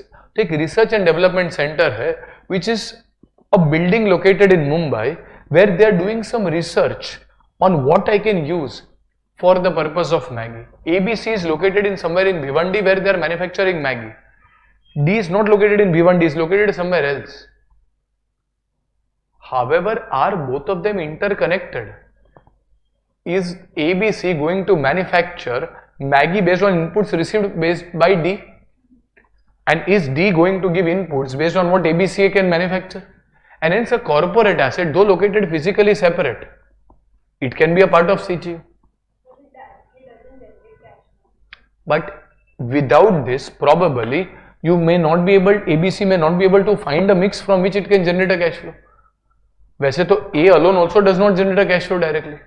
So A, B and C together, अरे but A, B and C को बोलेगा कौन कि कैसे क्या mix बनाने का? वो let's say D is telling you that. So it is called as a corporate asset. It can be a training center as well. It can be a head office as well. Are yes or no? So basically the question tells you that there is an allocable corporate asset. If you have been to South Mumbai, Nariman Point, have you seen an Air India building? That Air India building on its own is not generating any cash flow. But along with the fleet of aircrafts together, they are generating cash flows. अरे बराबर क्या नहीं? So these are called as corporate assets, like research and development centers, training facilities, head offices, etc., which along with the individual assets generate cash flows. Now, management decides whether it is allocable or not. Let's say management decides it's a 10-floor head office or a 10-floor research and development center. Only 4 floors are used for Maggi. Then 10 floors का जो building है उसका 40% will be allocable over here. अरे बराबर क्या नहीं? But now the same problem arises. What do? You compare 150, that is the total carrying value, with the recoverable value which is 90. So you say impairment loss is 60 rupees. This 60 rupees will be attributable first to whom? You guys tell me. Goodwill. And excess, if any, will go to A, B, C, D. A and B says we will not bear. So the problem is, will the loss first go to D and then to C, or it will go proportionate, pro rata to C and D? It will go proportionate to C and D.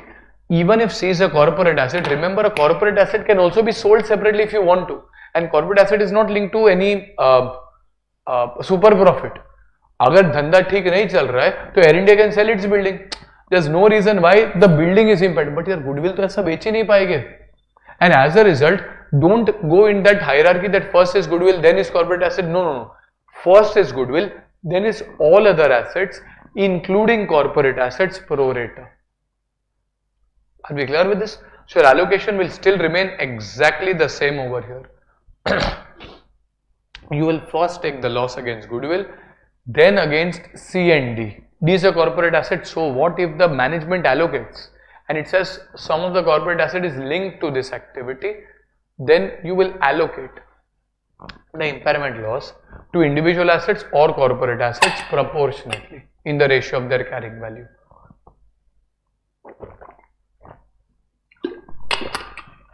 Maybe ये समझना थोड़ा मुश्किल है, but at CA Inter probably they will not be asking you this, but it is there in the study material in theory form. So if it comes, you should be prepared.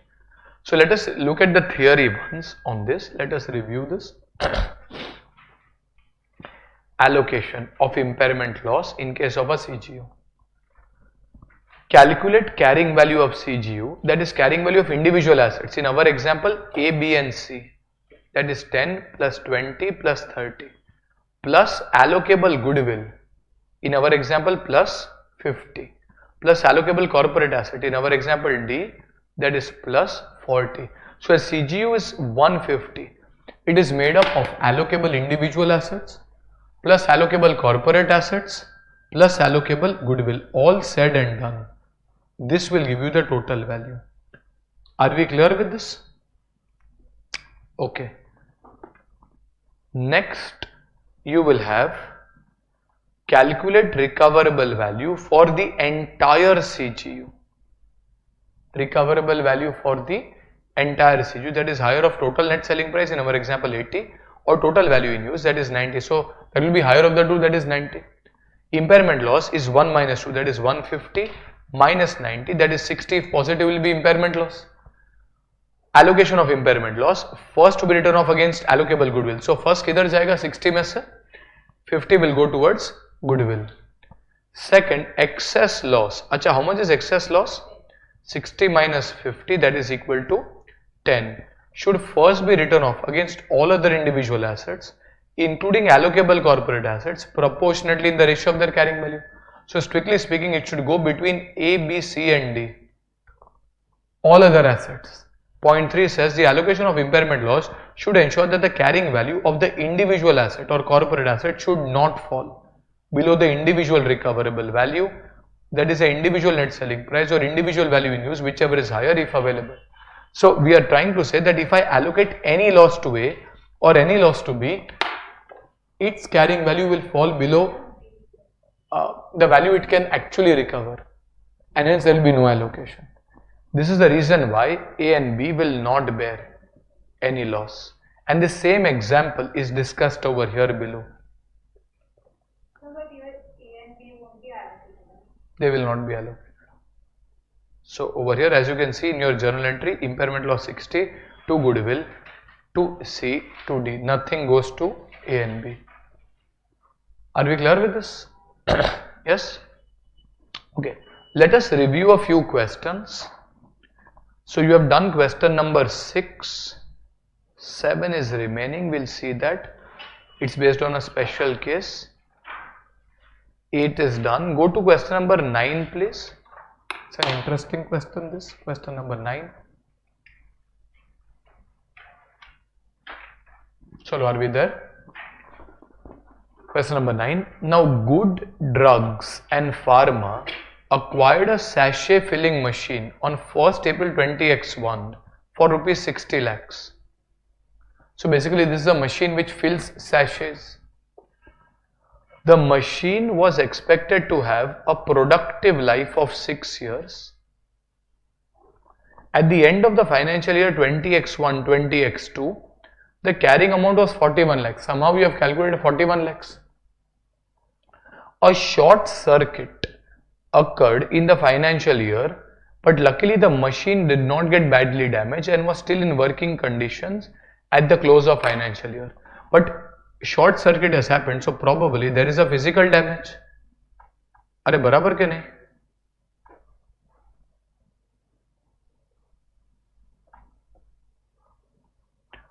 Okay, so there is possibly an indicator of impairment.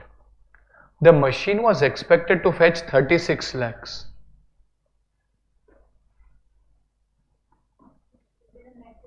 Okay, this is the net selling price. If sold in the market, the machine by itself is not capable of generating cash flows. However, the smallest group of assets comprising the machine also is capable of generating cash flows of 54 crores. अच्छा ये किसकी बात कर रहे हैं? Machine is not capable of generating cash flows.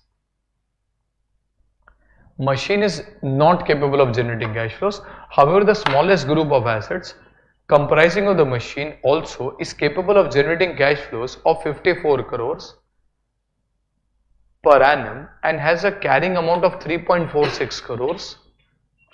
All such machines put together could fetch a sum of 4.44 crores if disposed. Discuss the applicability of impairment loss. देखो ये question है ना ऐसा दिया वो समझ में नहीं आएगा. We'll try to tabulate the data. So let us say this is question number 9.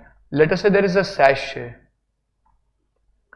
filling machine. Are we given the carrying value of the sachet filling machine? Read the question. Are we given the carrying value of the sachet filling machine? How much is that? Sorry? 41 lakhs.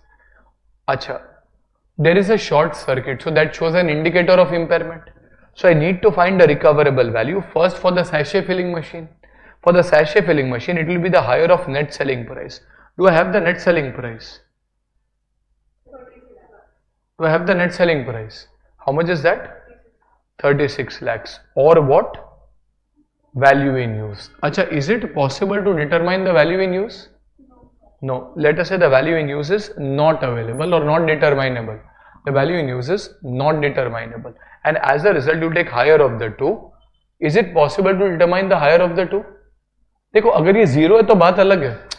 It is generating some value. I am not able to determine what the value would be. And hence this is 36. Or the value in use, whichever is higher. Well, I can't determine value in use. So what will be my recoverable value over here? It will be NA.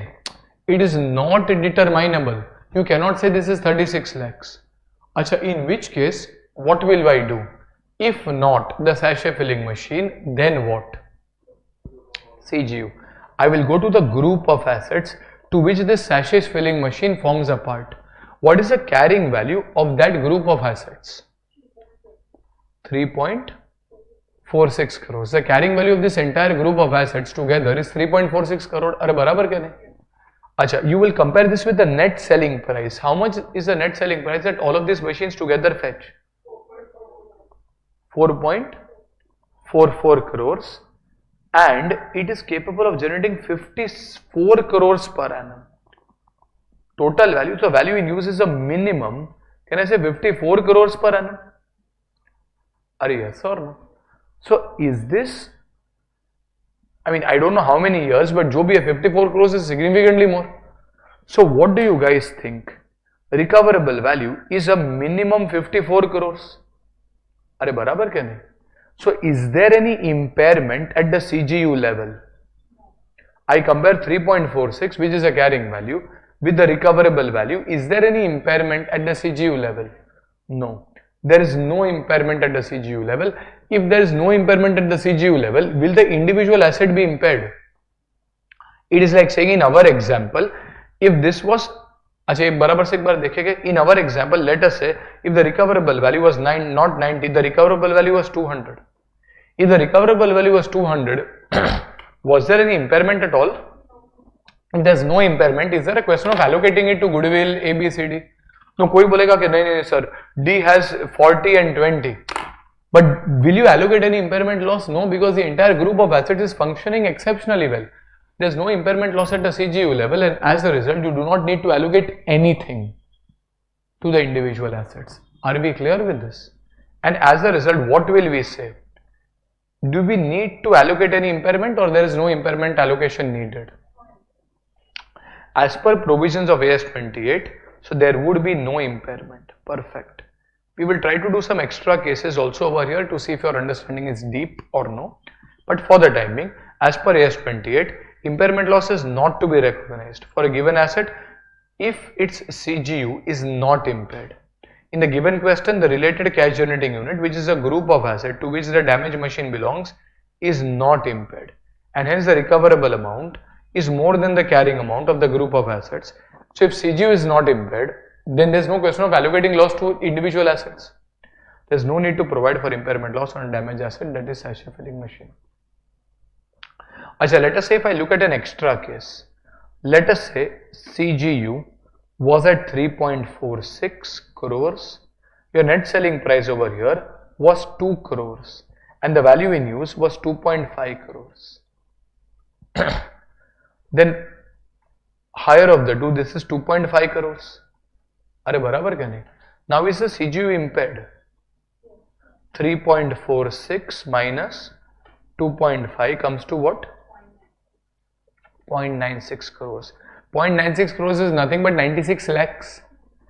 Acha, how much of this loss will be allocated to the sachet filling machine? Acha, is there any goodwill given? No. So the allocation will go to the individual asset. This is 0.96 crores, that is 96 lakhs. It will go to the sachet filling machine and the other machines in the ratio of their carrying values. So what is the carrying value of the sachet filling machine? Acha, what must be the carrying value of the other machines? Can I say 346 minus 41, that probably is how much? 305. Can I say if the total CGU is having a carrying value of 346, out of this 346, maybe 41 is attributable to the sachet filling machine and hence the remaining is attributable to other than the sachet filling machine. Achha, if I have to allocate it, your allocation will be in the ratio of their carrying values. Are barabar kya nahi? So what is the total loss? 96. 96 into what? 41 divided by 346. 96 into 41 divided by 346 comes to what?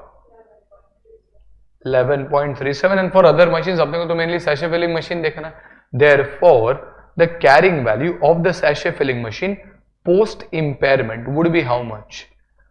41 minus 11.37 comes to 29.63. Are we clear with this? Yes or no? Do you face any problems here? No, you should. This is wrong. Why? The allocation is correct, but what did I say? The allocation should be done in such a way that its value cannot go below its individual net selling price.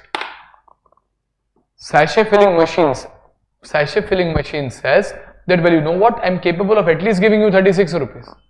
Maybe not more, but 36 तो मैं definitely तुमको लाके दे सकता हूँ. अरे बराबर क्या नहीं? I am at least capable of giving you 36 rupees. When I allocate 11.37, I am taking the sachet filling machine all the way down to 29, but sachet filling machine is capable of giving you back 36 even if the value in use is 0 rupees. And hence to impair the sachet filling machine below 36 is wrong. So how much is the maximum impairment loss that will be taken by the sachet filling machine? How much is the maximum impairment loss? Well, I will say that 41 minus 36, that is equal to 5. उससे ज़्यादा तो मैं impairment loss bear कर ही नहीं सकता हूँ, which means the remaining loss will have to be borne by other assets, but definitely not the sachet filling machine. It will sit at 36 rupees in case it comes. Institute आपके साथ इतना harsh है नहीं, but मैं हूँ. Just in case it comes, you should be able to kind of address this as well. वो तो होता ही है ना आपके पास. G drive पे हर एक बोर्ड नोट लगता है. Yes, it's there on your Google Drive ना, जो आप यहाँ पे बैकअप देखते हो, आप Google Drive पे होता है. आप यदना से पूछो. I always give all my board notes day wise. Every board note is there day wise. So you can ask her once. Are we clear with this? Yes? Okay. So this is regarding the extra part, just in case it comes. Now before we proceed further, and there are just I think 2 questions remaining at least from this section. This is on one special case that we had kind of not taken. What was a special case? This was, what if your impairment loss, or what if, let us say, the carrying value of the asset is today 100 rupees. Let us say you are a nuclear power plant. Government bans nuclear power. तो अभी आपका plant खरीदेगा कौन? No one is going to buy. Net selling price is 0. अरे बराबर क्या नहीं? Recoverable value. If the government bans nuclear power, can you generate nuclear power and generate a value in use? No. And hence your recoverable value is also 0. So over here carrying value is 100, recoverable value is nil, therefore impairment is how much? The entire 100. Now the problem arises, government does not stop at that. Maybe there was a nuclear power leak, because of which government says, yeah, nuclear power is not worth. A lot of international countries like Germany, France have actually banned nuclear power. We have not, but let us say they have. In which case government says, you can't just abandon this. I would say this asset is useless. Okay, agreed. But you can't just abandon this. If people come and this is radioactive, you will have to dispose this of. You will have to dig a huge pit, dismantle all your equipment, bury them, because otherwise radioactive है, they can result in health damage to the people staying in nearby locality. तो देखो हमको बेच तो सकते नहीं. We are getting nothing. You can't use it because nuclear power is banned. But you have to dispose it, and that will result in another 70 rupees of cost. तो देखो हाथ में तो कुछ भी नहीं आ रहा है, but इसके ऊपर 70 का overall cost आ रहा है.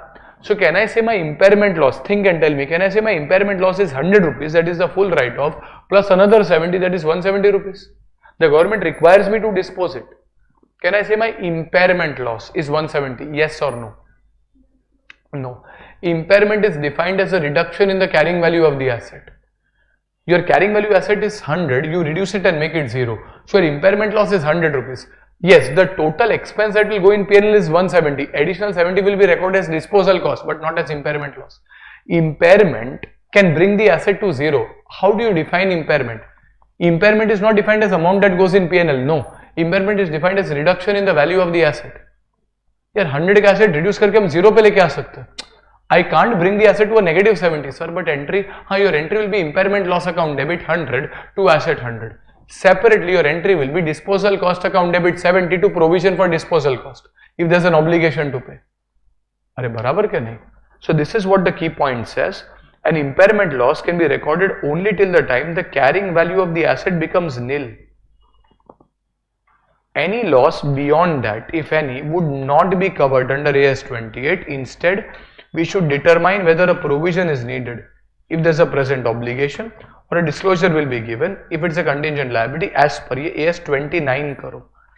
This is as per AS 29. Provisions and contingencies, I think we are yet to study that standard. For the time being, let us assume that whatever is going to happen for 70 is not an impairment loss. Are we clear with this? Yes? Okay. So let us review this question. I think question number 5, 6, 7. Let us say we go to question number 7. Okay. An asset does not meet the requirements of environmental laws which have been recently enacted. Achha, have the laws been enacted? Yes, the laws have been passed. The asset needs to be destroyed as per law. The asset is carried in the balance sheet at the year ended 6 lakh rupees. The asset needs to be destroyed, but it is carried in the balance sheet at 6 lakh rupees. The estimated cost of destroying the asset is 70,000. How should the asset be accounted for? How much will be the impairment loss? Well, at best, you will take the asset down to 0 balance, and hence impairment loss will be 6 lakhs. Additionally, will you recognize any separate disposal cost? How much is that? 70,000. Are we clear with this? Yes. So over here, as you can see, So this is 70,000 separately, and I guess 6 lakhs. Thus impairment loss will be calculated at 6 lakhs. So impairment loss is 6 lakhs, and for the 70,000 an entity will create a separate provision and a liability. Are we clear with this? Are yes or no? And then the last question, at least from this section, would be question number 11. Let us review this once. Okay, a plant was acquired 15 years ago at a cost of 5 crores. Its accumulated depreciation as on 31st March is 4.15 crores. So you guys tell me what must be the carrying value. If original cost is 5, accumulated depreciation is 4.15, that means your carrying value will be what? 0.85 crores or 85 lakhs. Perfect. Depreciation estimated for the financial year 1-2 is 25 lakhs, which means, well, if I have to subtract this minus 0.25, my carrying value on 31st March 20x2 will be 0.6. The estimated net selling price on 31st March 20x1 was 30 lakhs, which is expected to decline by 20% at the end of the next financial year. Its value in use has been computed at 35 lakhs on 1st April 20x1, which is expected to decline by 30% by the end of the financial year. Achha, what is the question telling you? The question is telling you over here, let us say if I look at question number 11, it is asking you, assuming that other conditions for applicability of impairment standard are satisfied, what should be the carrying amount of this plant as on 31st March 20x2? Now everything is asked from 31st March 20x2 perspective. So your first thing is you need to find the carrying value. Achha, carrying value to be found on which date? 31st March 20x2. Achha, you will first find the carrying value on 1st April 20x1. आपको जो balance देके रखा है original cost of 5 crores less accumulated depreciation of 4.15 crores and hence 0.85 crores. Let's say if I do rupees in crores, या फिर एक काम करते lakhs में कर देते. So let us say this is 500 lakhs minus 415 lakhs. So this comes to how much lakhs? 85. But this is 1st April 20x2 minus, is the question telling you the depreciation for the year? This is 25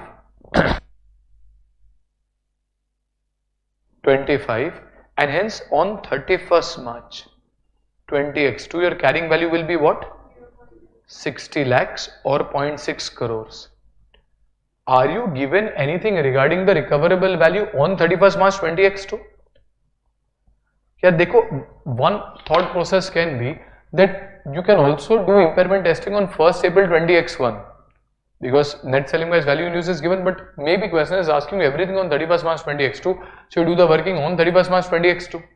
So if I do the recoverable value on 31st March 20x2, what is the net selling price? यार हमको बोला है 1st April 20x1 का net selling price. What is the net selling price on 1st April 20x1? Sorry, 30. This is going to reduce by how much? This is going to reduce by how much? 20%. So this is 20% of 30 comes to what? Sorry, 24 value in use. That is 31st March 20x2. Carrying value is also asked on 31st March 20x2. Everything is asked on 31st March 20x2. So you have to solve based on what is asked. So the year is like 1st April 20x1 to 31st March 20x2. And we have written next financial year. Where is it written next financial? Which is expected to decline by 20% by the end of next financial year. Next financial year is next financial year. So this is price on 31st March 20x1. What is next financial year from that? X2 to X3. Question says net selling price on 31st March 20x1 is 30 lakhs. What is the next financial year of 31st March 20x1?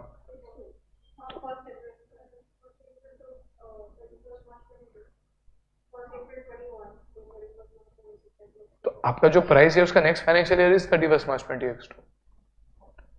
So this is the net selling price on 31st March 20x1, 30 lakhs. Next financial year is the year 31st March 20x2 to that year. So this is expected to decline by how much? 20%. So this is minus 20%, this is 24. Similarly, the value in use has been computed at 35 lakhs and it is expected to decrease by 35% by the end of the financial year. So this is 35 lakhs minus what? Minus what? 30% of 35. So this comes to what? Sorry? 24.5. So if I have to find a recoverable value, it is the higher of the two, which is 24.5. So is there a possible impairment? Acha, you are comparing on 31st March 20x2 the carrying value, which is how much? 60, with the recoverable value, which is what? 24.5, and hence this will be what? 25.5, barabar? 35.5, which is your impairment. Are we clear with this? Acha. Sub point 1, you are saying carrying value. Sub point 2, how much will be the amount of write-off for the financial year? Well, 35.5. बराबर करें क्या? But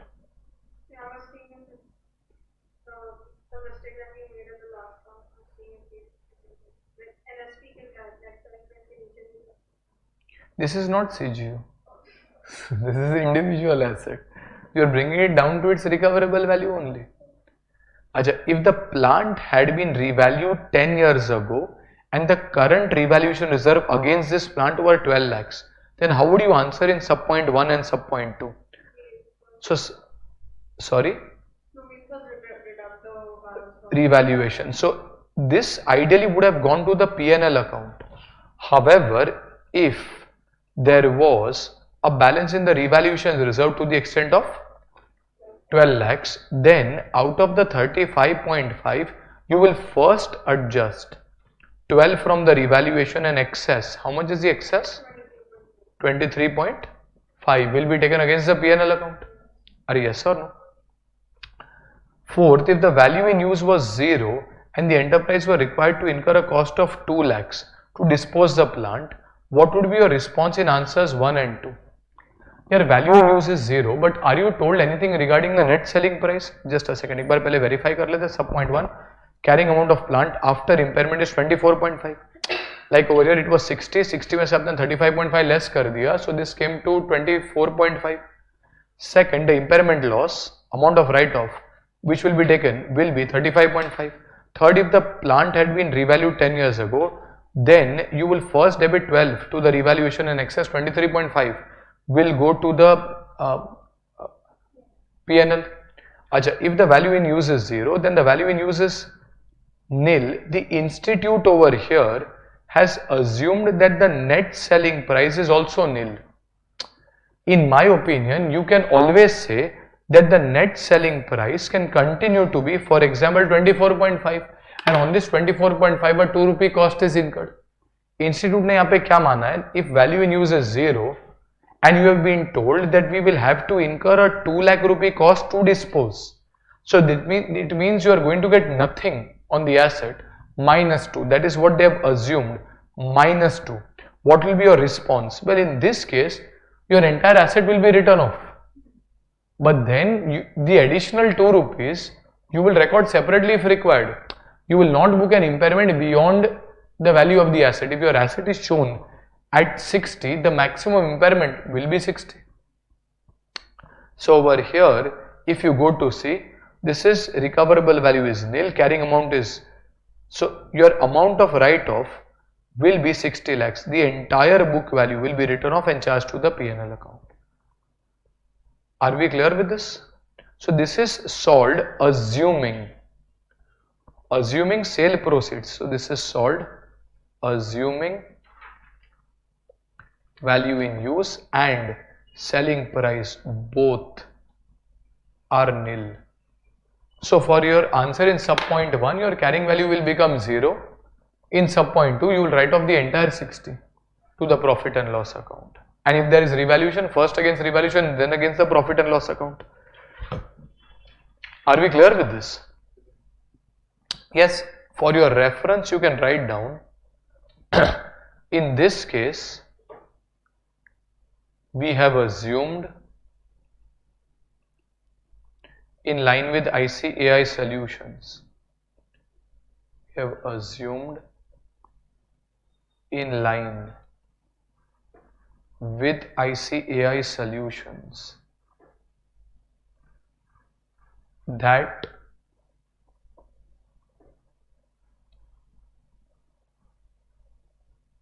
no impairment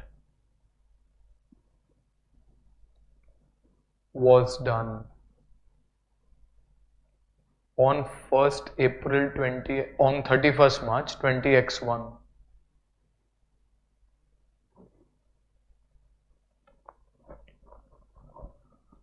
One can always argue and say 31st March 20x1 there should be an impairment. Second, so this is 1.2. Also in subpoint 4, selling price and value in use are assumed to be nil.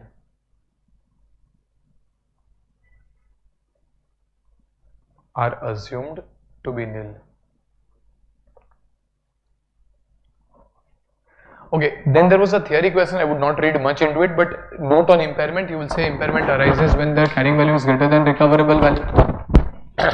Further, is it applicable to inventory? Is this standard applicable to inventory? No. Why? The standard of AS2 applies to inventory. AS2 says cost or NRV, whichever is lower, and hence this standard should be applied for impairment of all assets. Over here, scope exclusion, this standard should be applied to impairment of all assets other than inventories, assets arising from construction contracts AS7, or financial assets. ये scope exclusion है. So when there is a separate law, that will override general law, like construction contracts, inventories, standard will not be applicable. Are you clear with this? Yes? Okay, so this is like scope exclusion. On what is this standard not applicable? This is more like a theory, not very important from an exam perspective. Are we clear with this? Yes? Chalo. That should be it. We'll stop for the day and we'll continue tomorrow.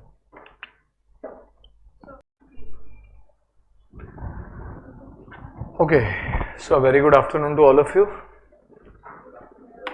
So we are kind of done with impairment, honestly, in terms of what sums are there in the study material. All illustrations, all practical questions we have discussed and solved. Now there is a lot of theory which is there in the institute's material. Whatever was relevant from a sum solving perspective, all of that has been discussed. There is some more theory on which sums can possibly come, so we will discuss that. And there are a few examples as well. So I had discussed a couple of extra questions in the examples. It will be shared separately with you. You can even just refer that as well, which is from the institute's study material, where they are just giving examples. So we are just trying to discuss the same and review the same in case we need to apply that from a solving perspective. So when we looked at impairment, impairment refers to the comparison between carrying value and the recoverable value. Carrying value is a ledger balance, recoverable value is a higher of net selling price and value in use. Net selling price is calculated as fair value as cost to sell, and value in use is the present value of future cash flows.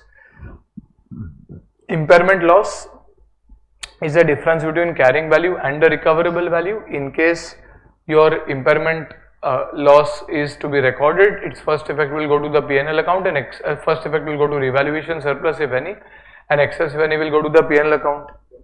We need to ensure that the impairment loss cannot be greater than the carrying value of the asset. If the asset is 100 rupees, maximum impairment loss is 100. If there is any expenditure beyond that, a separate provision will have to be made for the additional amount, but impairment cannot take the asset into a negative balance. It has to take it to a zero balance. Impairment will be done when indicators exist. Indicators can be external, like a legal ban or a new technology or entry of a new competitor or a lockdown, or it can be internal, like continued losses, etc. Physical damage to the asset. Value in use should be calculated before deducting interest and tax. So these are special cases. So I'll just circle out items for which there are no separate sums. One is the value in use, but there is some theory. So this is relevant for theory. Reversal of impairment, again only theory. Cash generating unit we have discussed. What is a cash generating unit and how to allocate impairment loss in case of a cash generating unit. The entire example we have discussed earlier, and appropriate allocation ratio for allocable corporate assets if any. So these are the few parts where there is pure theory. I will discuss this because it is there in the study material. Having said that, there are no dedicated sums which are attributable to these concepts. First is value in use calculation. Can we say value in use was calculated as the present value of future cash flows?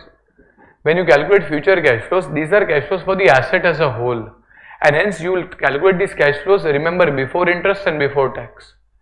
It is like saying that there are two houses on the same floor. One house is purchased using borrowed funds, one house is purchased using owned funds. They are exactly same houses, same area, same configurations, everything is the same. Will there be same rental income or different rental income?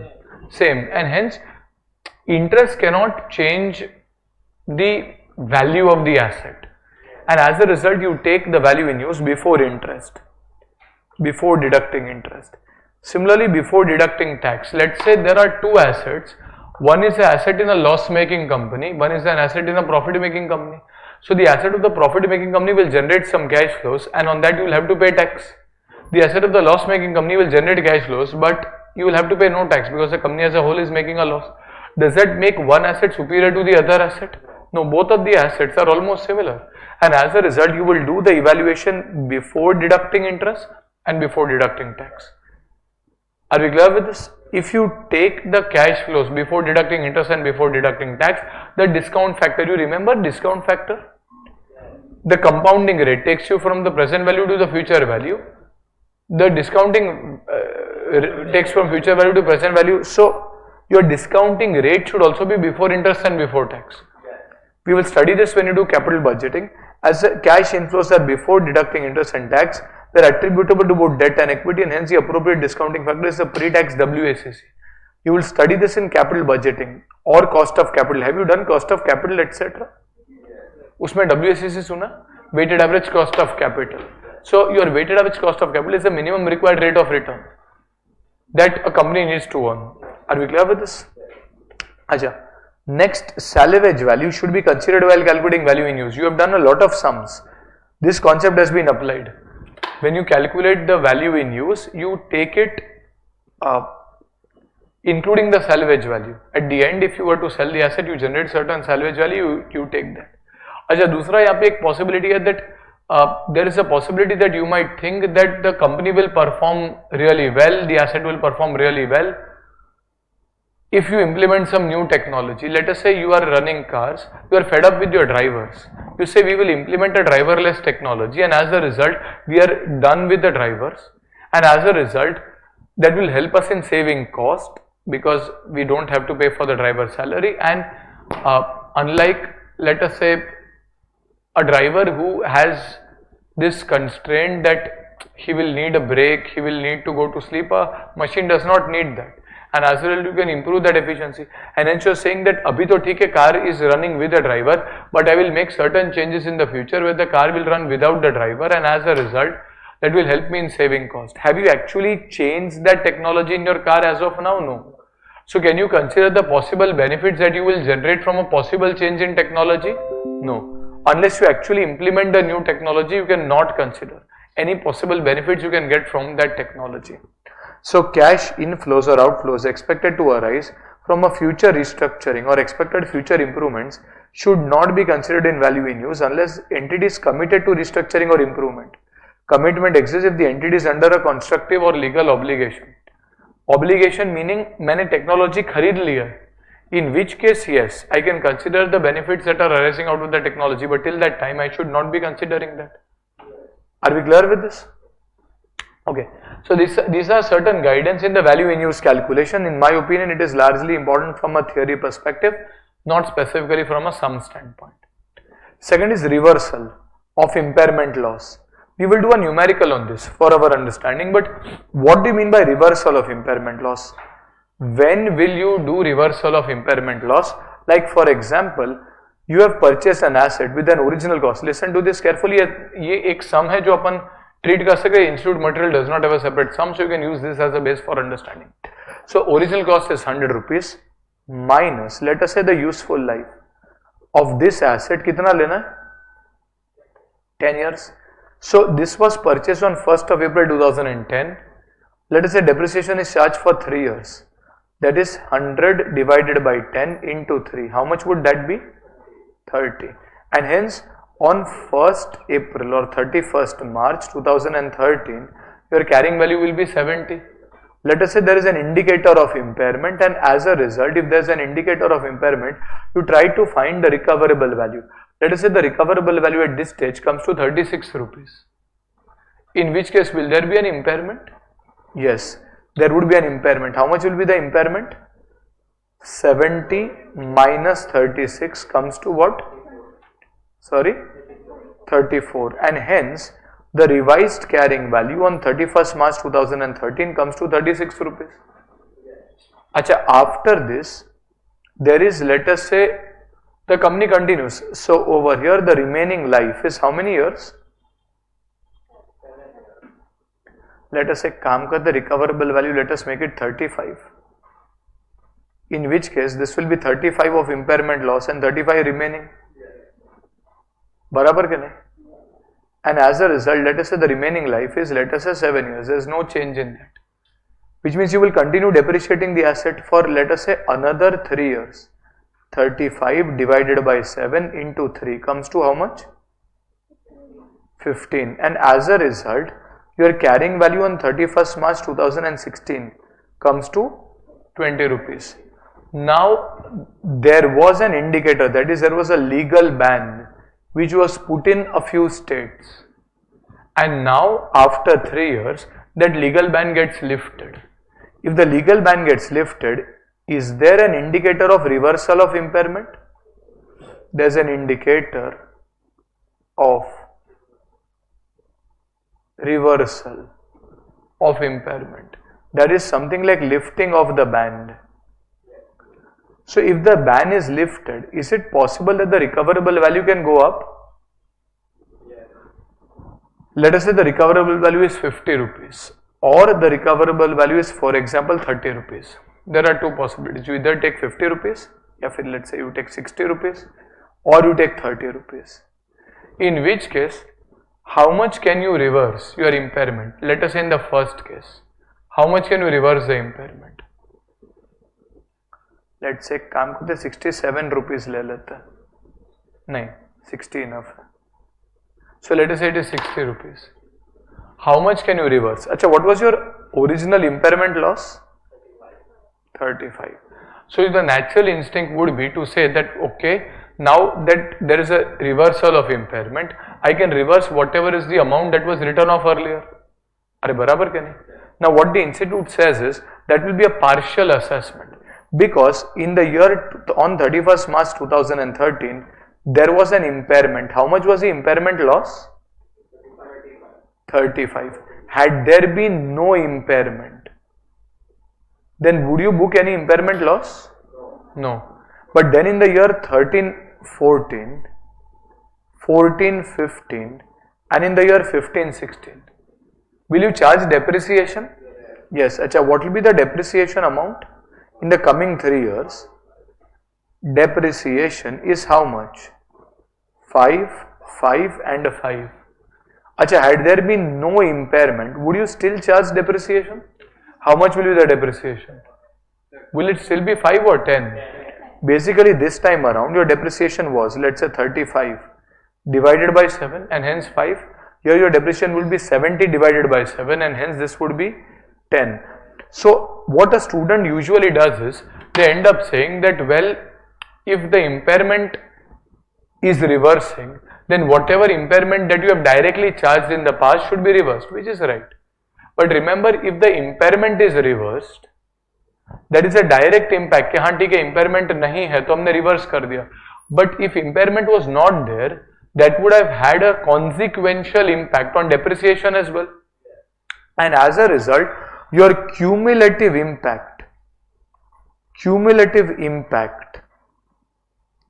along with impairment is what? 50 rupees. Had there been no impairment, your cumulative impact is what? 30 rupees. Are we clear with this? So even if there was no impairment, 30 would have gone to the P&L. Even with impairment, 50 has gone to the P&L, and as a result, what you can reverse is the maximum, the additional 20. How can you apply this? What the institute does is, it says you can apply 5 steps. Firstly, you will try to find the carrying value had there been no impairment. Had there been no impairment, your carrying value would have been 70. And this is on 31st March 2013. Then this 70 would be depreciated over the remaining 7 years, out of which 3 years have gone by. And as a result, the depreciation would have been 10 per annum, and hence the carrying value would become 40. Second, you will try to find the recoverable value. Recoverable value is how much? 60. Alternatively, recoverable value can also be 30. Carrying value in either of these cases, had there been no impairment, will be 40 only. So, the maximum balance after reversal,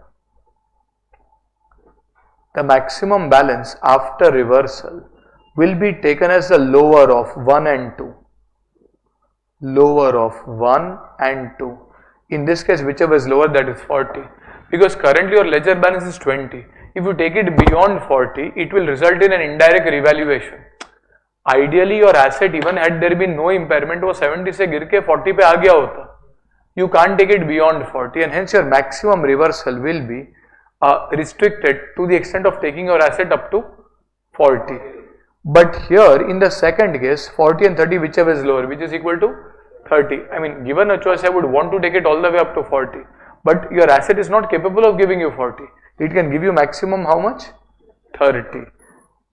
What is your current ledger balance? What is your ledger balance?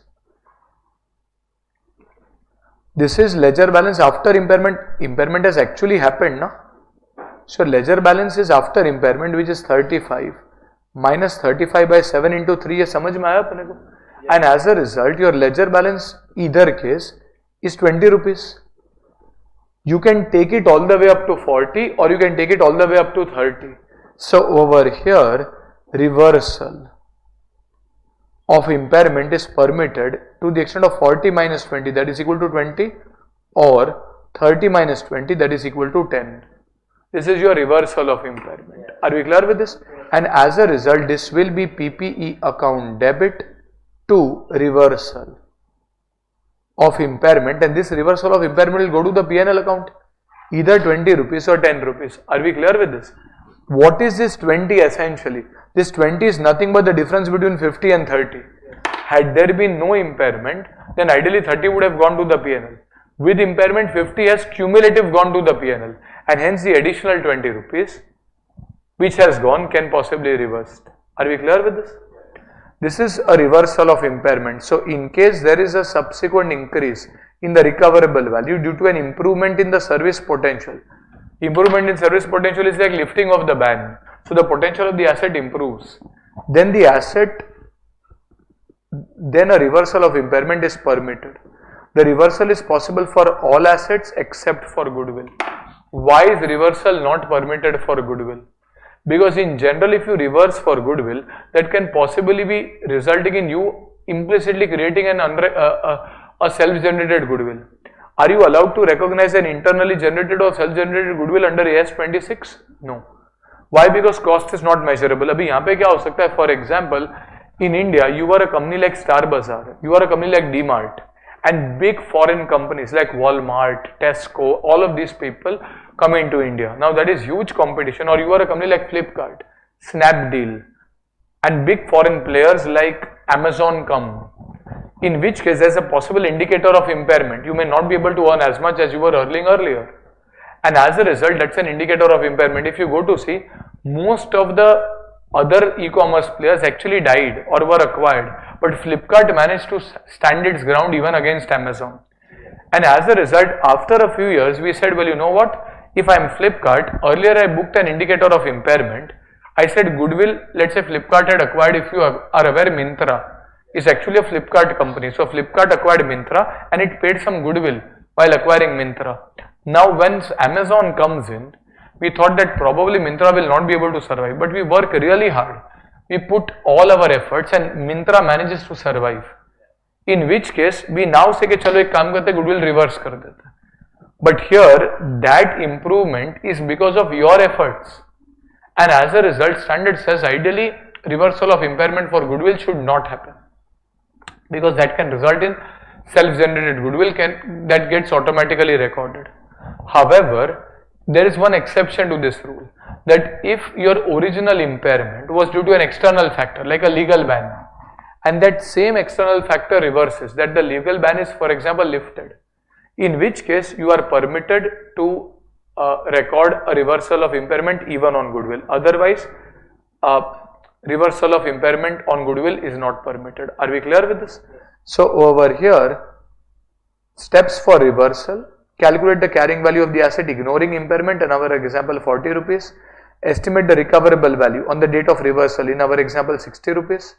Maximum ledger balance after reversal is lower of step 1 and 2, that is 40, and 60, whichever is lower, that is 40. Calculate the ledger balance of the asset on the date of reversal, that is after impairment and depreciation. In our example,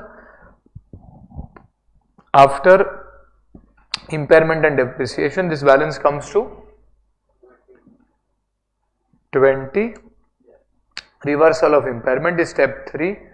40 minus 20, that is equal to 20 is maximum what you can reverse. ये थोड़ा complicated है, काफी complicated, and that is why institute does not have any sums. But if they ask you, this is how you will have to solve. Carrying value, had there been no impairment. Recoverable value, select lower of the two. Difference between that value and the current carrying value is the reversal. You can reverse for everything except for goodwill. Reversal of impairment of goodwill is usually not permitted. This is because a reversal may indirectly recognize self-generated goodwill. However, in case the impairment happens due to an external event like a legal ban, and the same external event reverses like lifting of the ban, then reversal of goodwill impairment is permitted. Only in that case. Because यहाँ पे कोई self-generated goodwill है नहीं, एक ban was there, you were unable to work, now the ban is lifted, so the goodwill impairment can be reversed. Broad understanding लेके आगे जाने का, यू कैन अंडरस्टैंड दैट आपके लिए काफी हैवी मटेरियल हो सकता है. At least what was testable in the exam, we have done this earlier. Whatever is relatively lesser important, we are doing this together at one go. CGU etc. we have done. Allocation of loss. Now institute has put in a sum. We have shared the extra question as well. You can refer on your drive or you can refer on the group.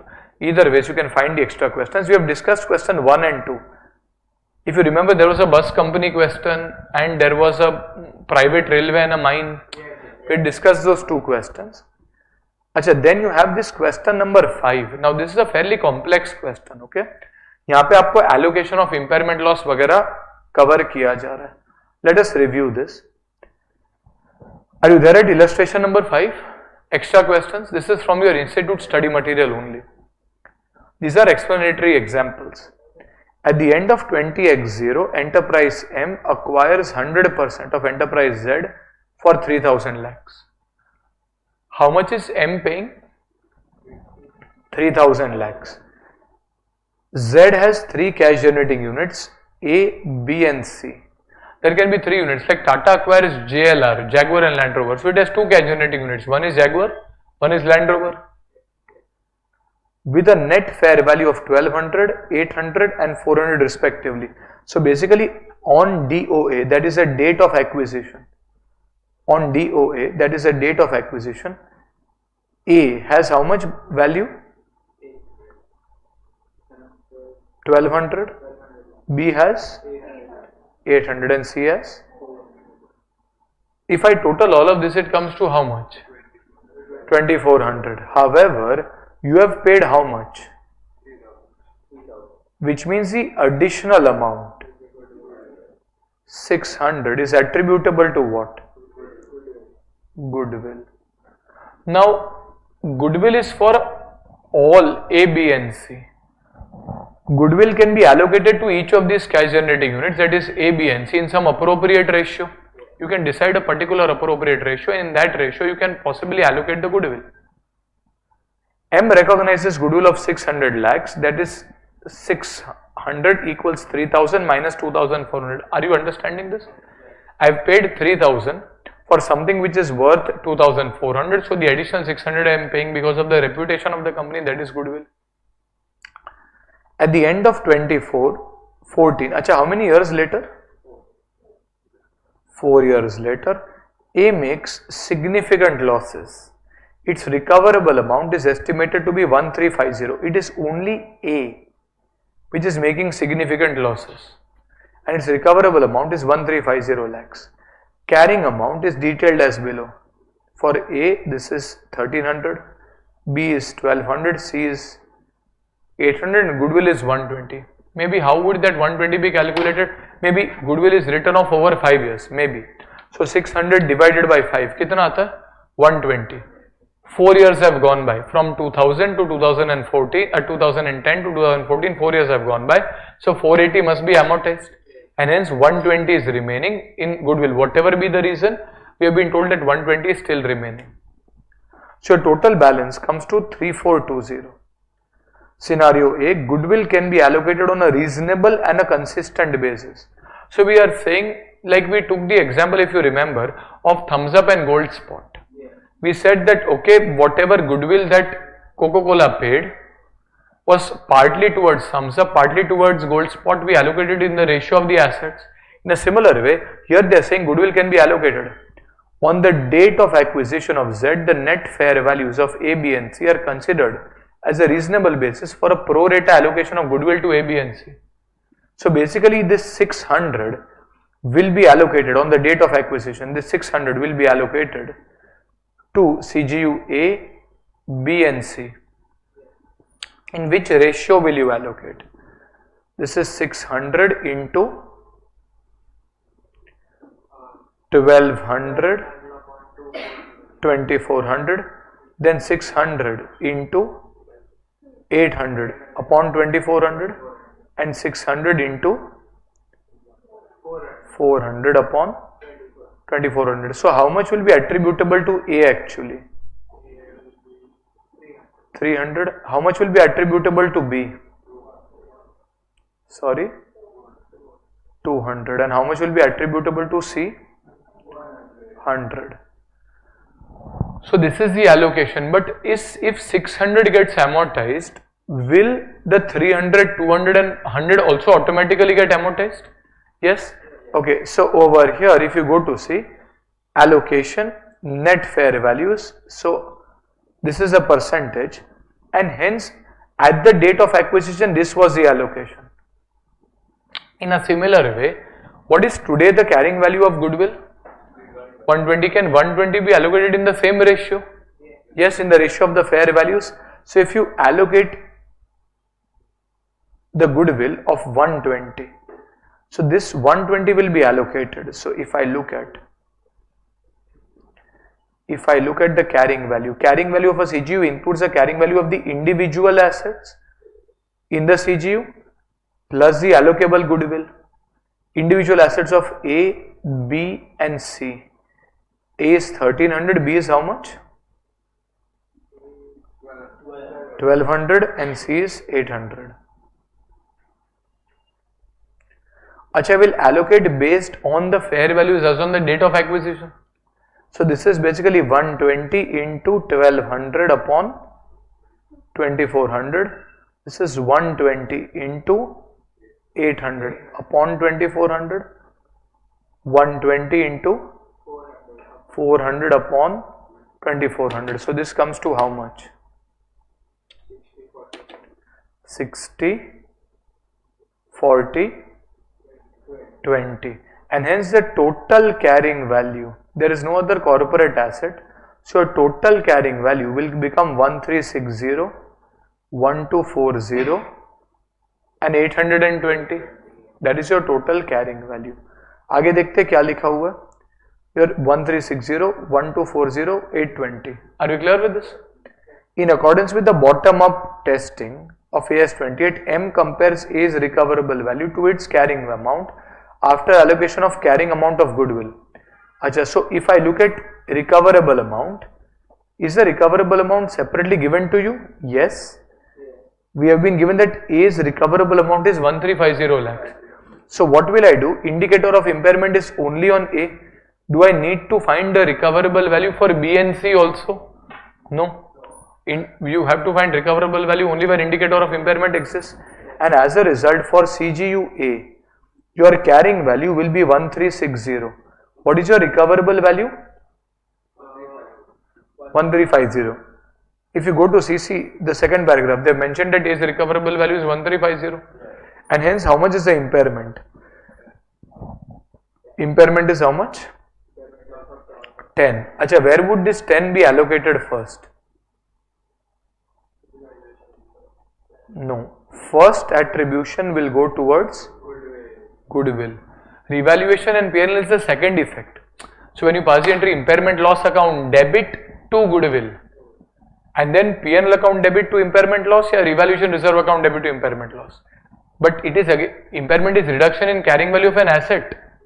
So which asset will be reduced first? In this case, what will be reduced? Goodwill. Acha, will anything go towards other assets?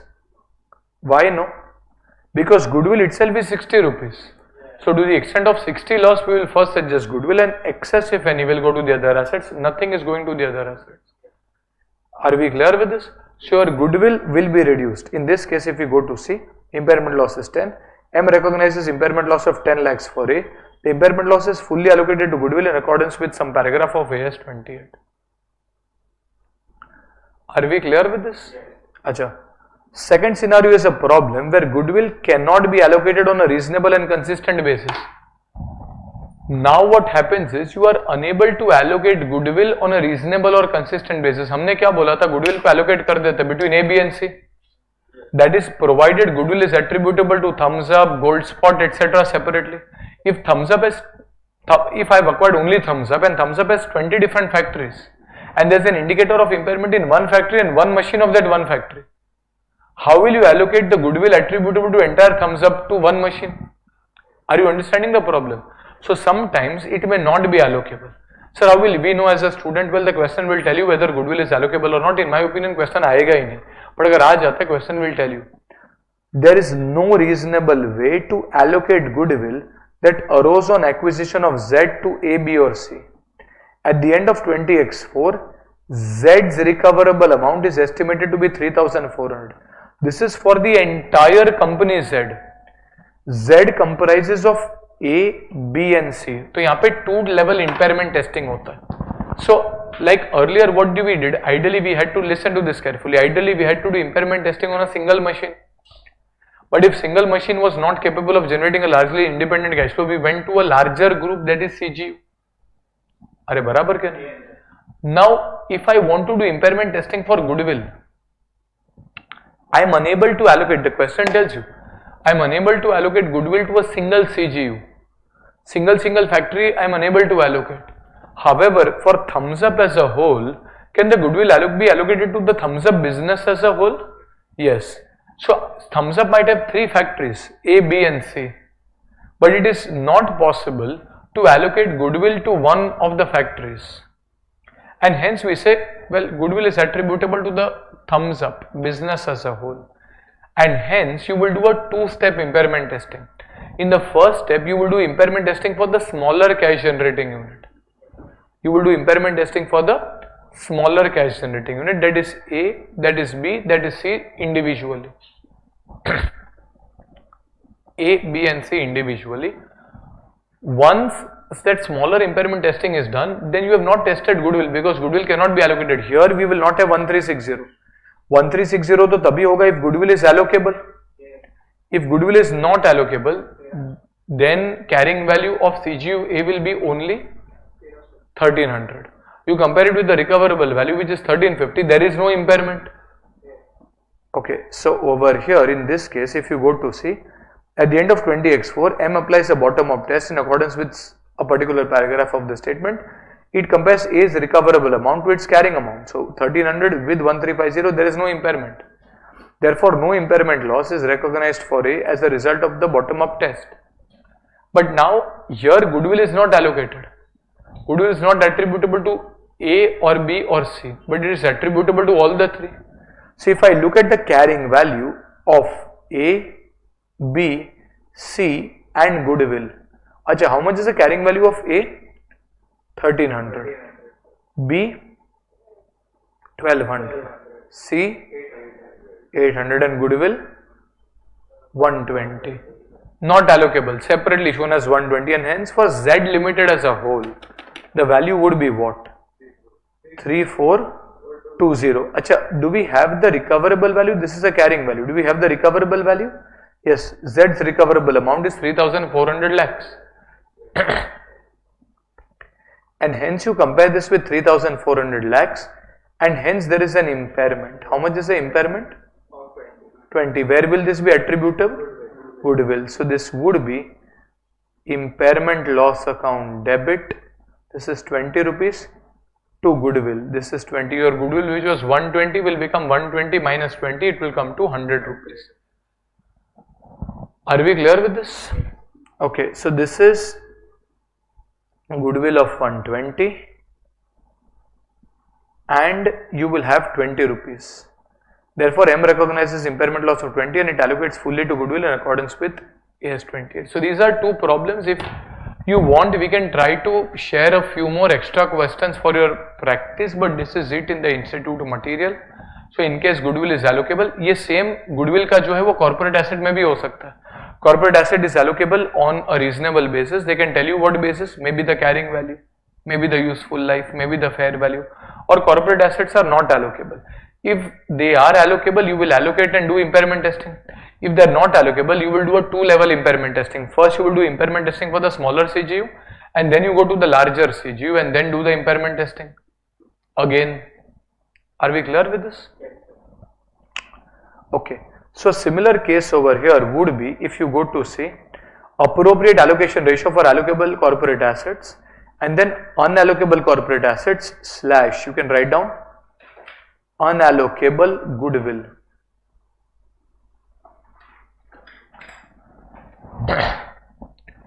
Calculate impairment loss for the smaller CGUs after allocating carrying value of allocable corporate assets and ignoring unallocable corporate assets. So in this case for A, we tried to find the carrying value by comparing 1300 with 1350. There is no impairment. Find the revised carrying values of each of the smaller CGUs and allocable corporate assets after deducting impairment loss. So for each of the allocable CGUs, you will try to find the carrying value. Unallocable corporate assets can be allocated to a larger CGU, that is to the entity as a whole. Like unallocable goodwill was allocable to the entity as a whole. An impairment loss is calculated for the larger CGU. Provision, if any, is to be borne by the unallocable corporate asset, as the smaller CGUs are already at the lower of their carrying values or recoverable values. They cannot be impaired further. So, I mean, see, ये आप unallocable goodwill का ये जो example उसके perspective से समझे, otherwise it is very technical. If required, we will do this at a later stage. If we see in RTPs or in mock test papers, complex sums are asked. Otherwise, just remember this as theory, have a broad understanding just in case it lands up, because we don't have any past history of this chapter. So you should be aware. So here what is happening is, if there are CGUs A, B and C, you will first allocate the corporate asset if they are allocable, allocate goodwill if they are allocable on a reasonable basis, try to find impairment for each of the CGUs if any. Then if there is any unallocable corporate asset or if there is any unallocable goodwill, then you will again do impairment testing, but for the company as a whole. When you do impairment testing for the company as a whole, you will compare the carrying value for the entire company with the recoverable value for the entire company, and impairment loss again will be first borne by goodwill. Other items are already at the lower of their carrying value or recoverable value. Are we clear with this? Okay. Now, there are a couple of other special cases in the examples which are there in the institute material, and hence we are discussing the same. First is regarding provision for site restoration. Do you remember vaguely hearing about this item? Provision for site restoration? What is provision for site restoration? Let us say on 1st April 2010, you purchase an asset. This has a construction cost of 100 rupees. This is as per AS 10, accounting standard 10, directly attributable expenditure. However, this asset comes with a site restoration obligation, which means after 10 years, you are under an obligation to dismantle this and get the asset in the condition that it was before. So over here, your estimated cost at year 10 is 50 rupees. Acha, do I directly take 50 or the present value of 50? Present value. Let us say the present value of 50 rupees comes to, for example, 20 rupees. This will be given to you, otherwise you can calculate this as well, but this comes to 20 rupees. So for this 20 rupees, what is the entry that you will pass? PPE account debit 20 rupees to provision for site restoration. How much is that? 20 rupees. Are we clear with this? And as a result, your PPE will initially appear as construction cost plus provision for site restoration, which is 20, and hence this comes to 120 rupees. This will give you the initial cost. This will give you the initial cost. Now let us say, going forward there can be depreciation, there can be a lot of other things, but let me keep it simple. So if I open the balance sheet, in my balance sheet I will see a PP of how much? 120. Is there anything else that I will see in the balance sheet? Provision. Very nice. How much is the provision for site restoration? Does provision have a debit balance or a credit balance? Credit balance. PP has a debit balance or credit balance? Debit. Now think and tell me, if I acquire this PP and on the very next instant I need to dispose this off, a buyer is willing to pay me 95, or the buyer is willing to pay me, let us say 105 for the PP. Is that a gain or is that a loss? Buyer is willing to pay me only 105 rupees. The very next instant I were to sell this PP, the buyer is willing to pay me 105 rupees. What do you guys think? Is there a gain or is there a loss? Sorry? How come again? Because 20 the provision is to be further done after 10 years. But right now the value of construction cost is 100 rupees. Acha. See, the thing is, when a buyer offers you, listen and tell me, when the buyer offers you 105, he is offering you 105 for what? Is it only the PP or PP along with the site restoration obligation? Incorrect. It is for both. Why? Because when a buyer buys the asset, after 10 years, the same buyer has to dismantle the asset. Will you go and dismantle the asset after 10 years? No. When the buyer takes over the asset, along with the asset, he also takes over the site restoration obligation. So when the buyer pays you 105, he does not pay you 105 for an asset which is worth 120. काफी बच्चे क्या बोलते हैं, sir, for something which is worth 120 we are getting only 105 and hence there is a 15 rupee loss. Answer is wrong. 105 is for the asset and the liability. This is the net selling price which the buyer is willing to pay because the buyer takes over the asset along with the attached liability. The person who buys the asset also takes over the attached liability for the asset. And hence, if you need to compare whether there is a gain or loss, you will compare this with the carrying value again of the asset net of the liability. Like if you remember, when you have debtors and you have provision for bad debts, what do? You show debtors less provision for bad debts sometimes. And as a result, we can say that 105 is for an asset which is worth 120. This is a debit balance. At the same time, it is partly also for a liability which is worth 20, which is a credit balance. And as a result, this is net 100 debit. When I pass the journal entry, my journal entry on sale would be bank account debit 105 to PP. अच्छा, PP आपके ledger में कितने पे है? 120. So you will credit 120. But then provision, you don't have a payable anymore. Provision account will be debited because it is a credit balance. If it has to be reversed, it will be debited.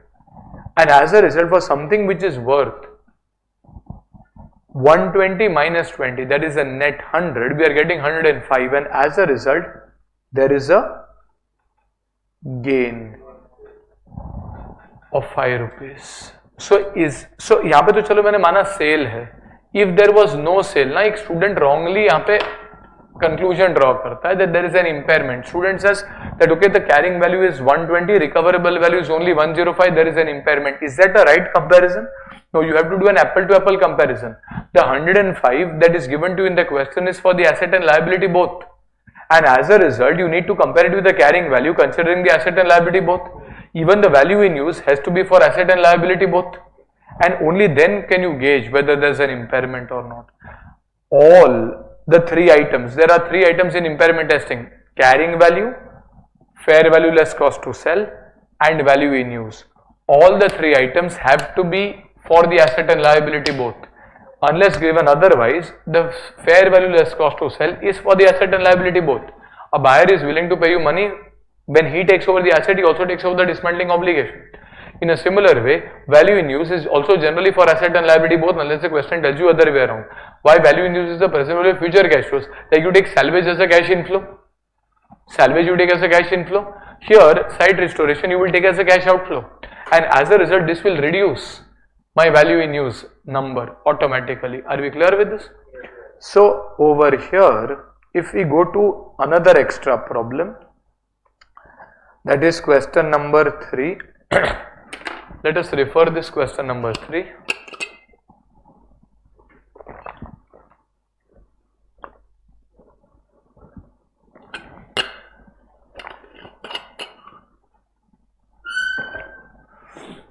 The company operates a mine in a country where legislation requires that owner of the mine must restore the site on completion of its mining operation. So, is there a site restoration obligation? Yes. The cost of restoration includes replacement of the overburden, which must be removed before mining operations commence. अच्छा, what do you mean by overburden? ये सिर्फ बड़े बड़े नाम है. Overburden means मट्टी, the sand, the soil. When you commence mining, you remove the overburden. That is, you remove the soil. At the end, once you have extracted the minerals, you will say छोड़ो यार, अपन छोड़ के चले जाते, लोगों को गिरना है गिरने दो अंदर. Government says no. The cost of restoration means you have to restore the overburden. Once you have dug up the mine, whatever soil that you have removed, you will have to again place it back. You will restore the overburden. Are we clear with this? A provision for the cost to replace the overburden was recognized as soon as the overburden was removed. So you have created a provision. Let us say in our example, you have created a provision for site restoration at 20 rupees. We think that we will have to spend 50 rupees to replace the overburden 10 years later, which in today's terms is worth 20 rupees, for example. The amount provided was recognized as a part of the cost of the mine and is being depreciated over the mine's useful life. Is that correct? Should this be a part of the cost of the mine as per AS 10? Answer is yes. PP account, debit to provision. So it should be a part of the cost of the mine. The carrying amount of the provision for restoration is 50 lakhs, which is equal to the present value of restoration cost. So if I open my balance sheet, in my balance sheet I will see a provision for site restoration at how much? 50. The enterprise is testing the mine for impairment. The cash generating unit for the mine is a mine as a whole. The enterprise received various offers to buy the mine at a price of around 80 lakhs. This price encompasses the fact that the buyer will take over the obligation to restore the overburden. So what do you guys think? This is fair value less cost to sell. This is 80. Is this 80 for the mine only or mine along with the liability to restore? So do I need to make any further adjustment? Is it already after the site restoration obligation? Yes. Disposal costs for the mine are negligible, so cost to sell is next to nil. The value in use for the mine is approximately 1 crore 20, excluding the cost of restoration. Excluding the cost of restoration. And the carrying amount of the mine is 1 crore. Acha, what do we need to do? We need to test the mine for impairment. Acha, if we want to test the mine for impairment, you have been told that mine as a whole should be tested. What is the first thing you need to compare? Carrying value. How much is the carrying value given to you? Last line of the question. 1 crore. Acha, this is the debit balance. So if you were to open your balance sheet, in your balance sheet you will see a mine worth how much? But is there anything else appearing in your balance sheet? Provision. Provision is how much? Will you separately add or separately subtract? Subtract. Why? Because the buyer will take over the mine, that is the debit balance of 1 crore, as well as the obligation to restore, that is a credit balance of 50 lakhs. And hence the net carrying value is how much? 50 lakhs. This is your net debit. Are you clear with this? You need to compare this with the recoverable value. Again, this is mine. So this is asset and liability both. We are saying buyer हमको जो पैसा दे रहा है, this is higher of the net selling price. Net selling price is 80 lakhs. अच्छा, do I need to do 80 lakhs minus 50 lakhs? Why? Because the buyer has quoted you the price after considering the site restoration obligation. Or the value in use. Value in use is the present value of future cash flows. But is it excluding the site restoration or including? Which means what will you have to do? 1 crore 20 minus or plus. This is present value of cash inflows. Inflows. 50 lakhs is your cash outflows or inflows? Outflows. So you will add or subtract? Subtract. How much? 50 lakhs in today's terms, that is my cash outflow. And as a result, if I subtract the two, this comes to what? 70 lakhs. So recoverable value will be the higher of the two, which is what? 80 lakhs. And as a result, you compare 80 lakhs with 50 lakhs. Is there any impairment? No impairment. The recoverable value is greater than the carrying value of 50 lakhs. But अगर मैंने यहाँ पे वो 1 crore के साथ compare किया होता, I would have wrongly come to the conclusion that there is a impairment, which is wrong. It is like saying comparing 120 and 105 in our example. 105 cannot be compared with 120. 105 is what the buyer is willing to pay for asset and liability both. 120 is only asset debit balance, 20 is the liability credit balance, and hence 120 minus 20, that is equal to 100, is the net balance. Are we clear with this? Okay. So if you see the solution, the net selling price for the cash generating unit is 80 lakhs.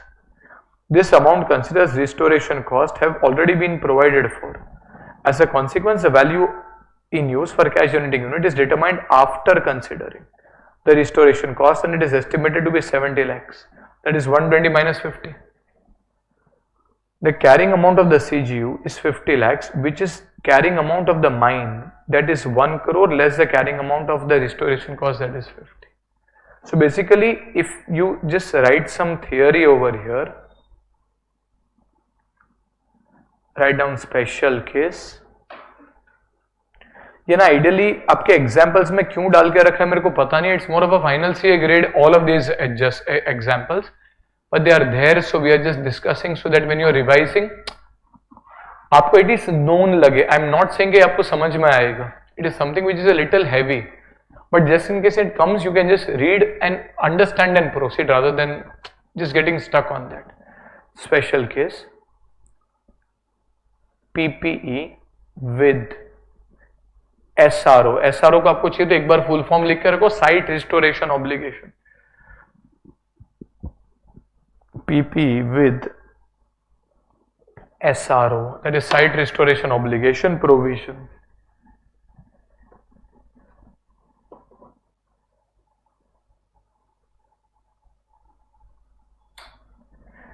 In order to efficiently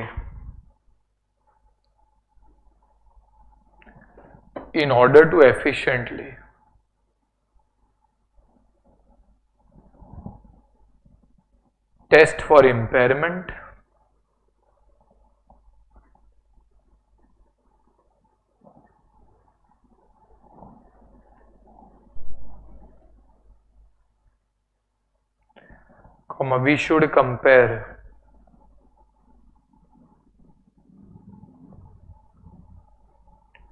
we should compare the carrying value.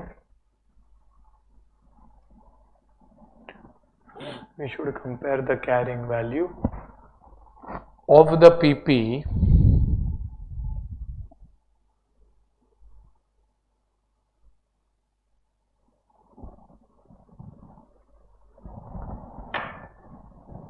carrying value of the PP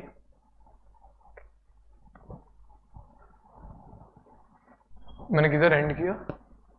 We should compare the cash value of the PP underline after considering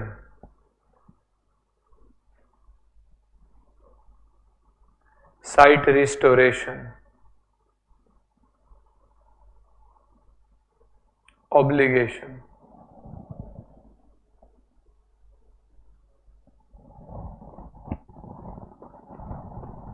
with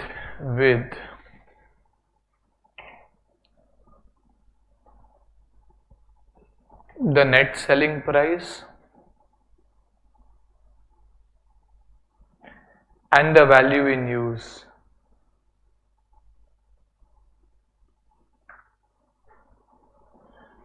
after considering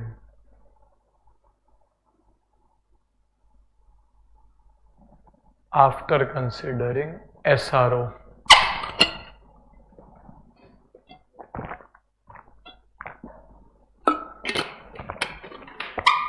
Are we clear with this? Full stop. Usually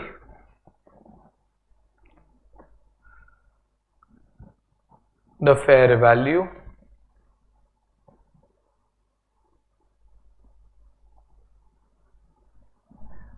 is after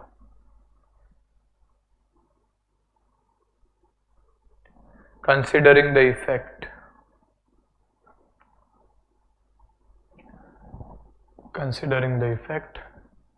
of SRO provision since the buyer takes over.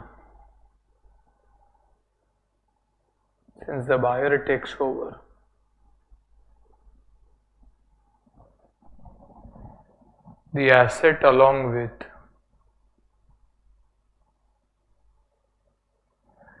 the attached liabilities.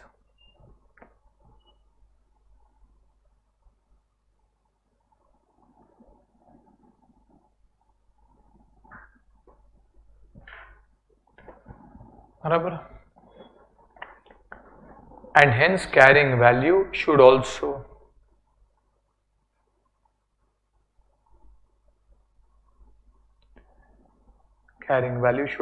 reflect the same.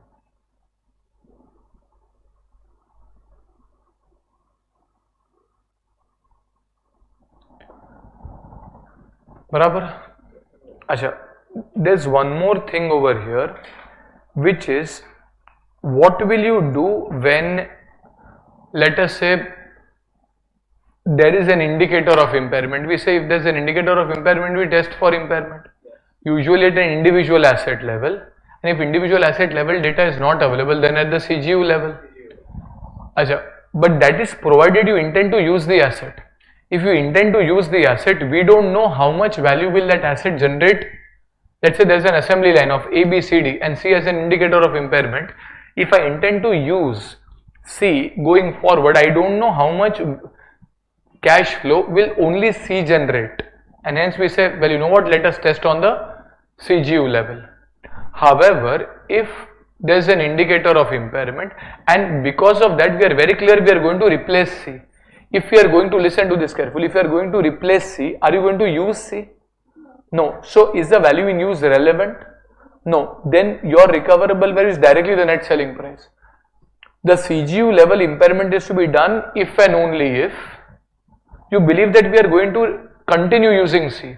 If we continue using C, we don't know how much value in use will C generate, and hence we are unable to determine the true recoverable value, and hence we go to the CGU level comprising of A, B, C, D together. But if we are very clear that we want to replace C, that means we are going to sell C. If we are going to sell C, we are not going to use C.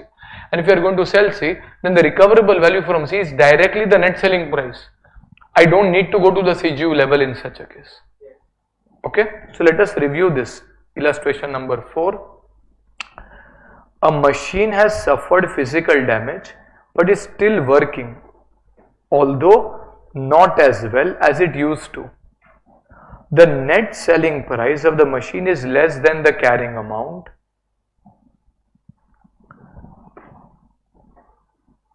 Okay, so let's say there is a machine its carrying value is, let us say, 40, net selling price is, let us say, 36. So net selling price is lower than the carrying amount. The machine does not generate independent cash flows from continuing use. The smallest identifiable group of assets that includes the machine and generates cash flows from continuing use that are largely independent of the cash flow of the asset is a production line to which the machine belongs. So basically value in use over here is not available. Why? Because the machine does not generate independent cash flow. You have to go to the CGU level. What is a CGU? Production line. It is a line of machines who work together. The recoverable amount of the production line shows that the production line taken as a whole is not impaired. So if I look at the production line, let us say this is 400, the net selling price is 450, value in use is also 450 for example, and as a result there is no impairment at the CGU level. If there is no impairment at the CGU level and I intend to continue using machinery, then will there be any impairment loss allocated to our machine? No. However, if I intend to replace this machine, then do I need to go to the CGU level at all? No, I will say that if I intend to replace the machine, if my intention is to replace the machine, then this machine is going to give me 36 rupees only. I am not going to use it. It is not that the value in use is not available, value in use is not there only because you are not using it, you are going to sell it, in which case there will be a 4 rupee write-off. Are we clear with this? If nothing is given, we will always assume that we will continue using the machine. Assumption 1. Budgets or forecast by the management reflect no commitment of the management to replace the machine. In which case your assessment will be done at what level? CGU level or individual asset level? No commitment to replace the machine. You don't want to replace the machine. Then will you have to do impairment testing at individual asset level or CGU level? CGU. Assessment at CGU level. If CGU is not impaired, there will be no impairment loss. The recoverable amount of the machine cannot be estimated since machine's value in use may differ from its net selling price and can be determined only for the CGU to which the machine belongs. The production line is not impaired, therefore no impairment loss is recognized for the machine. Nevertheless, the enterprise may need to reassess the depreciation or depreciation life. Perhaps a shorter depreciation or a faster depreciation method can be used. That's fine. Second assumption is a more important one. Budgets or forecasts approved by the management reflect the commitment of the management to replace the machine and sell it in the near future. If you are going to sell it, then there is no use of the machine. If there is no use, then the recoverable value is the net selling price. Cash flows from continuing use of the machine until its disposal are assumed to be negligible. So this is value in use is negligible. I am not going to use the machine at all. The machine's value in use can be estimated to be close to its net selling price. Therefore, the recoverable amount of the machine can be determined and no consideration is given to the CGU to which the machine belongs. Since the machine's net selling price is less than the carrying amount, impairment loss is recognized for the machine. Are we clear with this? So these are the additional examples which are there in the institute material. I don't really put a lot of weight behind what has been done in today's lecture because इसके ऊपर institute के full fledged sums नहीं है, ना ही institute का कुछ full fledged, practical illustrations are there. So I would not really put a lot of weight behind it, but it is there as explanatory examples. So we have covered it, everything that was done in today's class. Even the parts, जो theory के parts है, जिसके ऊपर institute में कोई पूरा sum नहीं, like reversal of impairment, like value in use detailed workings, like allocable, unallocable goodwill. All of that don't carry full-fledged sums. Though they are at final CA level, all of these are very important. At CA Inter, they have not put any sums and hence we don't really put a lot of weight behind this. There was one more thing, just in case it lands up, that if you have to allocate, like you allocated goodwill in one of the sums, if you have to allocate corporate assets, what are corporate assets? Research and Development Center, Training Center, Head Office, you have to allocate. In what ratio will you allocate? Well, if nothing is given, we will allocate in the ratio of the carrying values. Like, for example, if there is CGU, X, Y and Z, carrying value of the CGU is 100, 200 and 300. There is a corporate asset X which has a carrying value of 60 rupees. The question arises that in what ratio will you allocate X to X, what ratio will you allocate corporate asset A to X, Y and Z? In what ratio will you allocate? If nothing is given, you will allocate in what ratio? In the ratio of carrying value. So this is allocable corporate asset to be allocated in the ratio of carrying value, that is 60 में से X, Y and Z. Allocation will go as 100, 200, 300 divided by 600, 600 and 600. So that is basically 10, 20 and 30 will be allocated. Achha, sometimes it is possible that along with the carrying value you are also given the useful life. Like you are told that the life of this CGU is 5 years, or let us say 15 years. This is 10 years and this is 5 years. And the corporate asset has a life, for example, of 15 years. Will you still allocate only in the ratio of carrying value? No. Why? Achha, the logic is that bigger the CGU, the more of the corporate asset it will utilize. The smaller the CGU, the lesser of the corporate asset it will utilize. So if it is a 6th floor building, if my CGU is only 100 rupees, then probably only 1 floor will be dedicated to me. Are barabar kya nahi?